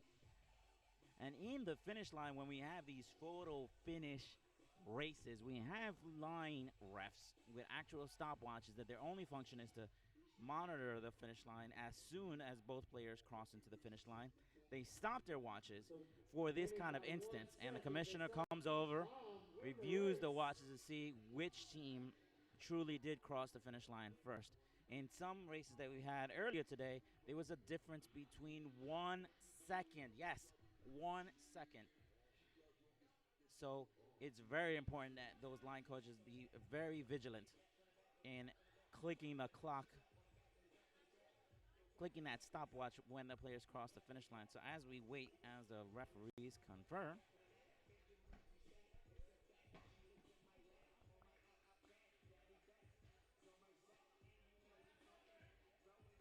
and for those joining us here, our new viewers here in the afternoon here, you're probably watching and you're saying, you know what? This looks like CrossFit. It isn't. CrossFit is a test of fitness, and we are a game, as you can see. Race remaining, current score, Southwest Palm 9, Gainesville Wild 10. And it looks like the points go to the Gainesville Wild. The current score, 10 for the Wild, 9 for the Palms. Like I was saying, CrossFit is a test of fitness, and we're a game. The sport of grid is more like football than it is like the CrossFit Games or any other functional fitness competition. Now, the rules of the races, the strategy, the team aspect, are all what makes us different than CrossFit. So what you're watching here is pure entertainment. It's a game that we play. Who can race the fastest and execute these elements the best? Because we demand the best movements, the best extensions, crossing parallel. Our referees are really diligent at demanding these standards.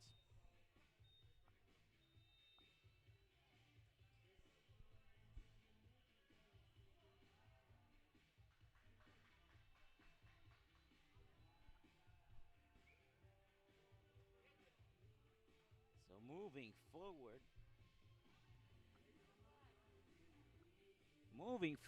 to the next race, the South Beach Palms have thrown the flag for the sprint relay. They are very confident they're going to be able to win this race. That means that the points for this race, which is 3 points, if they throw the bonus flag, that means that's going to be 4 points. If they win this race, they'll take this race beating the Gainesville Wild. So it's an interesting strategy. They're going for all for nothing. Now, if the South Beach Palms lose, that extra point goes to the Gainesville Wild. So this sprint relay is unlike others where the winner gets 3 points, the second place team gets 1 point. It's 5 minutes and 30 seconds. So we start off with 10, a double dumbbell shoulder to overhead. That's going to be 60 pounds on that dumbbell. Then there's going to be 20 handstand push-ups. Then what you're going to see is 4 back up rises, a similar movement to the backward roll to support, but slightly different. It requires tremendous amounts of skill. Then 3 legless rope climbs. That's pure hands and forearms, no assistance from your leg. Then we're going to be using the flip sled. That's 100 pounds on that sled. Flipping that to the finish line. 20 chest to bar pull-ups. Then we're going to be going into 6 plate handstand step overs. That's going to be stepping into a handstand, executing a handstand. You're going to be stepping over the plates on the floor and finishing off in quadrant number 4 with a 200-pound snatch. You're going to be doing that 5 times for our players. Now, I have to really give a shout out to our equipment crew. Knowing how to stage the equipment is so important so the players don't trip up, and they've positioned the equipment perfectly so they can move it out the way and push it back in. I really admire these guys on what they're doing today. Now, the sprint relay is the staple of the Florida Grid League because this is a relay race. One runs to the station, executes the drill or the element, runs to the start light, then sprints down to the finish line. South Beach Palm throwing their bonus flag, so this race is worth 4 points. So this race is worth 4 points. Dumbbell shoulder to overhead at 60 pounds each dumbbell. 20 handstand push-ups, 4 back uprights, 3 legless rope climbs. Then we're going to flip that sled. That sled has an additional 100.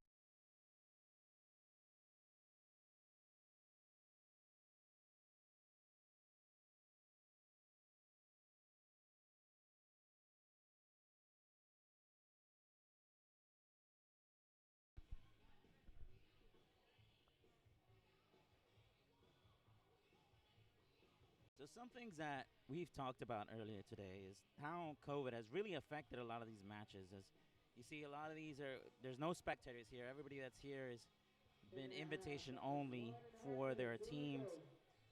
Because what this means to the players is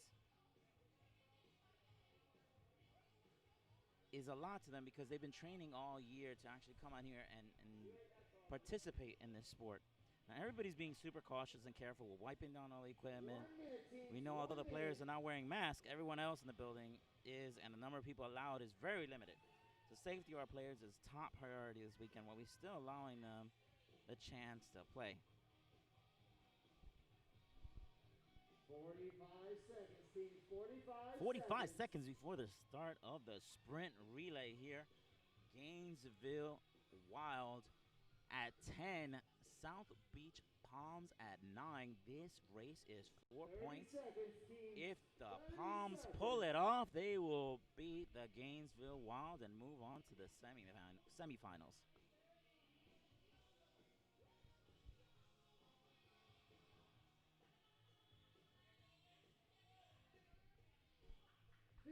seconds. 15 seconds. 10 seconds. Teams, stand by. Teams standing by. Race! Here we go. Palms had to be pushed into action here for a second there. 10 double dumbbell shoulder to overhead. That's 60 pounds that's got to be heaved over the head. As Jay stepping in to finish up that last rep. Look at that speed down the grid into the finish line as the Palms are stepping in to do 20 handstand push-ups.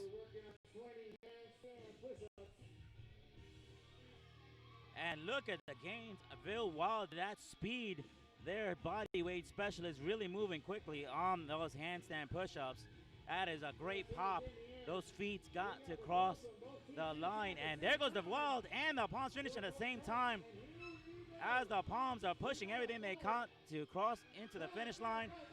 And the Palms get faulted out. Tom, you have to come back. You didn't cross the line. You have to do a 4-point touch through the start line.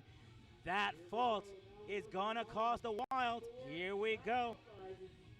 4 handstand push-ups, 4 back uprises. And back uprises are in progress here for the Palms. The Wild was executing the movement and they're finished. 4-point touch past. And the Wild gets faulted out as well on the sprint relay. Guess what? Now the Palms are taking the advantage. They're going to go back into back uprise, but they've jammed up in their back uprises. So here comes the Wild taking advantage. 3 legless rope climbs. Now the Wild are taking the lead. 2 reps left for the legless rope climbs as the Palms are releasing their next player. The last rep for the rope climbs. Check that out. As the bodyweight specialist for the Wild Ones crosses the start line, blasting down to the finish line. The Palms finishing off the last rep. But guess what? The flip sled is in motion for the Wild. They're pushing ahead as the South Beach Palms getting ready to go. And look at that power behind that flip sled. They're determined to catch up as the Wild is slowly flipping that sled. The South Beach Palms are gaining traction, already crossing quadrant number 3 ahead of the Wild. And the South Beach Palms are cheering them on, pushing that sled. They're catching up to the Wild as the Palms cross the finish line. So does the Wild. Wild up first into the Chester bars. Now the Wild started at 3 reps ahead of the Palms in the Chester bar. But the Wild have kicked in. Correction, the Palms have kicked in the afterburners for the Chester bars as they're accelerating their Chester bar pull-ups. Look at how that rig is moving with the downward power that's coming from the Palms. Boom! There goes the Palms finishing off that element as the Wild just finishing up. Palms is already crossing the finish line. Here comes the plate, handstand, step overs. Briley stepping in, stepping forward, stepping back, popping back up, stepping forward. The Wild also stepping back, stumbling a bit. 3 reps left for the Wild. The Palms have 1 more rep left. Boom! There goes the Palms. They finished up first, and they cross into the start line.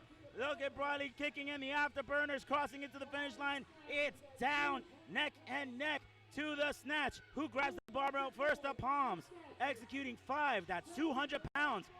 But the Wild from Texas, he has a faster cycle speed in that barbell. Look at that, 2 reps left, 1 rep left for the Wild. And the Wild execute that movement perfectly. They're crossing over to the start line.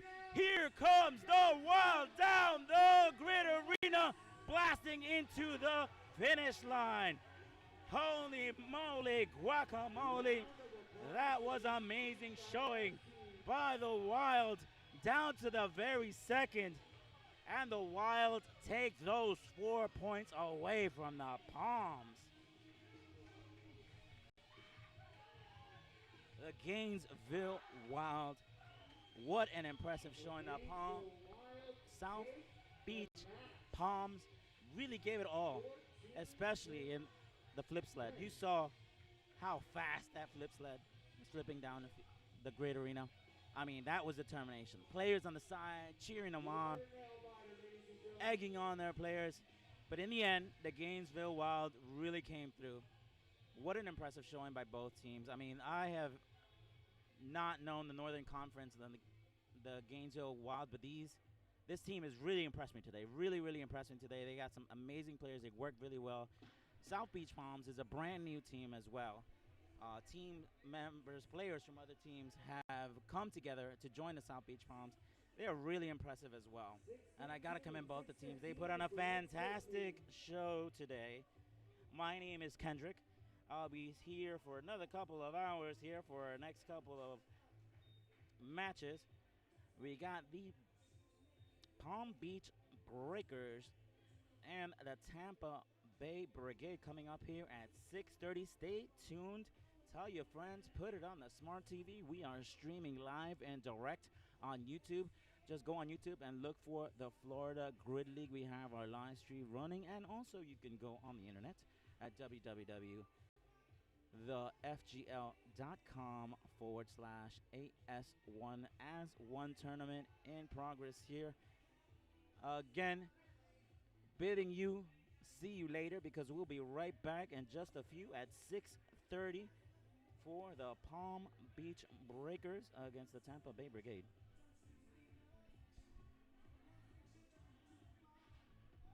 Stay tuned. We're going to cut over here to Bree here. We're going to be doing some field grid arena interviews here in quadrant number 4. You can get a little bit of background on all the going-ons of the Florida Grid League by interviewing some of our players here. And let's go to Bree. Coach, new team, you could have fooled me out here. How proud of you are of your team for being undefeated so far in this tournament? I'm in disbelief. I knew we had the talent. We just had to go out and execute, and that's what it was, and we did it. We did what we had to do. We showed up. All of our puzzle pieces, I call them, they played their role. And they're fantastic athletes. I can't take anything away from them. They're great. Every team out here, I've never seen races so close. Every race is so close. So it's fantastic, and we did what we had to do. And with a new team comes that need to form new team chemistry. But how does this team, being new, mesh so well? So chemistry was tough, right? We have 6 or 7 people from Texas, 1 from Michigan, Arkansas, South Carolina, and Florida. So it's really hard. You know, we did some Zoom calls in practice, and then we showed up and we just kind of hung out the last 2 days, and everyone, you know, some of them had competed in past before, so they knew each other, and we just clicked as our group. It was instantaneously. What was your strategy when first forming this team? So I had obviously a little more time to form it this year since the delays, but I was looking for the specialist that could do a little bit of everything. So if I needed to get someone in for something else, I was able to put that specialist in to help them out. You know, Grid's about highlighting the specialist, and you can see it in that last race with the snatches it came down to. That was the most adrenaline-filled finish I've had ever. So yeah, you got to look for the right players, the right puzzle pieces to your team. You've had your fair share of adrenaline today, that's for sure, race after race. But also, you threw that extra bonus flag when doing the ladder race, which is a risky move because the ladder is all about strategy and strength. So how confident were you in that race? I'm extremely confident in my athletes. Between Julie being a professional strongman, Laura competing in the MPGL, Blake getting to the trials, we have probably the strongest team on the grid this weekend. So I will continue to throw that flag on that race. Absolutely. Well, thank you so much, Coach, and good luck with tomorrow. Thank you. Thank you, Bree, and thank you to the coach for the Gainesville Wild. A little shout out to Bree there. She's been doing such an excellent job here in our live stream. I literally have been explaining to her what Grid is all about, and she's been taking furious notes on her pad, and I am just so impressed by her as well too today, because she absorbed this sport so quickly and has come up with such clever questions. I think this is a new element we should introduce for our interviews here for our live stream. Again, my name is Kendrick Molina, broadcasting you live and direct here from Valor Fitness. We're going to be taking just a little break for our next matchup as we stage up here. You can all join us here in just a bit. We'll be back here at 6:30 p.m.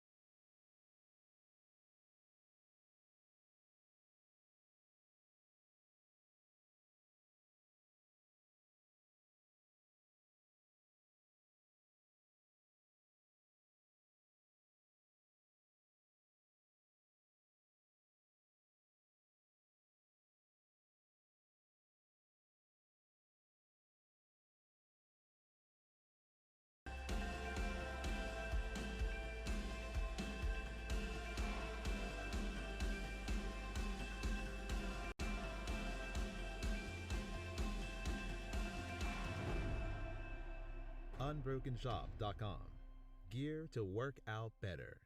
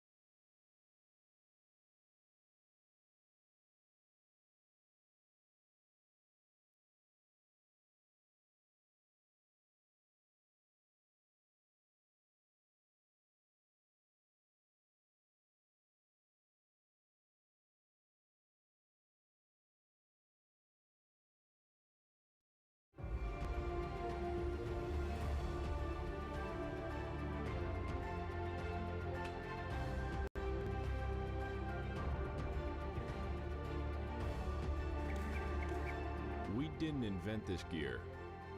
We just perfected it. Unbrokenshop.com.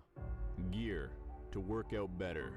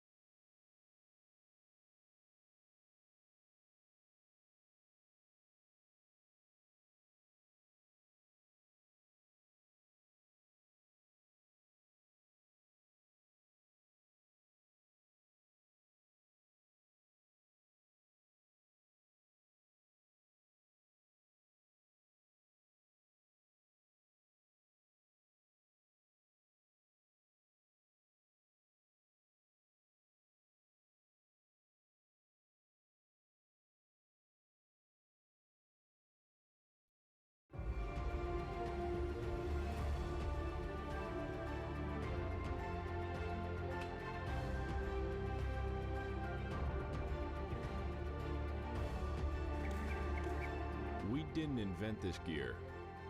We just perfected it. Unbrokenshop.com. Gear to work out better.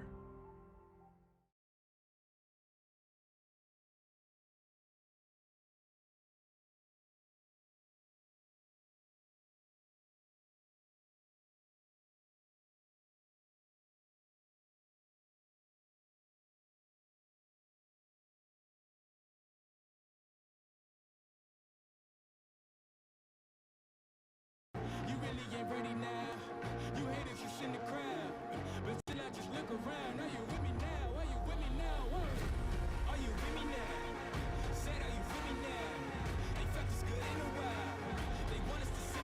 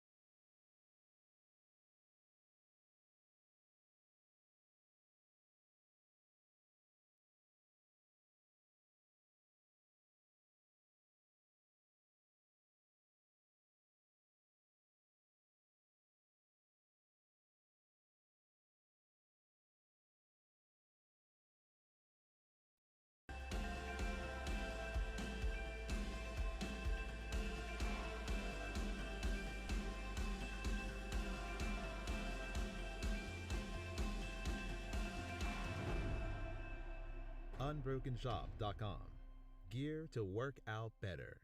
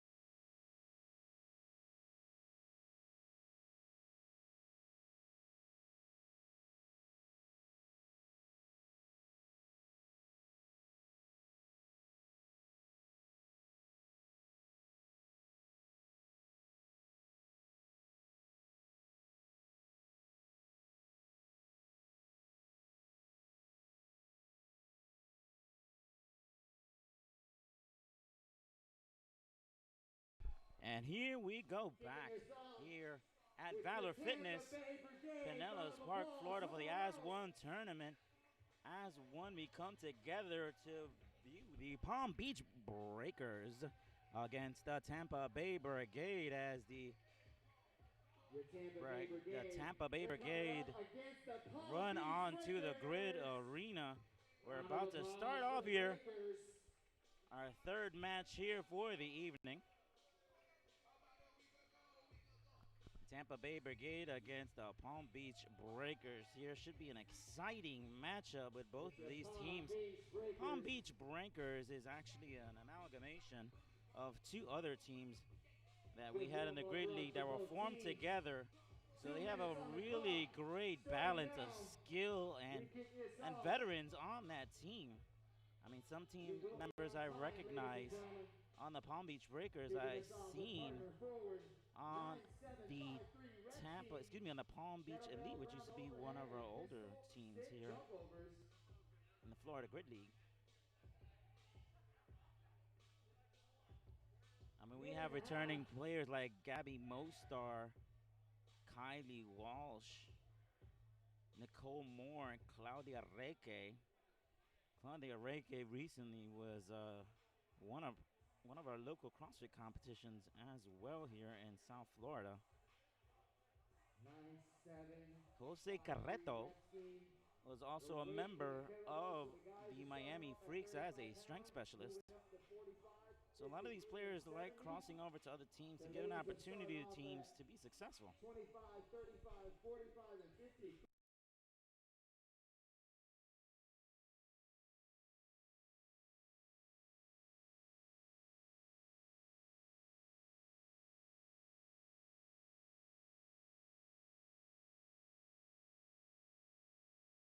45 seconds on the clock. We're about to kick it off here with partner forward. Partner forward consisting of kettlebell ground to overhead and pistol stick jump overs. Male weight's going to be starting off at 35 pounds, moving up to 70 pounds for quadrant number 4. Female weight is going to be starting off at 25 pounds, moving into quadrant number 4 up to 53 pounds. And then they're going to be doing a pistol stick jump over. That's going to be descending to a pistol, then jumping over a stick of varying heights. In 10 seconds, Tampa Bay Brigade, Palm Beach Breakers standing by. Race! And we are in motion here. On your screens in the blue is the Palm Beach Breakers here. On the screen right now, the Brigade in blue as well in the left side of the arena there, both cranking out those kettlebell ground to overheads in the partner forward. One partner stays in the hash box, as you see off screen, as the other player stands by, and boom, there goes the other player jumping in for the Palm Beach Breakers. One player must remain in the hash box for the player to execute his element. Once he is done, he switches plates with his respective partner.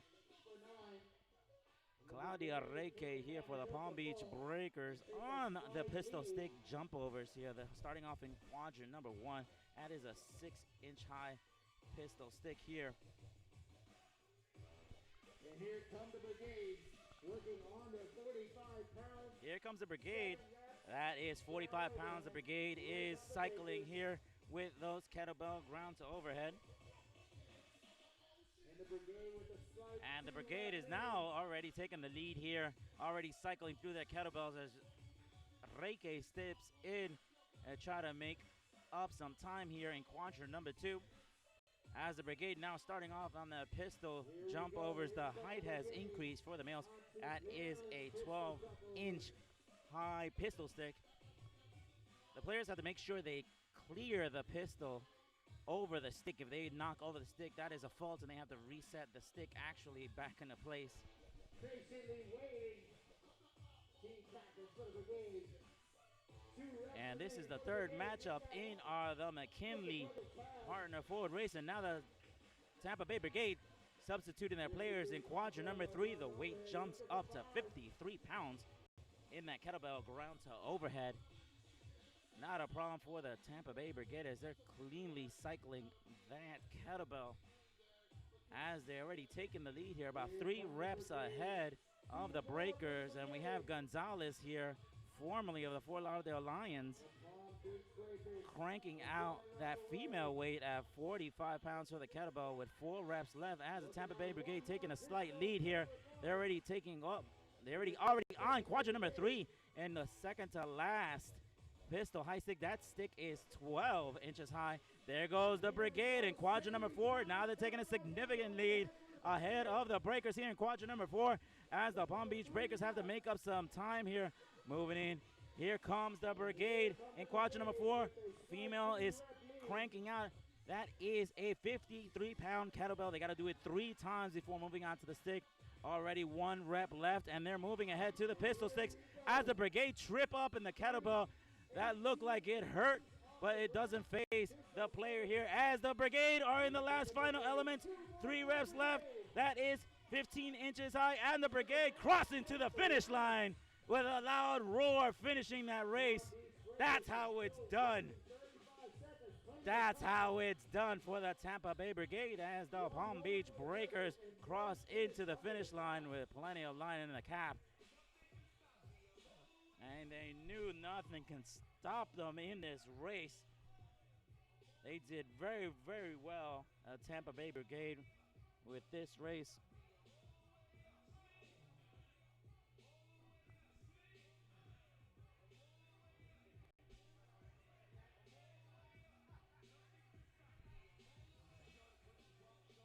As we wrap up partner forward. 5 minutes left for the next race.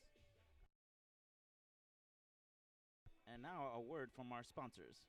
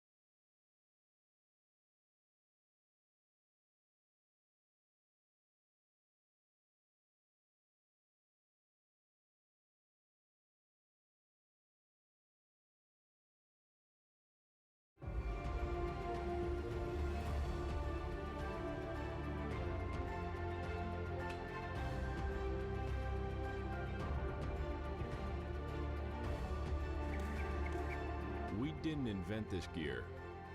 We just perfected it. Unbrokenshop.com. Gear to work out better.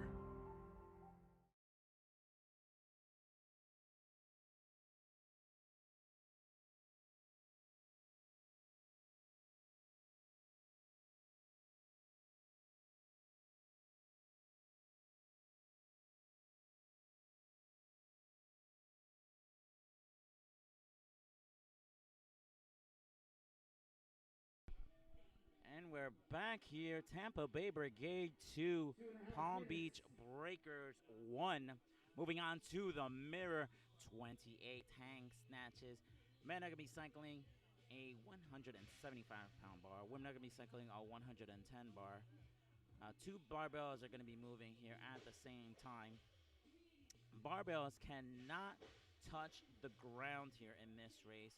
We have yet not seen that experience yet in the grid, but there is a rule that says You cannot drop that bar. So each rep count, they're actually be doing 7 repetitions in each quadrant, moving steadily down the field. Now this race goes really fast. It's a 3-minute race, so you really want to pay attention to the action going on, because even the slightest misstep can give the other team the advantage. Now the players, they have to rely on their team communications between each other as they both mirror their hang snatches with their respective player. And then when the player is done, as a team, they have to move the bar forward and switch to the second player. So there is room to make a mistake and actually drop that barbell. Minute 15.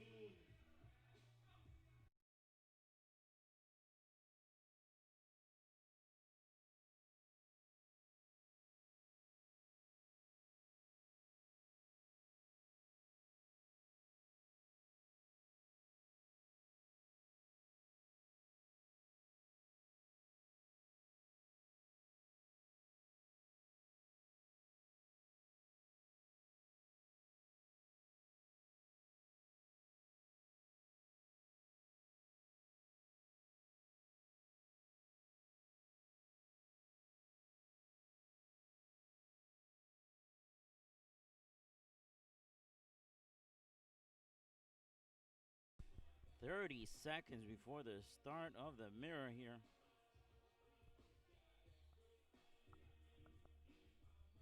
This is a great race for the for the strength specialist to come in and execute these movements. It's really in their wheelhouse. 10 seconds before we start. Tampa Bay Brigade, Palm Beach Breakers standing by. Race! Here we go. 28 hang snatches, 7 snatches per quadrant as we're in quadrant number 1. Palm Beach Breakers looking really good, cycling that bar cleanly and quickly, but the Tampa Bay Brigade already are moving into the grid. As you can see, quadrant number 2, both teams moving in at the same time. So they are rep for rep in quadrant number 2 here, as the Tampa Bay Brigade are 1 rep ahead, 2 reps left for the Palm Beach Breakers, which will be the team that moves into quadrant number 3. Look at that, both teams moving into quadrant number 3. Oh, it's in the stumble for the Breakers in quadrant number 3. That slight stumble will allow the Tampa Bay Brigade to take a lead as the strength specialist for the Breakers takes charge as in quadrant number 3, but they only have 1 more rep for the Brigade, and here comes the Brigade with their last rep. And the Brigade are now slowing down a little bit, but not moving into the quadrant. Quadrant number 4, here comes the Brigade. They're ahead, 1 rep ahead, 2 reps ahead, 3 reps ahead for the Breakers. So the Breakers need to kick in the afterburners here to catch up to the Brigade. 2 more reps left, 1 more rep left, and the Tampa Bay Brigade pop the barbell up. Oh, and the Breakers jump ahead into the finish line, ahead of the Brigade with less than a second in. They cycled that bar 1 second faster than the Tampa Bay Brigade. That was an impressive showing by the Breakers in teamwork and cycling of that bar. That's how fast the mirror is. It starts, boom, you blink, and it's finished.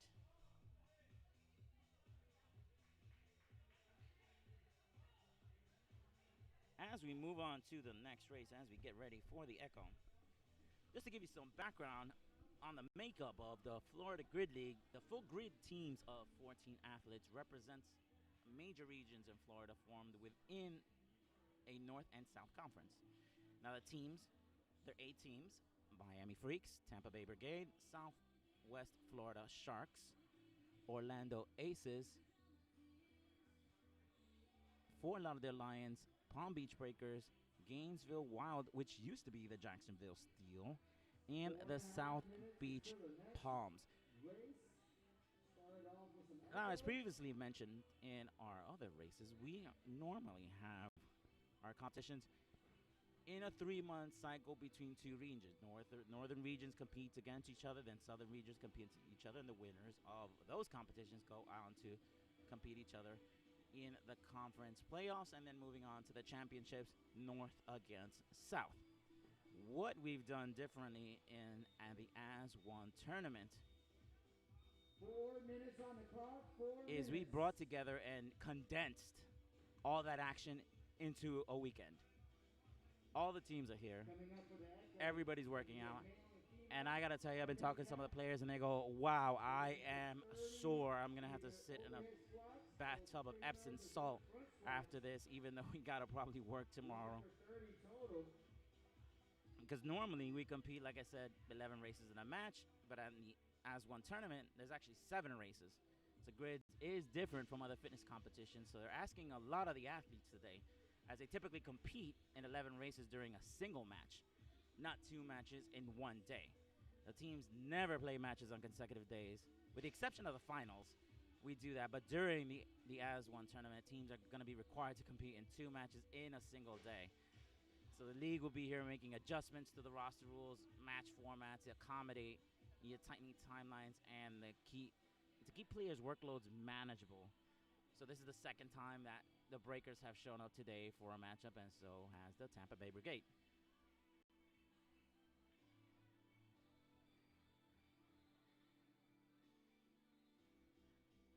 And stay tuned. We have one more matchup showing up. Well, actually, that we're going to be broadcasting here. The Orlando Aces against the Fort Lauderdale Lions right after the Breakers and Brigade. Then we're doing 20 dumbbell burpees over a 20-inch box. And as we get ready for the Echo, the Echo is going to be male and female working one element in each station, one person working at a time. 30 male overhead, 30 overhead squats by the males. That's going to be 155 pounds. And the females are going to be doing a front squat. Then moving on to a dumbbell burpee, you're going to have to jump over a 20-inch box, holding 2 30-pound weights. Now, the males are going to have to front rack that actual weight. The females can actually hold it in a prone position by their side. Then we're going to be moving on to 30 hang cleans at 125 pounds. Males are going to be using a hang snatch. Winner of that race will take 2 points. Second place will take 1 point. And the Echo is one of our unique races because after the execution of the first Echo, we go ahead and reset the clock to 45 seconds, and we do it all over again. And as you saw in the last matchup, one team can win one of the Echoes, and then the other team can win the other Echo. Here we go. Kicking us off with Echo.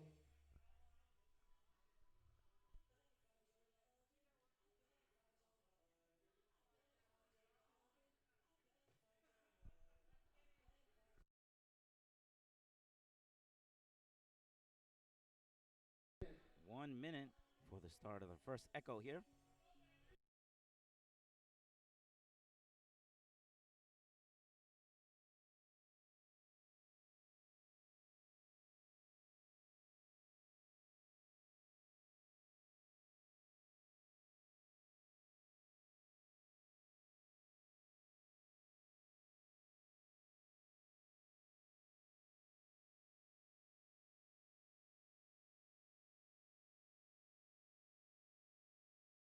"30 seconds before the start of our first Echo here.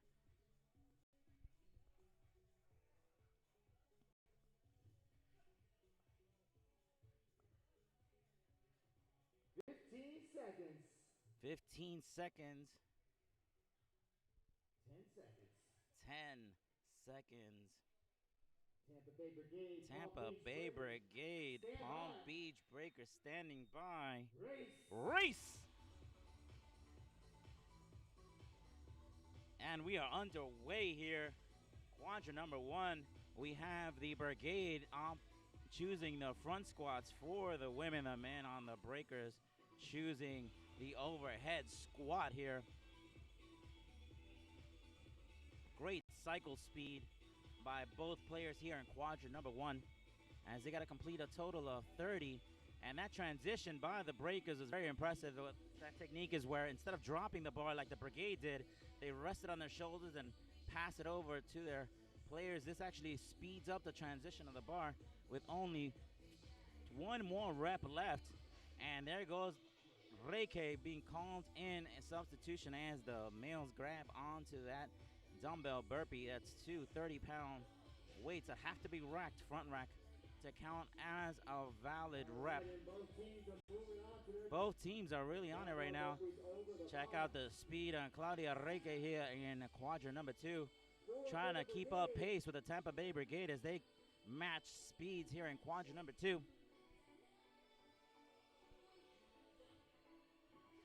And the Tampa Bay Brigade switching out to the males to finish out the rep count. There's the Brigade substituting another player in, staging up for those 30 double touches. You're going to see a total bar, chest to bar combination as the Brigade already getting ready. 5 reps left for the Breakers. And the Brigade, 2 more for the Breakers. The Brigade trying to catch up. 1 more for the Breakers as the Breakers are slowly speeding up ahead. And there goes the Breakers on a double touch total bar, chest to bar.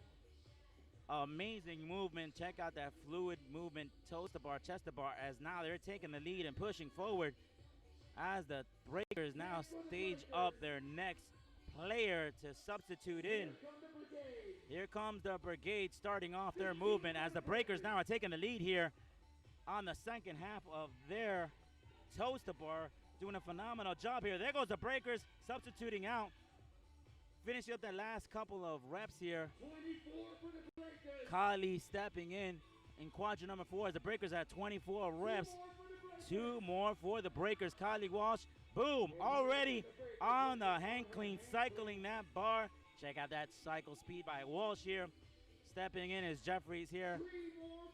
Strength specialist here for the Breakers here. They're in quadrant number 4, taking a significant lead already halfway through with their 30 hang cleans. That's 125 pounds. Males have to do actually a hang snatch. So here's where strength specialists come in. Check out this hang snatch. That's great cycle speed by the Breakers here. Moving quickly with that bar as the Tampa Bay Brigade is trying to catch up. Boom! There goes the Breakers into the finish line. Jennings doing a great job there in those hang cleans.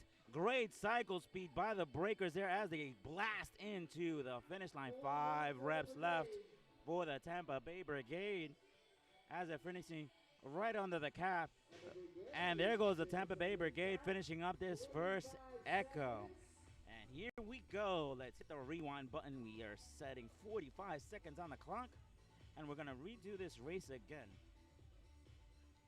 Now let's see, let's pay attention. Are they going to use the same players, or is strategy going to switch up? Is our women going to start doing the front squats first? Are the men going to cycle through the overhead squat? There's so many different variables they can take into account that the coaches can be doing here. 15 seconds before we start it all over again. 10 seconds. Breakers Brigade standing by. Race! And here we go. We're going to grab onto that bar, see what we can do one more time. There goes the Breakers employing the overhead squat. That's 155 pounds over their head. And the Tampa Bay Brigade choosing the front squats here. Breakers doing a phenomenal job here at cycling speed very well, but Tampa Bay Brigade now has switched over to the overhead squat, making up some time, and there goes the Brigade already staging up, grabbing onto the barbells. Here's a great strategy to be able to move a player into the quadrant. So all you have to do is the coach has to signal a player to start. This shows the experience of the Tampa Bay Brigade to know that they got to be ready to go. And there goes the Breakers already staging up as well. And there goes the Brigade. They start ahead of the Breakers. There goes the Brigade moving over the box. That's 3 reps in. As the Brigade is picking up speed here, Gonzalez steps in, standing by for her teammate here on the Breakers. Tampa Bay Brigade in quadrant number 2. They got to do a total of 20 dumbbell burpees. That is 30 pounds you see in both of their hands. The women do not have to front rack it, but for the men, they definitely have to front rack it.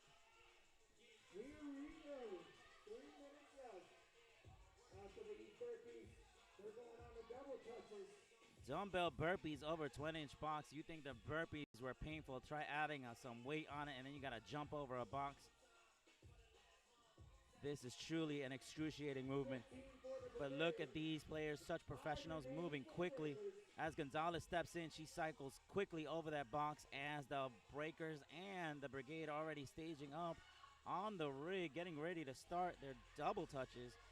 Getting that toes to bar, swinging toes to bar, chest to bar, and the Brigade got that momentum going. Here comes the Breakers right behind them, not letting one rep get in.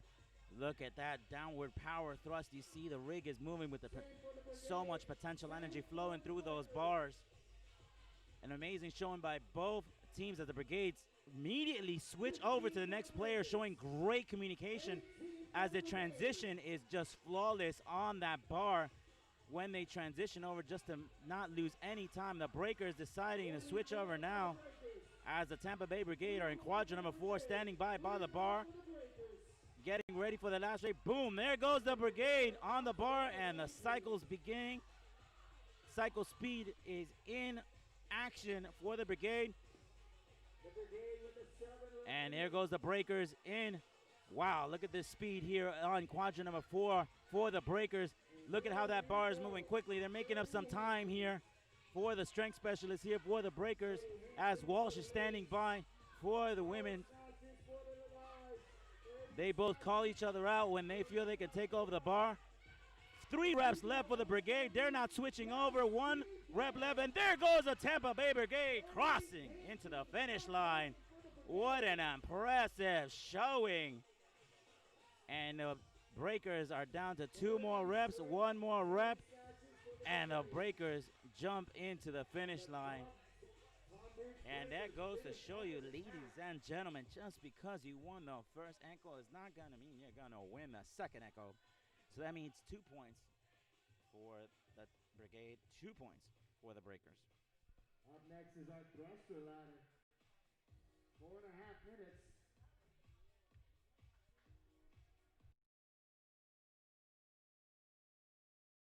And now, a word from our sponsors.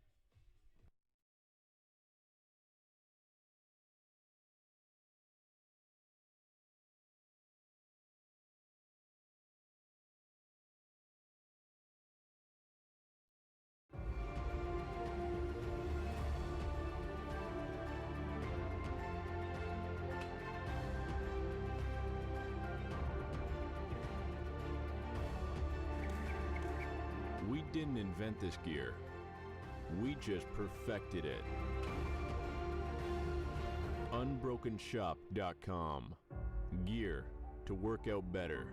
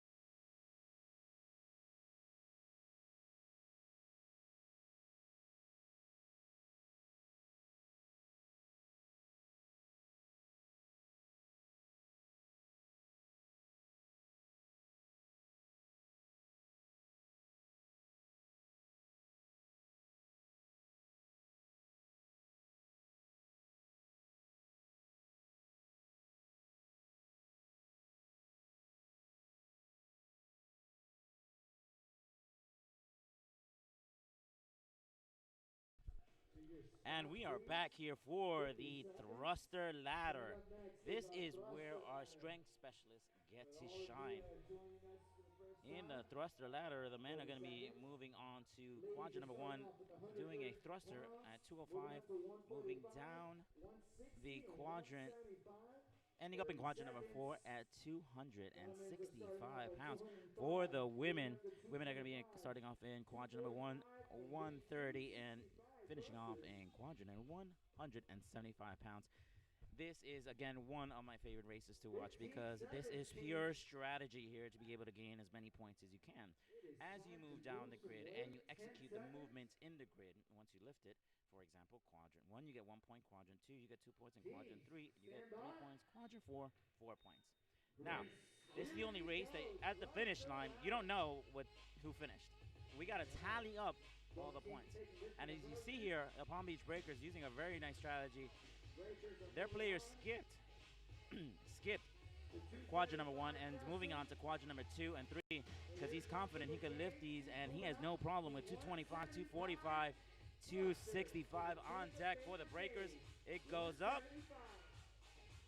and the Breakers executing 265 pounds.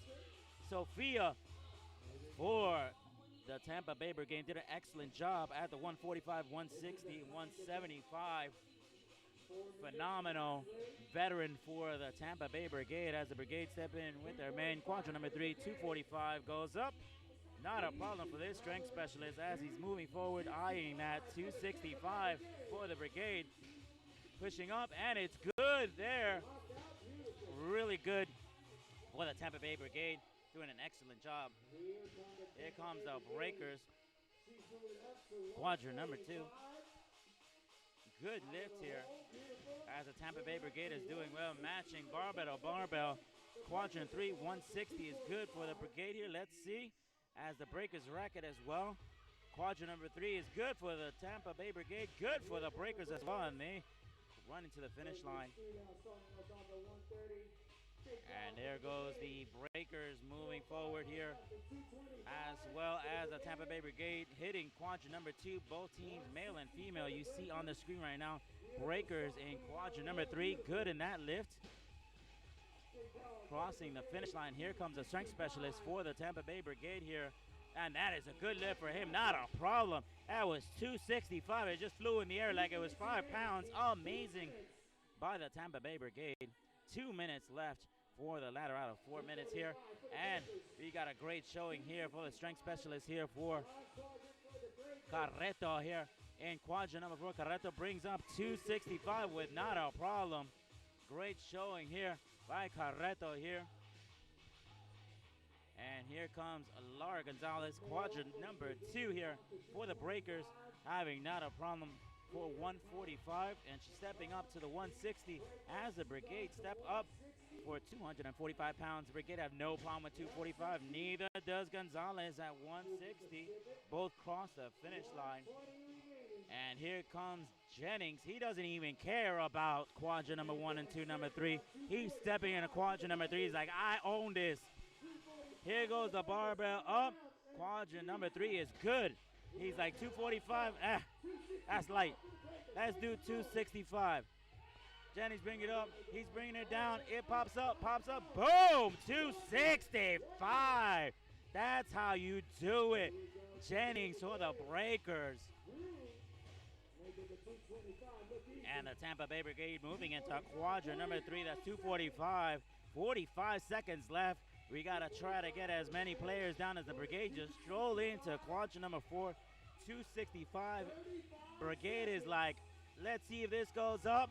And boom, 265 overhead. What a thruster as the coach is running down, trying to signal the player to move faster down the grid arena.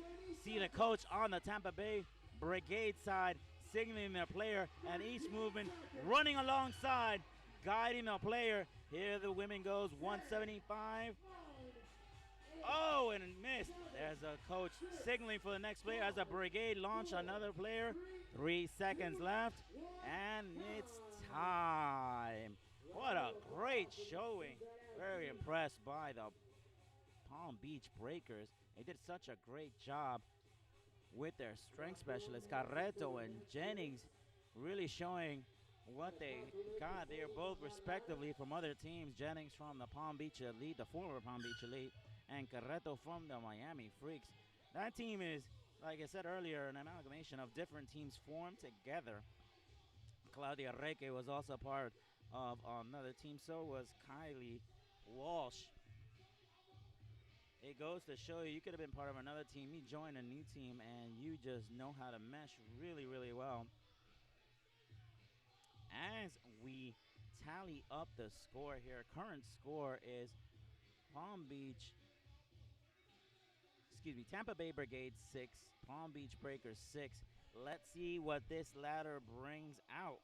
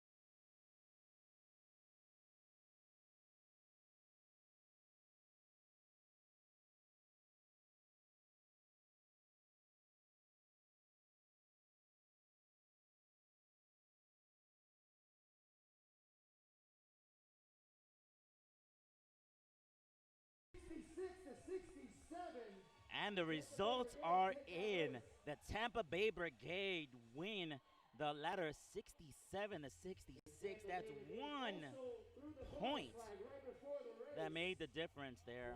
Impressive showing by the Tampa Bay Brigade, and they get the 2 points for that race. That's going to make Tampa Bay Brigade 8. Palm Beach Breakers 7. 1 minute before the start of Jack and Jill. Jack and Jill is the body weight specialist. Time to shine. 30 bar muscle ups, 20 ring muscle ups, then 6 backward rolls to support. Now, one person only can be working at a time. There's a 5-minute race, but usually the body weight specialists really, really move fast in these movements. Standing by for both teams. Race! And Jack and Jill, this is male and female jumping up. I want you to pay attention to the teamwork here employed by both teams. What you see here is what we call the waterfall technique. Some players like to look to their fellow player to the right. The more experienced players refer to the periphery. As you can see, both teams with their experienced players really got that synchronicity down. One player goes up, the other player goes down. This allows to be able to rack up a lot of reps in a very short amount of time. If you work it right, you really can accelerate the speed of your bar muscle ups by working with somebody else. And there goes the breakers substituting out as the ring muscle ups are being called in for the breakers. A fault gets called out in one of the last reps for the brigade, and the muscle ups are in progress for the breakers. They got to complete a total of 20 ring muscle ups. That's a strong kick. Now pay attention to the Brigade. Look at that speed in that kipping. Sometimes when you move that speed, it kind of throws the rings off center here. So a lot of players resort to the slow, what is it, slow is steady, steady is fast. I never remember that analogy. But now the Brigade have employed that movement, and they're moving nice and smooth, because smooth is fast. And the Breakers are back up, kipping up. Let's see which hand goes up first. 13 for the Breakers. 13 for the Brigade. They are neck and neck. This is a shootout here in quadrant number 2 in the second element. They got one more element to go. 5 backward rolls to support. And the Tampa Bay Brigade staging up. Breakers already initiating a kip. And there we go. Backward roll. Look at that impressive roll to support. You got to roll backwards on the ring and push yourself into a support position. This is very, very strenuous for the... Oh, and there we go. Wow, the Tampa Bay Brigade finished that backward roll to support so fast. They were like lightning in the finish line. Wow. And a big smile on their faces as they executed just one rep faster than the Breakers. That was an amazing movement there when the backward rolls to support. Goes to show you how a lot of these body weight specialists have really paid attention to this movement and put in a lot of training to really execute this movement at a very fast rate.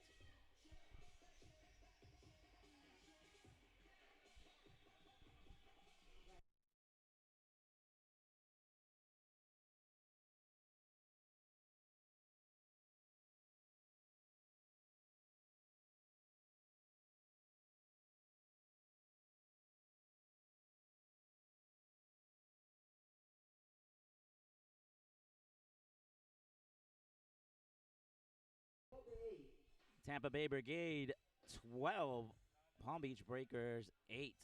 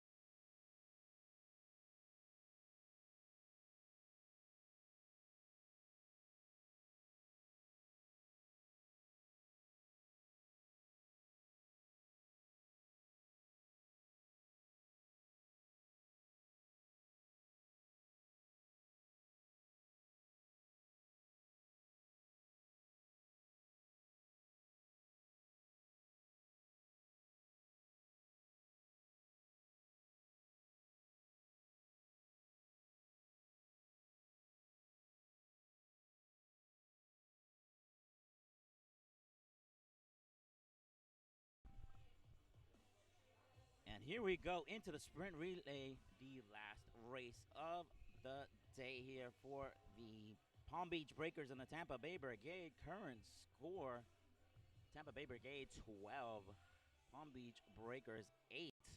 Now this race is 3 points. 1 minute, teams. 1 minute left. The sprint relay is an actual staple of the Florida Grid League.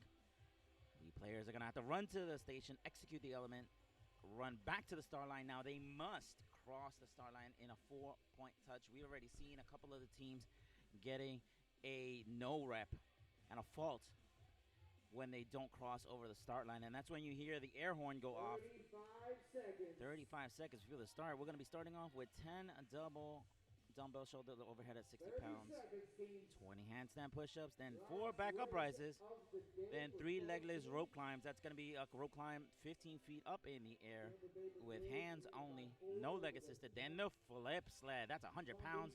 You're going to be flipping down. Then 20 chest to bar pull-ups, finishing off here with the 6 plate handstand step overs, and then in the end, a 200-pound snatch 5 times. Standing by for the players. Race! Last race of the day. Palm Beach Breakers in the blue on the right. Brigade in the blue on the left. As they cycle those 60-pound double dumbbells with not a problem. As they substitute out. And the Brigade tripping up in that last race. As the Breakers race ahead, Claudia Reque on the handstand push-up, cycling very quickly right by the Tampa Bay Brigade as well. Those feet have to cross a line there as Reque does a great job. 4-point touch, blasting down the field. Breakers are giving everything they got. Even if they win this race, the Tampa Bay Brigade are going to take it. But that does not mean that Palm Beach Breakers are going to give up as they cycle up. That strong kip in those back uprights. You need a powerful back kick to be able to get your entire body up. Both bodyweight specialists doing a great job. Breakers crossing past the start line, pushing ahead of the Tampa Bay Brigade, moving on to the 3 legless rope climbs. Here comes the bodyweight specialist blasting up the rope.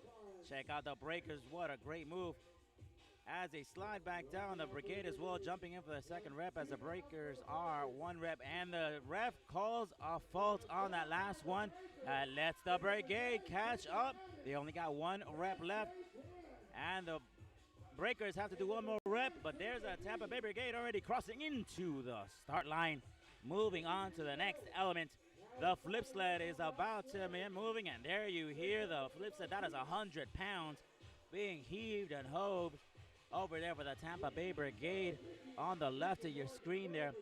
The Tampa Bay Brigade already ahead. The Tampa Bay Brigade in quadrant number 3 already on the flip sled.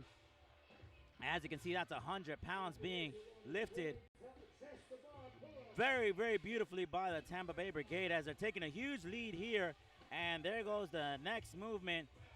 20 chest to bars as the Brigade staging up on the bar. The Breakers shifting the weight for the flip sled, and the Brigade are now executing their chest to bar pull-ups. They're going to be 20 chest to bar pull-ups. They're ahead as Gonzalez is kicking in the afterburners to catch up. 5 reps left for the Brigade. 1 rep left. Boom, there goes the Brigade. Back to the start line, racing down as 5 reps left for the Breakers. Here comes the Brigade crossing the finish line. Next element. 6 plate handstand step overs. Let's see what technique they're going to use as Sophia steps in. She's using the back and forth method, resetting back on the plates. 4 reps left for the Tampa Bay Brigade. And the Breakers are using a turnaround technique that we saw previously that was slowing down one of the teams. This back and forth movement seems to be the most effective movement as communication. A lot of the coach comes in and says, go run to the start line as Sophia crosses the start line, running past the finish line there. And there comes the Breakers right behind, and a strength specialist coming in. Quadrant number 4, 5 snatches, 200 pounds. Guess what? Here comes the Breakers right behind them. No rep for the last rep here on the Breakers. 3 reps left for the Tampa Bay Brigade. 1 rep left for the Breakers. Is the Breakers going to cross in? There goes the sprint specialist for the Breakers. Racing to the start line. Here comes the Breakers into the sprint.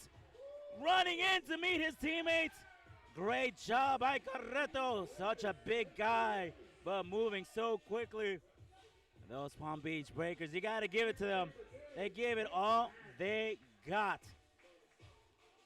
Charlie, Cotton, Janice, Reike, Walsh, all doing a fantastic job in this team. Carreto with that last rep count, doing fantastic with that cycle speed as the Tampa Bay Brigade gave it all they got. Here comes the Tampa Bay Brigade giving a good fist bump, congratulating that team for a great matchup. The winner, of course, is still the Tampa Bay Brigade. As the Tampa Bay Brigade get that 1 point for coming into place, second place, they got 13. The Breakers get 3 points, but it's still not enough. The Tampa Bay Brigade take it here in our third matchup for the evening. Stand by. We're going to have Bree on the grid arena interviewing some of the players here for the Tampa Bay Brigade. So you can get a behind scenes and actually get some feedback from our players on how they did on this race. Stay tuned. We're going to be bringing up our last matchup for the night. Orlando Aces against the Fort Lauderdale Lions. That's going to be starting here at 8:15.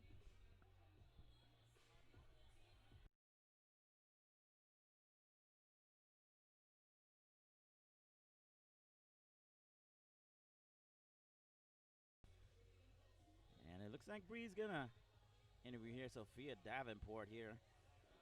Sophia has come from Texas to join us here in Florida.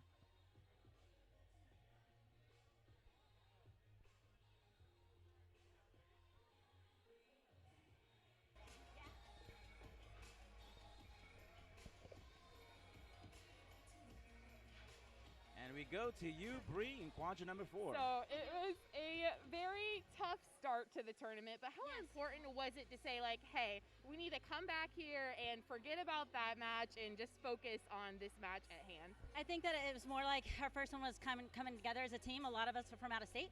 So getting the first one out of the way and everybody kind of upset about it, we're like, well, we still have to come back. Now it's time to, like, win everything and refocus, and that's what we did. So there's really 3 months of season condensed right now into into one weekend. So what was your pacing strategy to make sure you're not absolutely exhausted? At home, like in practice, it was third session, everything grid.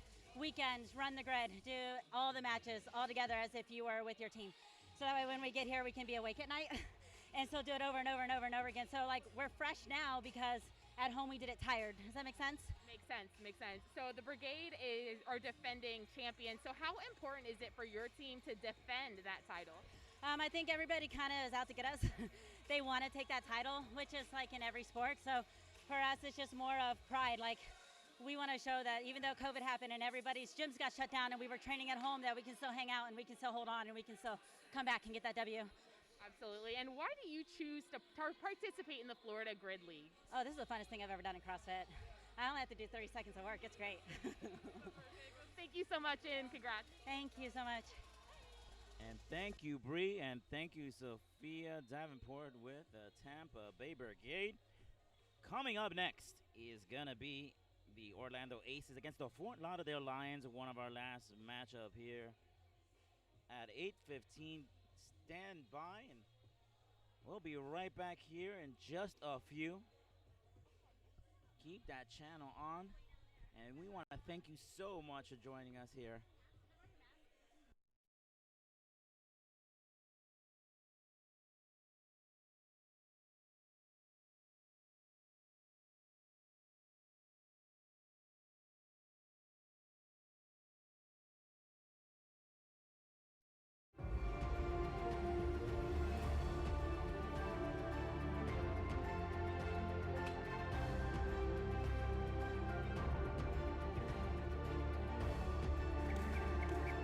We didn't invent this gear. We just perfected it. Unbrokenshop.com. Gear to work out better.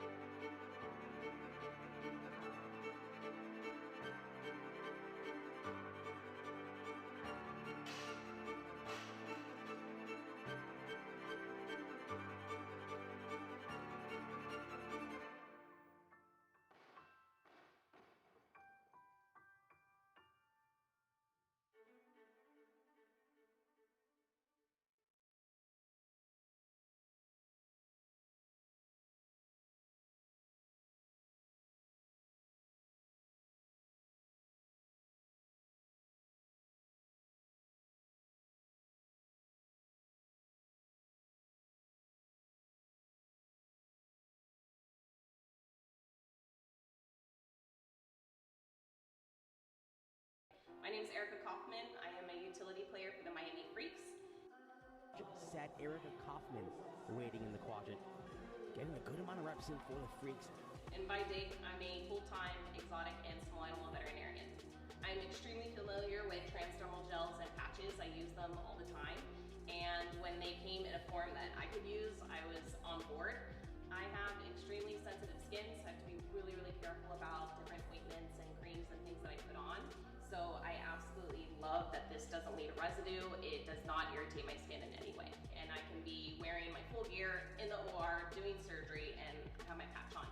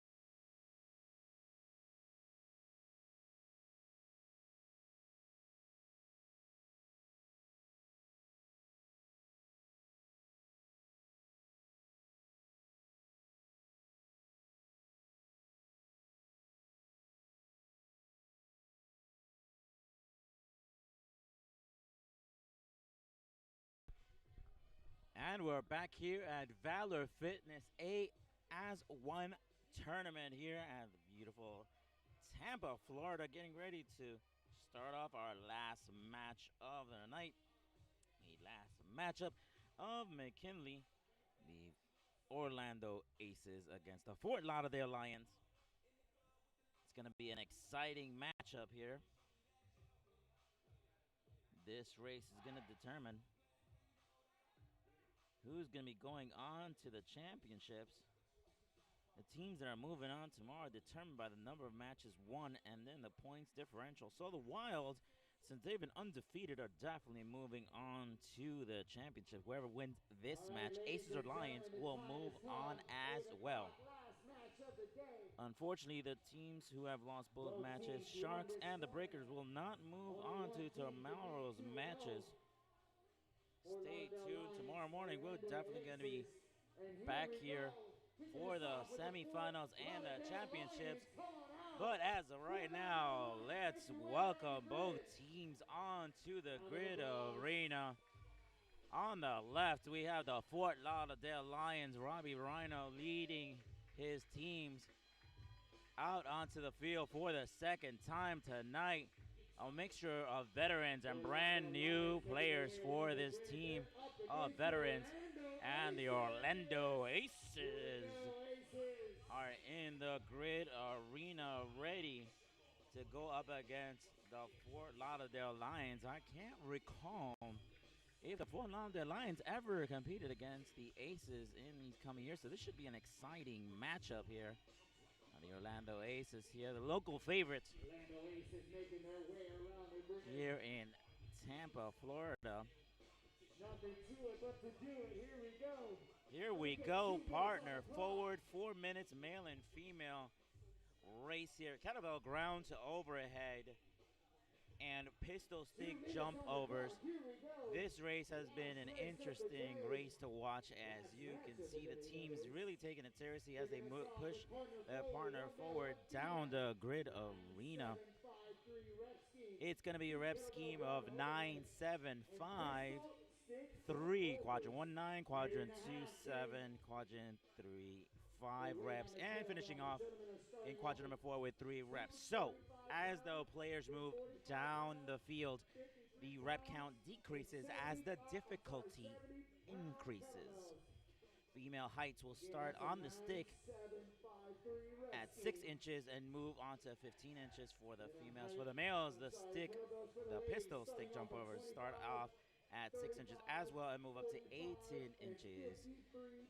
And for the weights, those kettlebells start off at 35 and 25 for the male and female respectively, and then finish off in quadrant number 4 for the male 70 pounds, and in quadrant number 4, 53 pounds.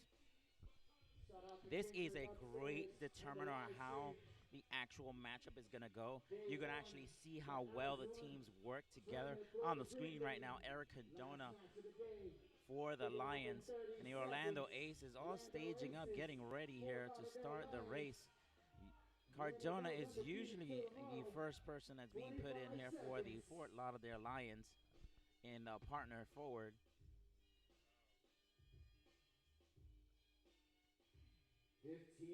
15 seconds. Aces in the orange on the right of your screen. Orange and black. Fort Lauderdale Lions, the aqua blue and black on the left. Race in progress here. Look at Cardona cycling those kettlebells. Such a quick speed. That is 35 pounds. And they're moving that so quickly, so efficiently.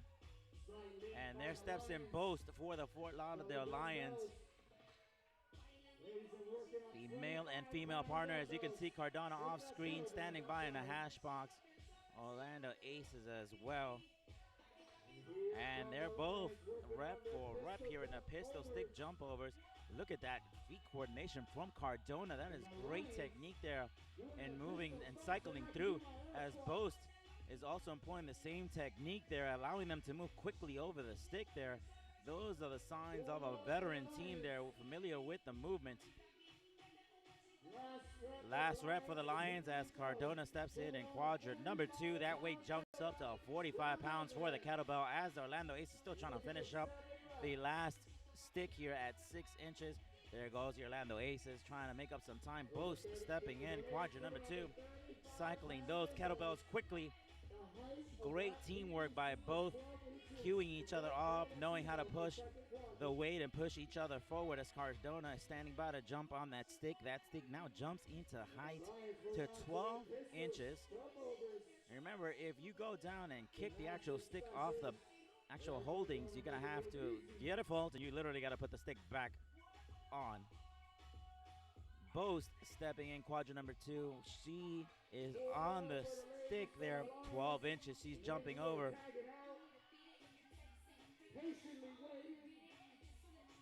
And there goes the Lions switching out. Stepping in is Marcos Medina. They're doing a great job together, moving that weight forward. Emiliana Guerrera actually doing a fantastic job here, working together with Medina in quadrant number 3 as the Aces are trying to catch up. Aces pushing forward as quickly as they can. Medina already on the stick, and we have Stallings switching on with another player here as Guerrera is executing that stick jump over very efficiently, very smooth, very fast.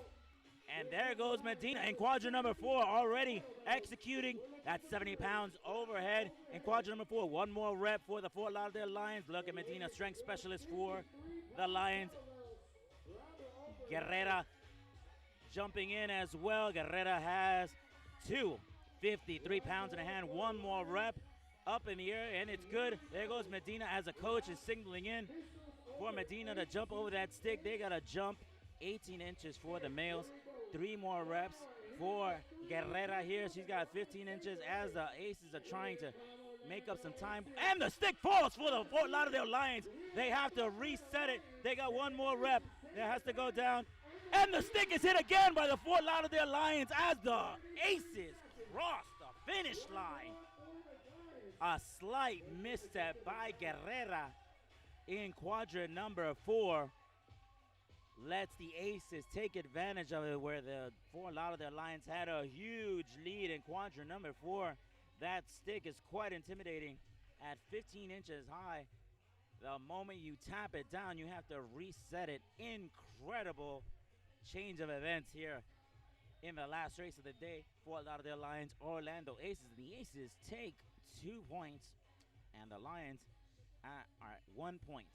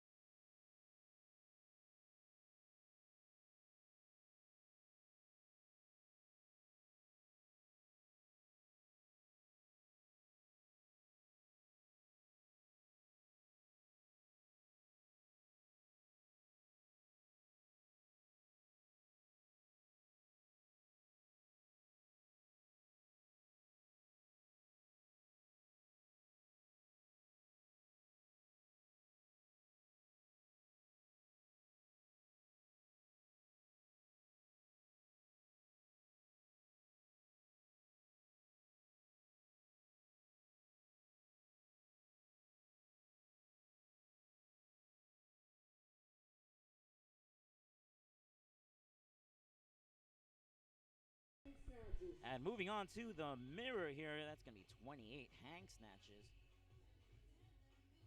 7 snatches each rep count. Mirror is only 3 minutes long. This race moves very, very quickly as it requires the teams to work together. Players have to mirror each other performing hang snatches. The men are going to have 175 pounds on the bar, the women at 110 pounds. In the mirror, players have to coordinate and communicate effectively to be able to not only move the bar forward down the grid, but actually switch out your players, because as you move, the player comes in and grabs the bar. This race moves very, very quickly, and even a slight misstep could actually cost you the race. And it looks like player coach was warming up on that bar. Who knows, maybe she'll come in. Jamie Gold stepping in to sub in for one of the players. And we've seen a lot of those examples today where a lot of the coaches have suited up and actually come and played. It is not unusual, but because we have an open roster right now and allowing all our players to come in with no substitution, it's a great way to get every player out there and start playing. Because right now, in the As One tournament, with the top 2 teams playing 4 matches over the weekend, we need to make sure the players are kept healthy. So we're allowing more players on the grid, up to 8 active instead of 5 active with 2 reserves.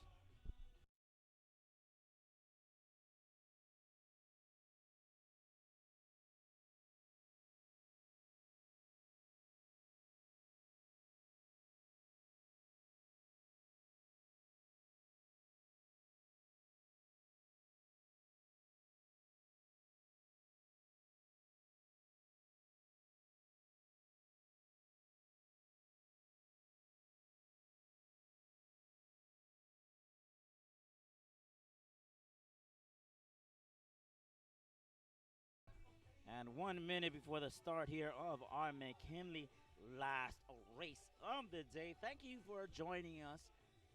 Everyone here who's on the live stream still tuning in here from Valor Fitness here in Tampa, Florida. It's a beautiful, cool night here in Florida. Perfect weather, great ventilation. We got the fans blowing real hard here. So it's giving a nice, cool breeze in and out of here at Valor Fitness.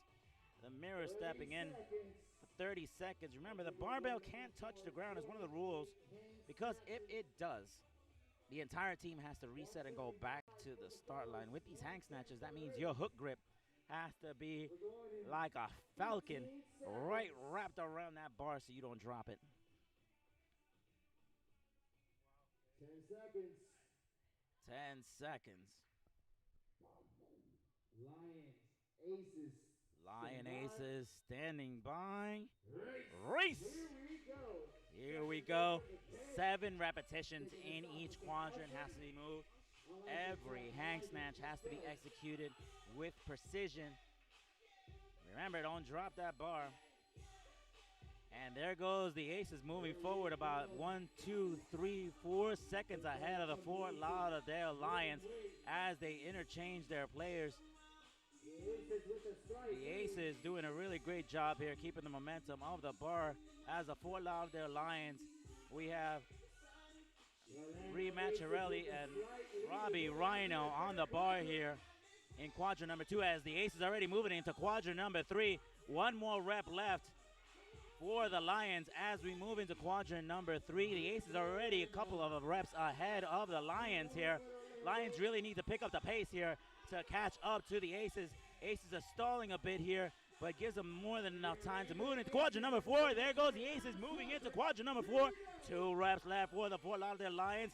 And there goes the Orlando Aces kicking in the turbo, cycling that bar. They're moving ahead. They're already 5 reps in. They got 3 reps left for quadrant number 4. Jamie Gold, coach for the team, Medina. And the Aces cross into the finish line ahead of the Lions. Medina finishing up, dropping the bar, and there goes the Lions crossing into the finish line.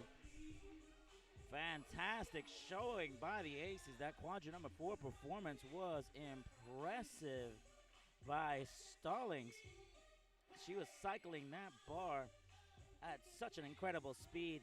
Stallings is one of longest running veterans here. She's also one of the coaches that is offering training for grid training. If you guys are interested in actually getting a training program that prepare you to be a grid player, please visit us at thefgl.com and take a look at our training program. We have some great coaches from some veterans of many teams that will train you to be a bodyweight specialist, a strength specialist, a utility player, and who knows, maybe we'll see you out in one of the combines. And the Fort Lauderdale Lions 2, Orlando Aces 4, as the Orlando Aces take the lead moving into the Echo.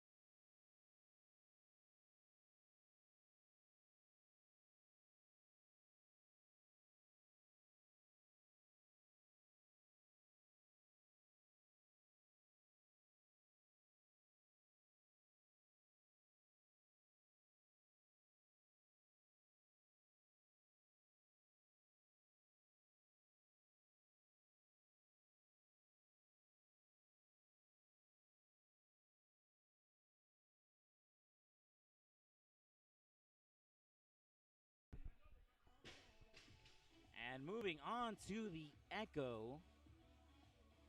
The racer tonight, 30 repetitions for the males. They're going to be doing an overhead squat at 155 pounds for the Echo. The females are going to be doing a front squat.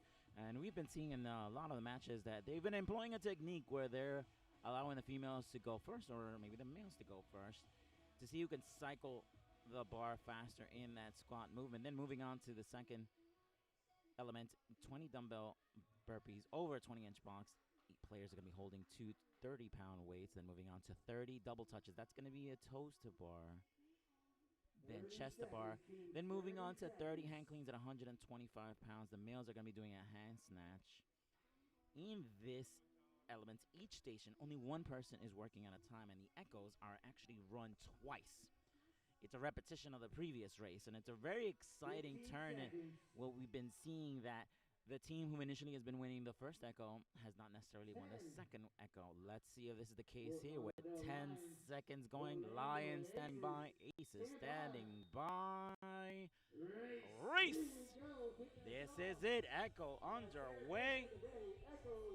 Aces employing overhead squat, Lions employing overhead squat. Medina executing that squat. The Lions have 2 points, the Aces have 4. Let's see if the Lions are gonna go for those 2 points. Actually, it's 4 points up for grabs here, as we got a good pacing going on in quadrant number 1 here, as the transfer is happening here.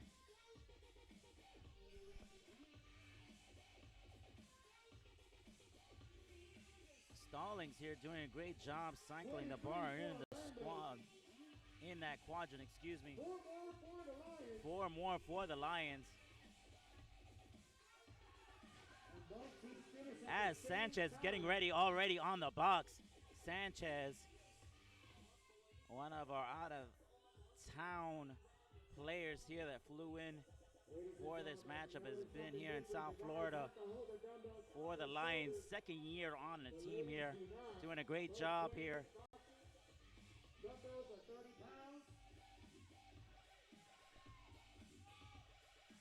As we got a new team member, Pearson, here on the bar. Pearson doing a great job here for the Lions. One of the new team members here for the Lions.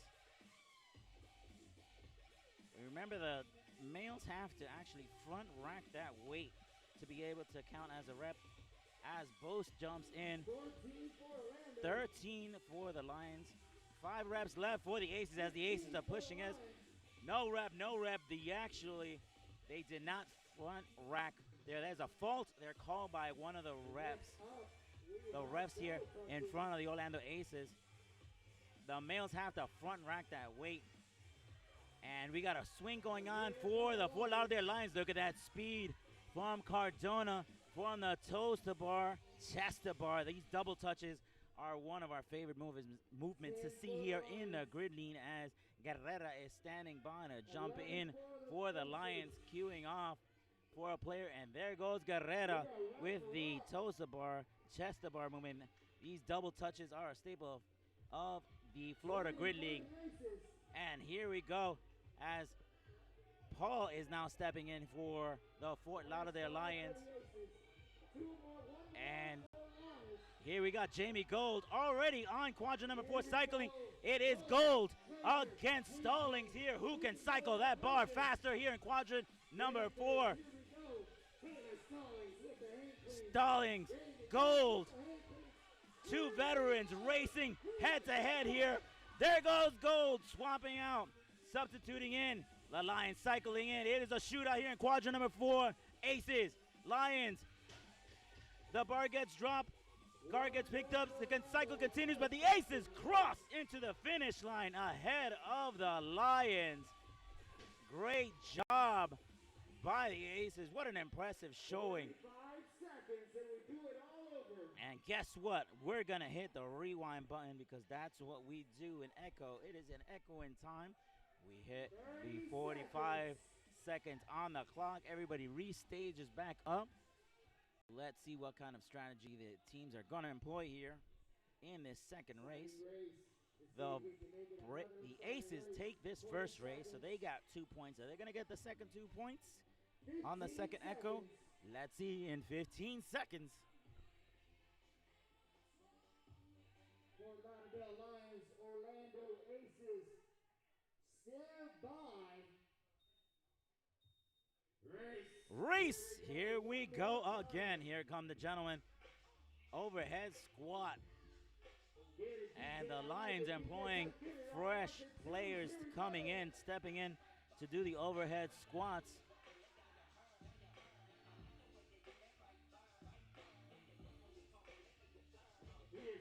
And the Aces as well, keeping pace of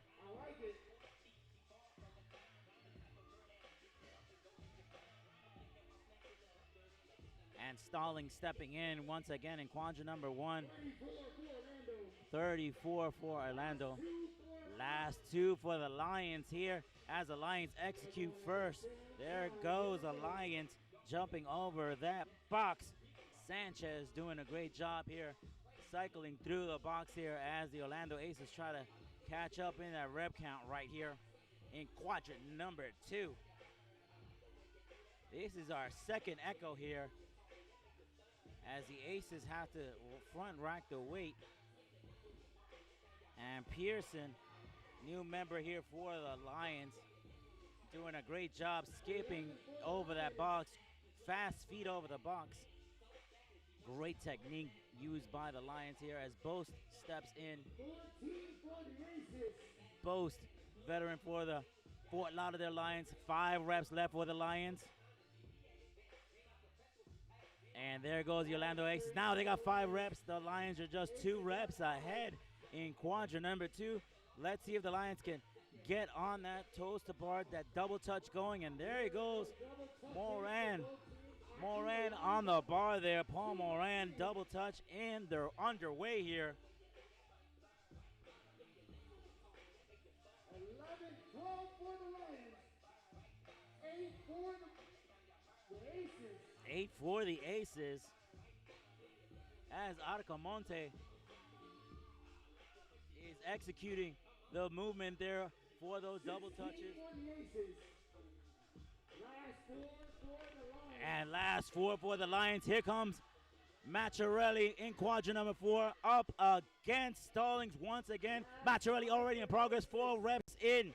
They have to finish a total of 30 hang cleans. That's 125 pounds. Medina stepping in as a coach, as queuing off Macharelli. Stallings with that speed. Look at that cycle speed. That is just incredible as Medina is cycling through that bar. Look at that speed by Medina in quadrant number 4.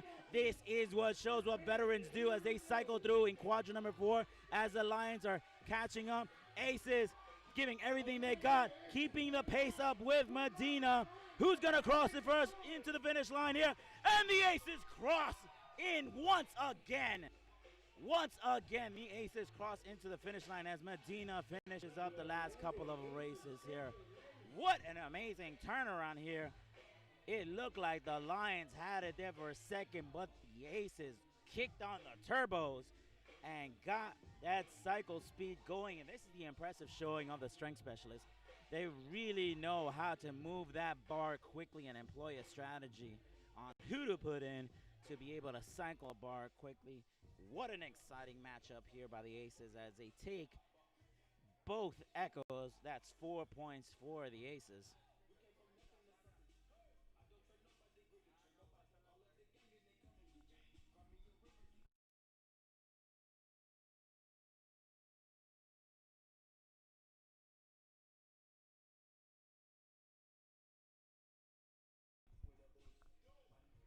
Current score, Fort Lauderdale Lions 4, Aces 8. As the Aces come into the ladder, looking to clinch more points here. Fort Lauderdale Lions have always been very well at strategizing the point system for the ladders. Let's see if they continue with their previous strategy here as our amazing equipment crew has assembled all these barbells. Current score, Fort Lauderdale Lions 4, Orlando Aces 8.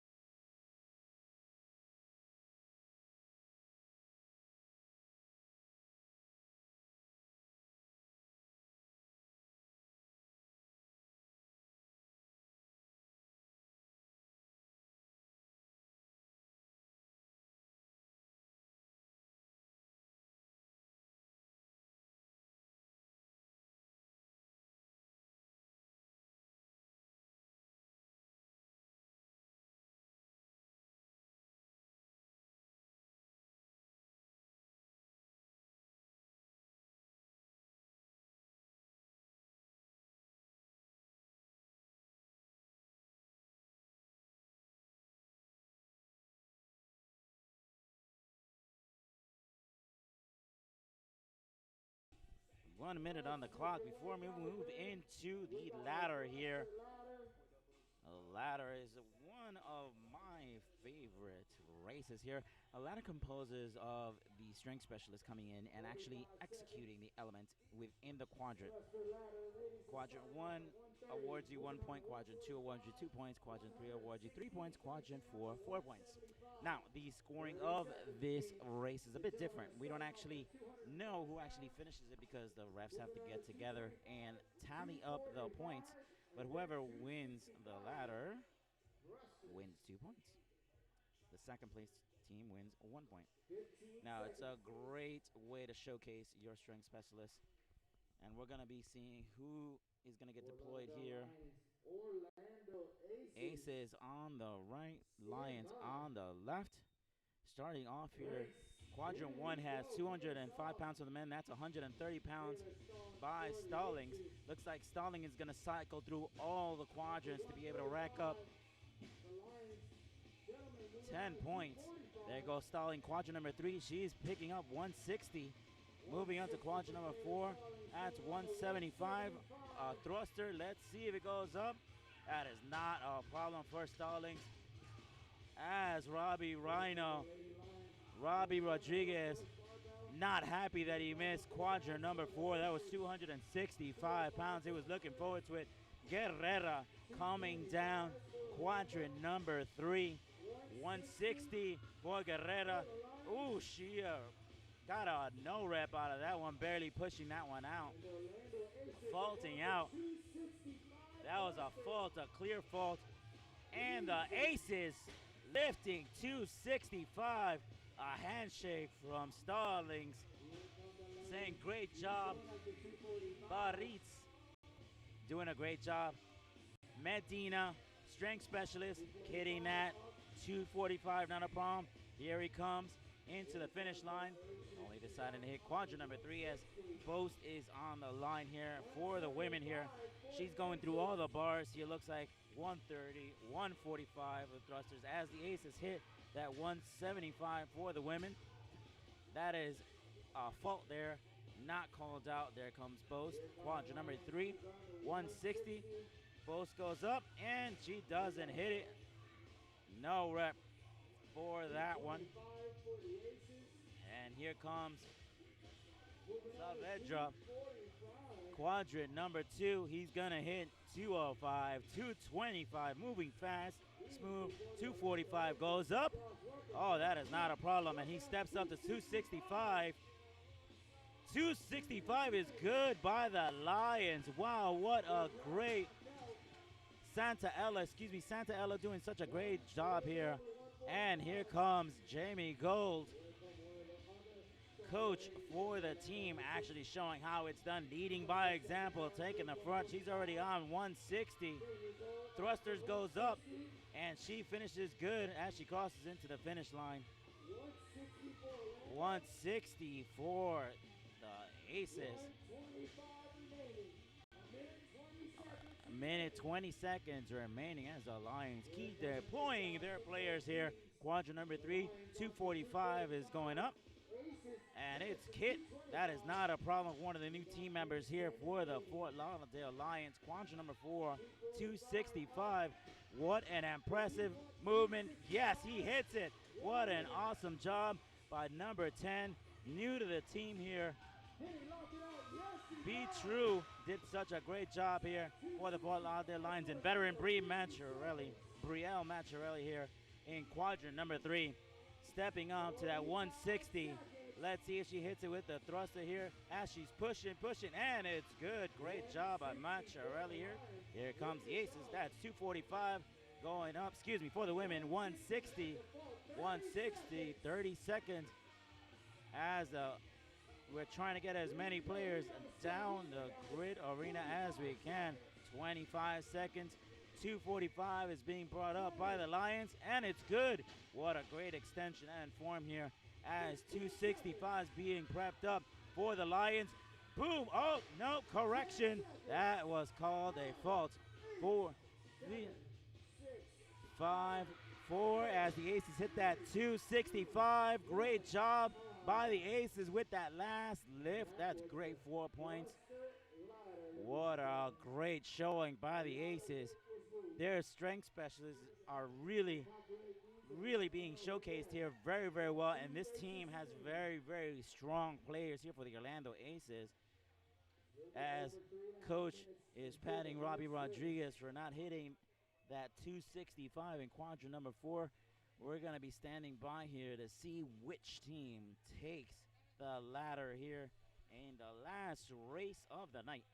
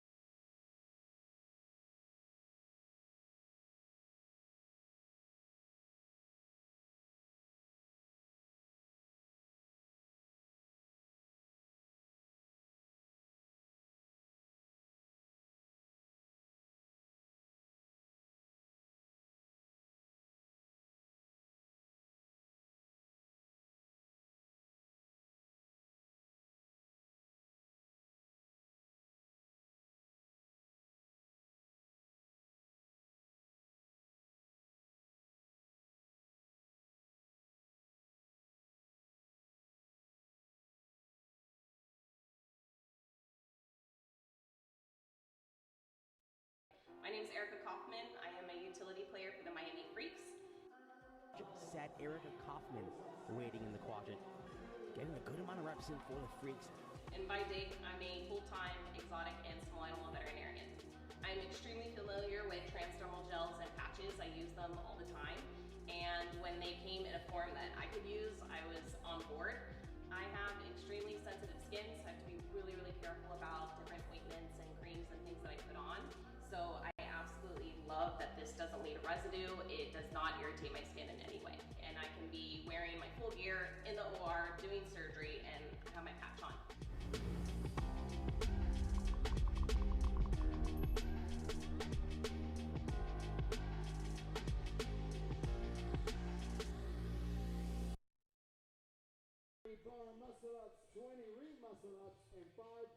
And we're back here getting ready for the Jack and Jill as the refs signal that the Orlando Aces take the ladder here, beating out the Fort Lauderdale Lions. Current score, Orlando Aces 10, Fort Lauderdale Lions 5.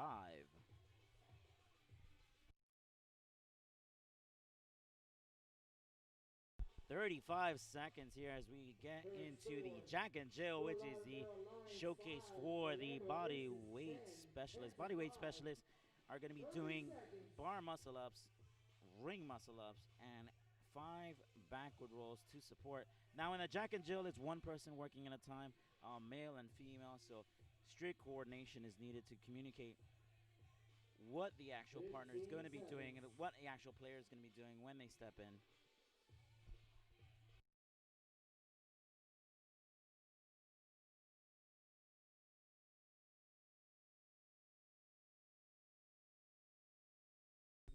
And we're underway here for the Jack and Jill bar muscle ups. 30 bar muscle ups. You're going to see each team employing the waterfall technique here to bring up the high rep count here. As you see the Lions here on the left, moving quickly and smoothly up on the bar. Not even looking to their side, using their periphery vision to spot their players. One player goes up, the other player goes down. This is a fantastic movement to watch here in the Jack and Jill, the bar muscle ups. You have to finish up to 30 as Santa Ella substitutes out for Cardona. Here comes Cardona on the ring muscle ups. You got to finish 20 bar muscle ups as he's generating his kip. And there goes Cardona, using inertia to take him up and speed up. Cardona really great on the ring. So the bodyweight specialist here moving quickly on the ring muscle-ups, using a great technique here to rise, come right back up, and rise again, connecting the ring muscle-ups as Gold is standing by here on the right as the Aces slow down in their bodyweight specialists. So you can see as the Aces, they're getting no reps, almost everyone on the ring muscle-ups. Now that's a good rep as Jamie Gold has 3 reps left to finish up here in this race.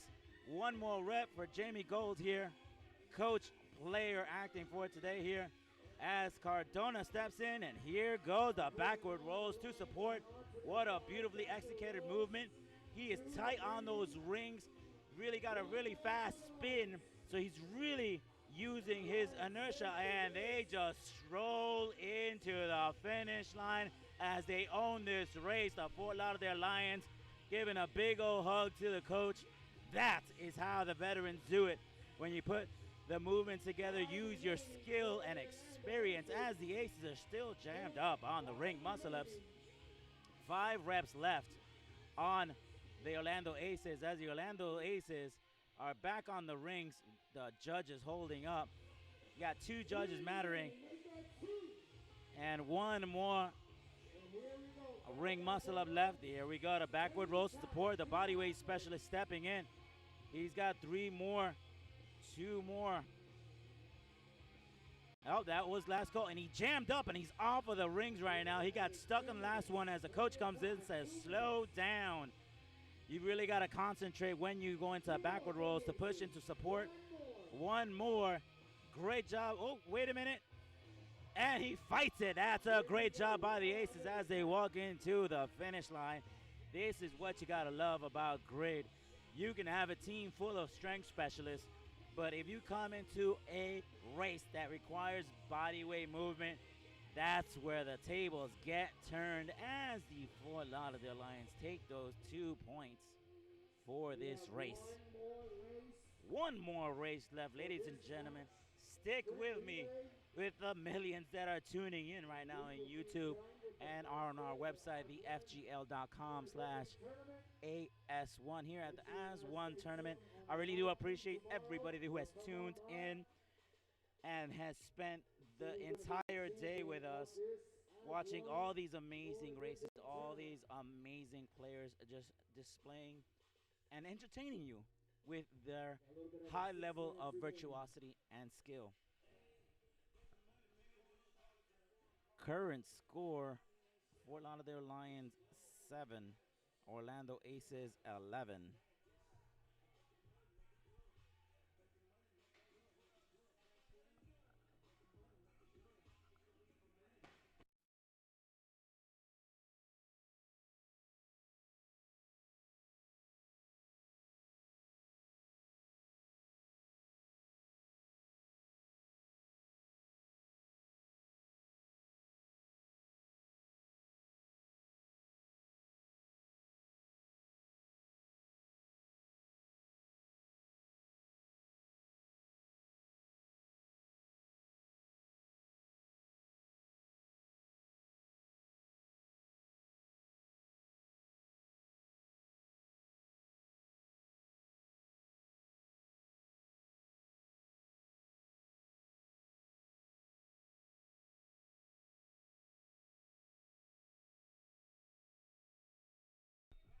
And news from our MC, Jonathan. I was just told that the Fort Lauderdale Lions have thrown out the bonus flag for the sprint relay. This means that the winner would get 4 points, but that means you have to win the race. If you do not win that race, that point goes to the other team. They are confident enough that they have the skill set to effectively win this race. If they do, that may tie up the match here. We could go into Gridlock. We will see here, since it's going to be 4 points. That would bring Fort Lauderdale Lions up to 11. We will see.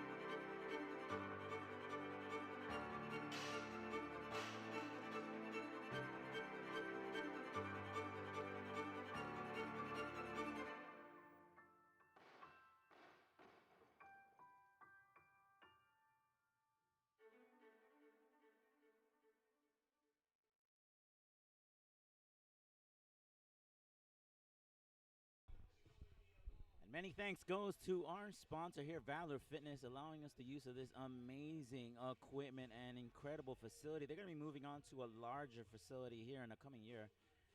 And it should be exciting because we're going to be moving to a larger location that will let us really move freely and have such an incredible experience once we're able to get spectators back into these races here. Sprint relay, last race of the day. Fort Lauderdale Lions throwing out the bonus flag, but doing the math, it doesn't look like the Fort Lauderdale Lions is gonna win this race, because if the Aces lose, they will still get 1 point. So that would make it 12-11. We'll see what shapes up. You never know. 2 minutes, guys. 2 minutes. With the sprint relay. Tune in tomorrow. We're going to be here live and direct for the semifinals and the championships. We'll be releasing the teams tomorrow morning. Start tuning in at 8:30 in the morning on a Sunday here for the semifinals and the championships. For sure, the Gainesville Wild is definitely going to the competition tomorrow, to the race tomorrow. That team has been incredible in their showing today. Came out of nowhere to win every single race today. Sprint relay, 5 minutes, 30 seconds. This is a relay race. Players will run to a station, execute the element, run back to the start line, 4-point touch, then run to the finish line. 1 minute left before we start. So we're going to start off with 10 double dumbbell shoulder to overheads. That's going to be 60 pounds in each hand. Moving on to 20 handstand push-ups. Then to 4 back uprises that you just saw in the previous race. It's going to be similar to a backward roll, but not exactly the same. 3 legless rope climbs. That means all hands up that rope. That is 15 feet off the ground. Then our favorite new toy, the flip sled. That is 100 pounds on that sled. Then moving on to 20 chest to bar pull-ups. Then to 6 plate handstand step overs, which has been an interesting element to see today on how each team executes this element. And then finally finishing off in quadrant number 4, 5 snatches at 200-pound Lions. Aces standing by. Race! This is it. Last one of the night. That is 60 pounds in each arm. And look at how they cycle that weight here for the Lions there. 60 pounds is nothing for them. As the women step in, oof, that feels heavy as she misses on the misstep. The Aces take advantage and now sprinting ahead as Stalling steps in. They're pushing in. 4-point touch is not being done by the Lions, and they're misstepping, and the Aces are definitely taking advantage here in this race. Handstand push-ups already underway. The Aces taking a huge lead here in quadrant number 2. Stallings, 4-point touch at the start. Boom! Racing to the finish line as the Lions are kicking in the afterburners to try to catch up here. Here comes the back uprises. Ladies and gentlemen, you got to generate some speed. Kick those heels back and rise up. Bodyweight specialist for the Aces coming in as Arcamonte crossing the finish line. Here comes Cardona. He's the specialist here when it comes to the back uprises. Heels up real high. Look at him fly as he's trying to make up some time. The Aces are taking advantage. Moving on to the next element. Yes, you're going to see legless rope climbs. That is going up the rope. That is no hands, ladies and gentlemen. Cardona running past the finish line as Saavedra here up the rope. He's not taking any chances. He's flying down, boosting back up. If the Aces don't finish, they would get 0 points in this race, I was just told. So the Aces are trying to do everything they can to finish up here. And here we go. There goes the flip sled. 100 pounds being flipped. Medina up against the Orlando Aces here. Quadrant number 2 as he flips the sled, losing the center. But the Aces don't care. They're giving everything they got. Get out of the way. Here comes that 100-pound sled. as the Aces are already 4 feet ahead of the Lions. Medina giving everything he's got. Here comes our great equipment specialist pushing in the plate handstand stepovers as the players step in for the 20 chest bars. Let's see how fast they could cycle through for the chest bars. The first one to jump off that rig gets to go onto the plate handstand stepovers. 3, 2, 1 for the Aces. There goes the Aces ahead of the Lions. Crossing the finish line, 4-point touch, running to the finish line as the Fort Lauderdale Lions get signaled across to right behind the Aces. Here come the Aces, plate handstand stepovers, and they're using the back and forth technique as Guerrera steps in, also using back and forth. I like to call it the little merengue as they come back and forth.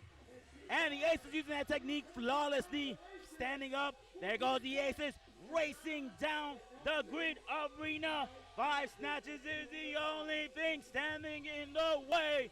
Here comes the Orlando Aces. Bar goes up 200 pounds once. That's 2 for the Aces.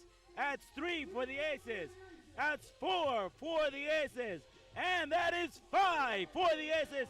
Boom! There goes the Aces racing down the field. 4-point touch.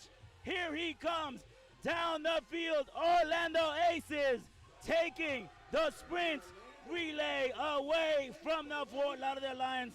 Barrett's here getting high fives from all their players.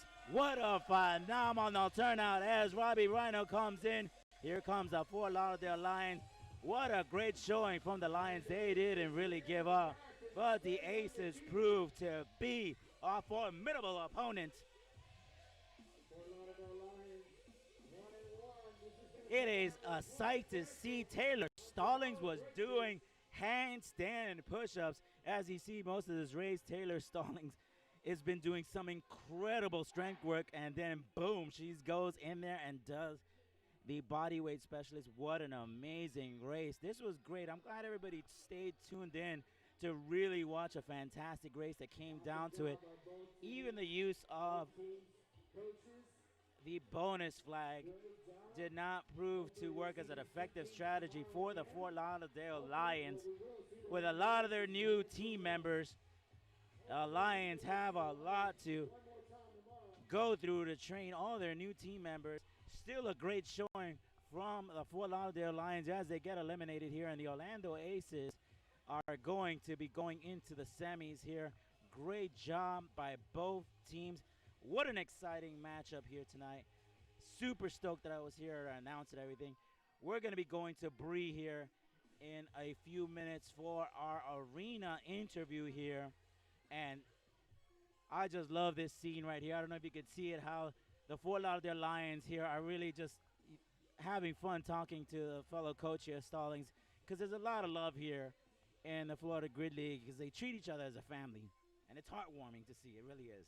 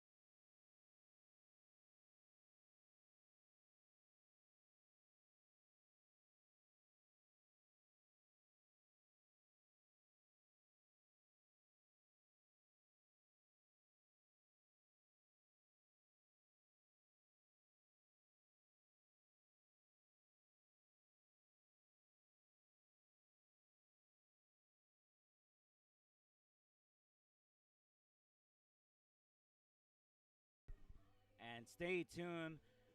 Bree is about to interview one of our players here from the winning team here. She's doing a fantastic job getting commentary from a lot of our players, giving you a inside look of what's happening here in the player's mind in these matches. Thank you again for tuning in here to the As One tournament. Like you said, the As One tournament is about diversity and coming together. And together as a team is what we've done today. And it's been a very, very long day, and a lot of these athletes have given everything they can. And 2020 has been one of a challenging year for all of us. This tournament is just a chance for us to rally and compete, finish 2020 strong.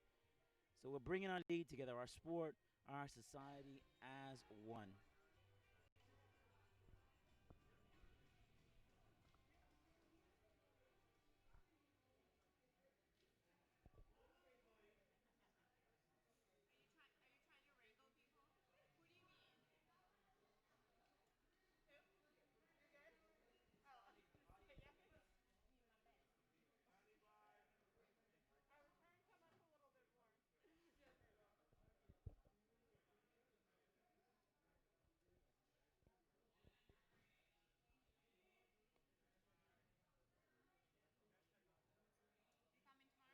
I will be here tomorrow. I'm staying around the corner at the Comfort Inn.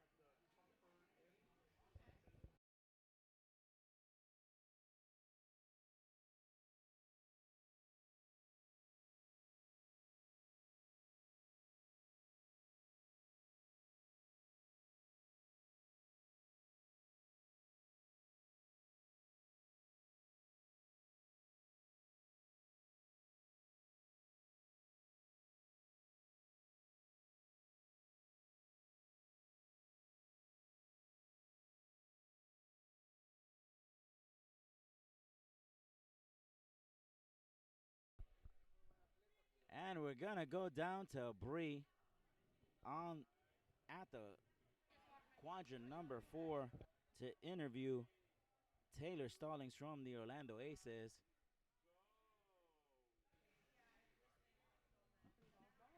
Out to You're you, all good. Bree. So Taylor, you just got out of that team huddle. I have to know, what were you telling them?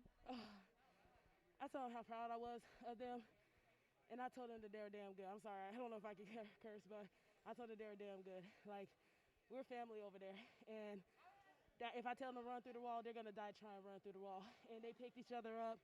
I told them after the first match that we need to clean some things up. They answered it. They answered the call because we knew the Lions is an amazing team, especially in gymnastics. It favored them, and they just kept their composure, and they executed. So proud. You executed as well. You had such a dominant performance today. I have to know, how are you able to combine both speed and accuracy so well? I'm a competitor. I hate to lose, and then on top of that, I got all those other athletes waiting for and all their trust in me as well too. I know they're watching, and I know they feed off my energy. So I just know I gotta lead by example. I have to know, how many hours do you spend in the gym every day working on your technique, speed? How long are you in there every day? Don't be mad at me. I don't spend that much time.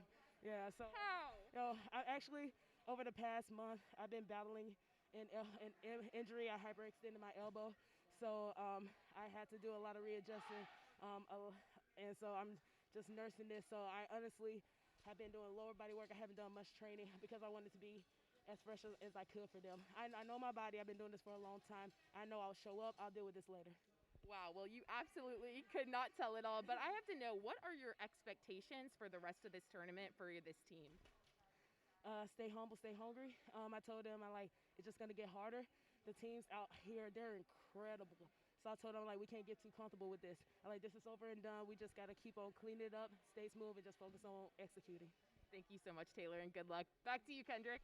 Thank you, Bree. And that concludes our tournament here for the As One tournament for the Saturday events here. We went through Kilimanjaro and McKinley today. Tune in tomorrow for our semifinals, the playoffs, and that championship match. We're going to be back here at 8. Again, my name is Kendrick Molina. I want to thank everybody who's tuned in. And please remember, it always seems impossible until it's done. take a look what you just seen today. Again, tune in tomorrow, thefgl.com/AS1, or tune in to YouTube to a live stream. Thank you, God bless, and goodbye from Valor Fitness here in Tampa, Florida. Kendrick out.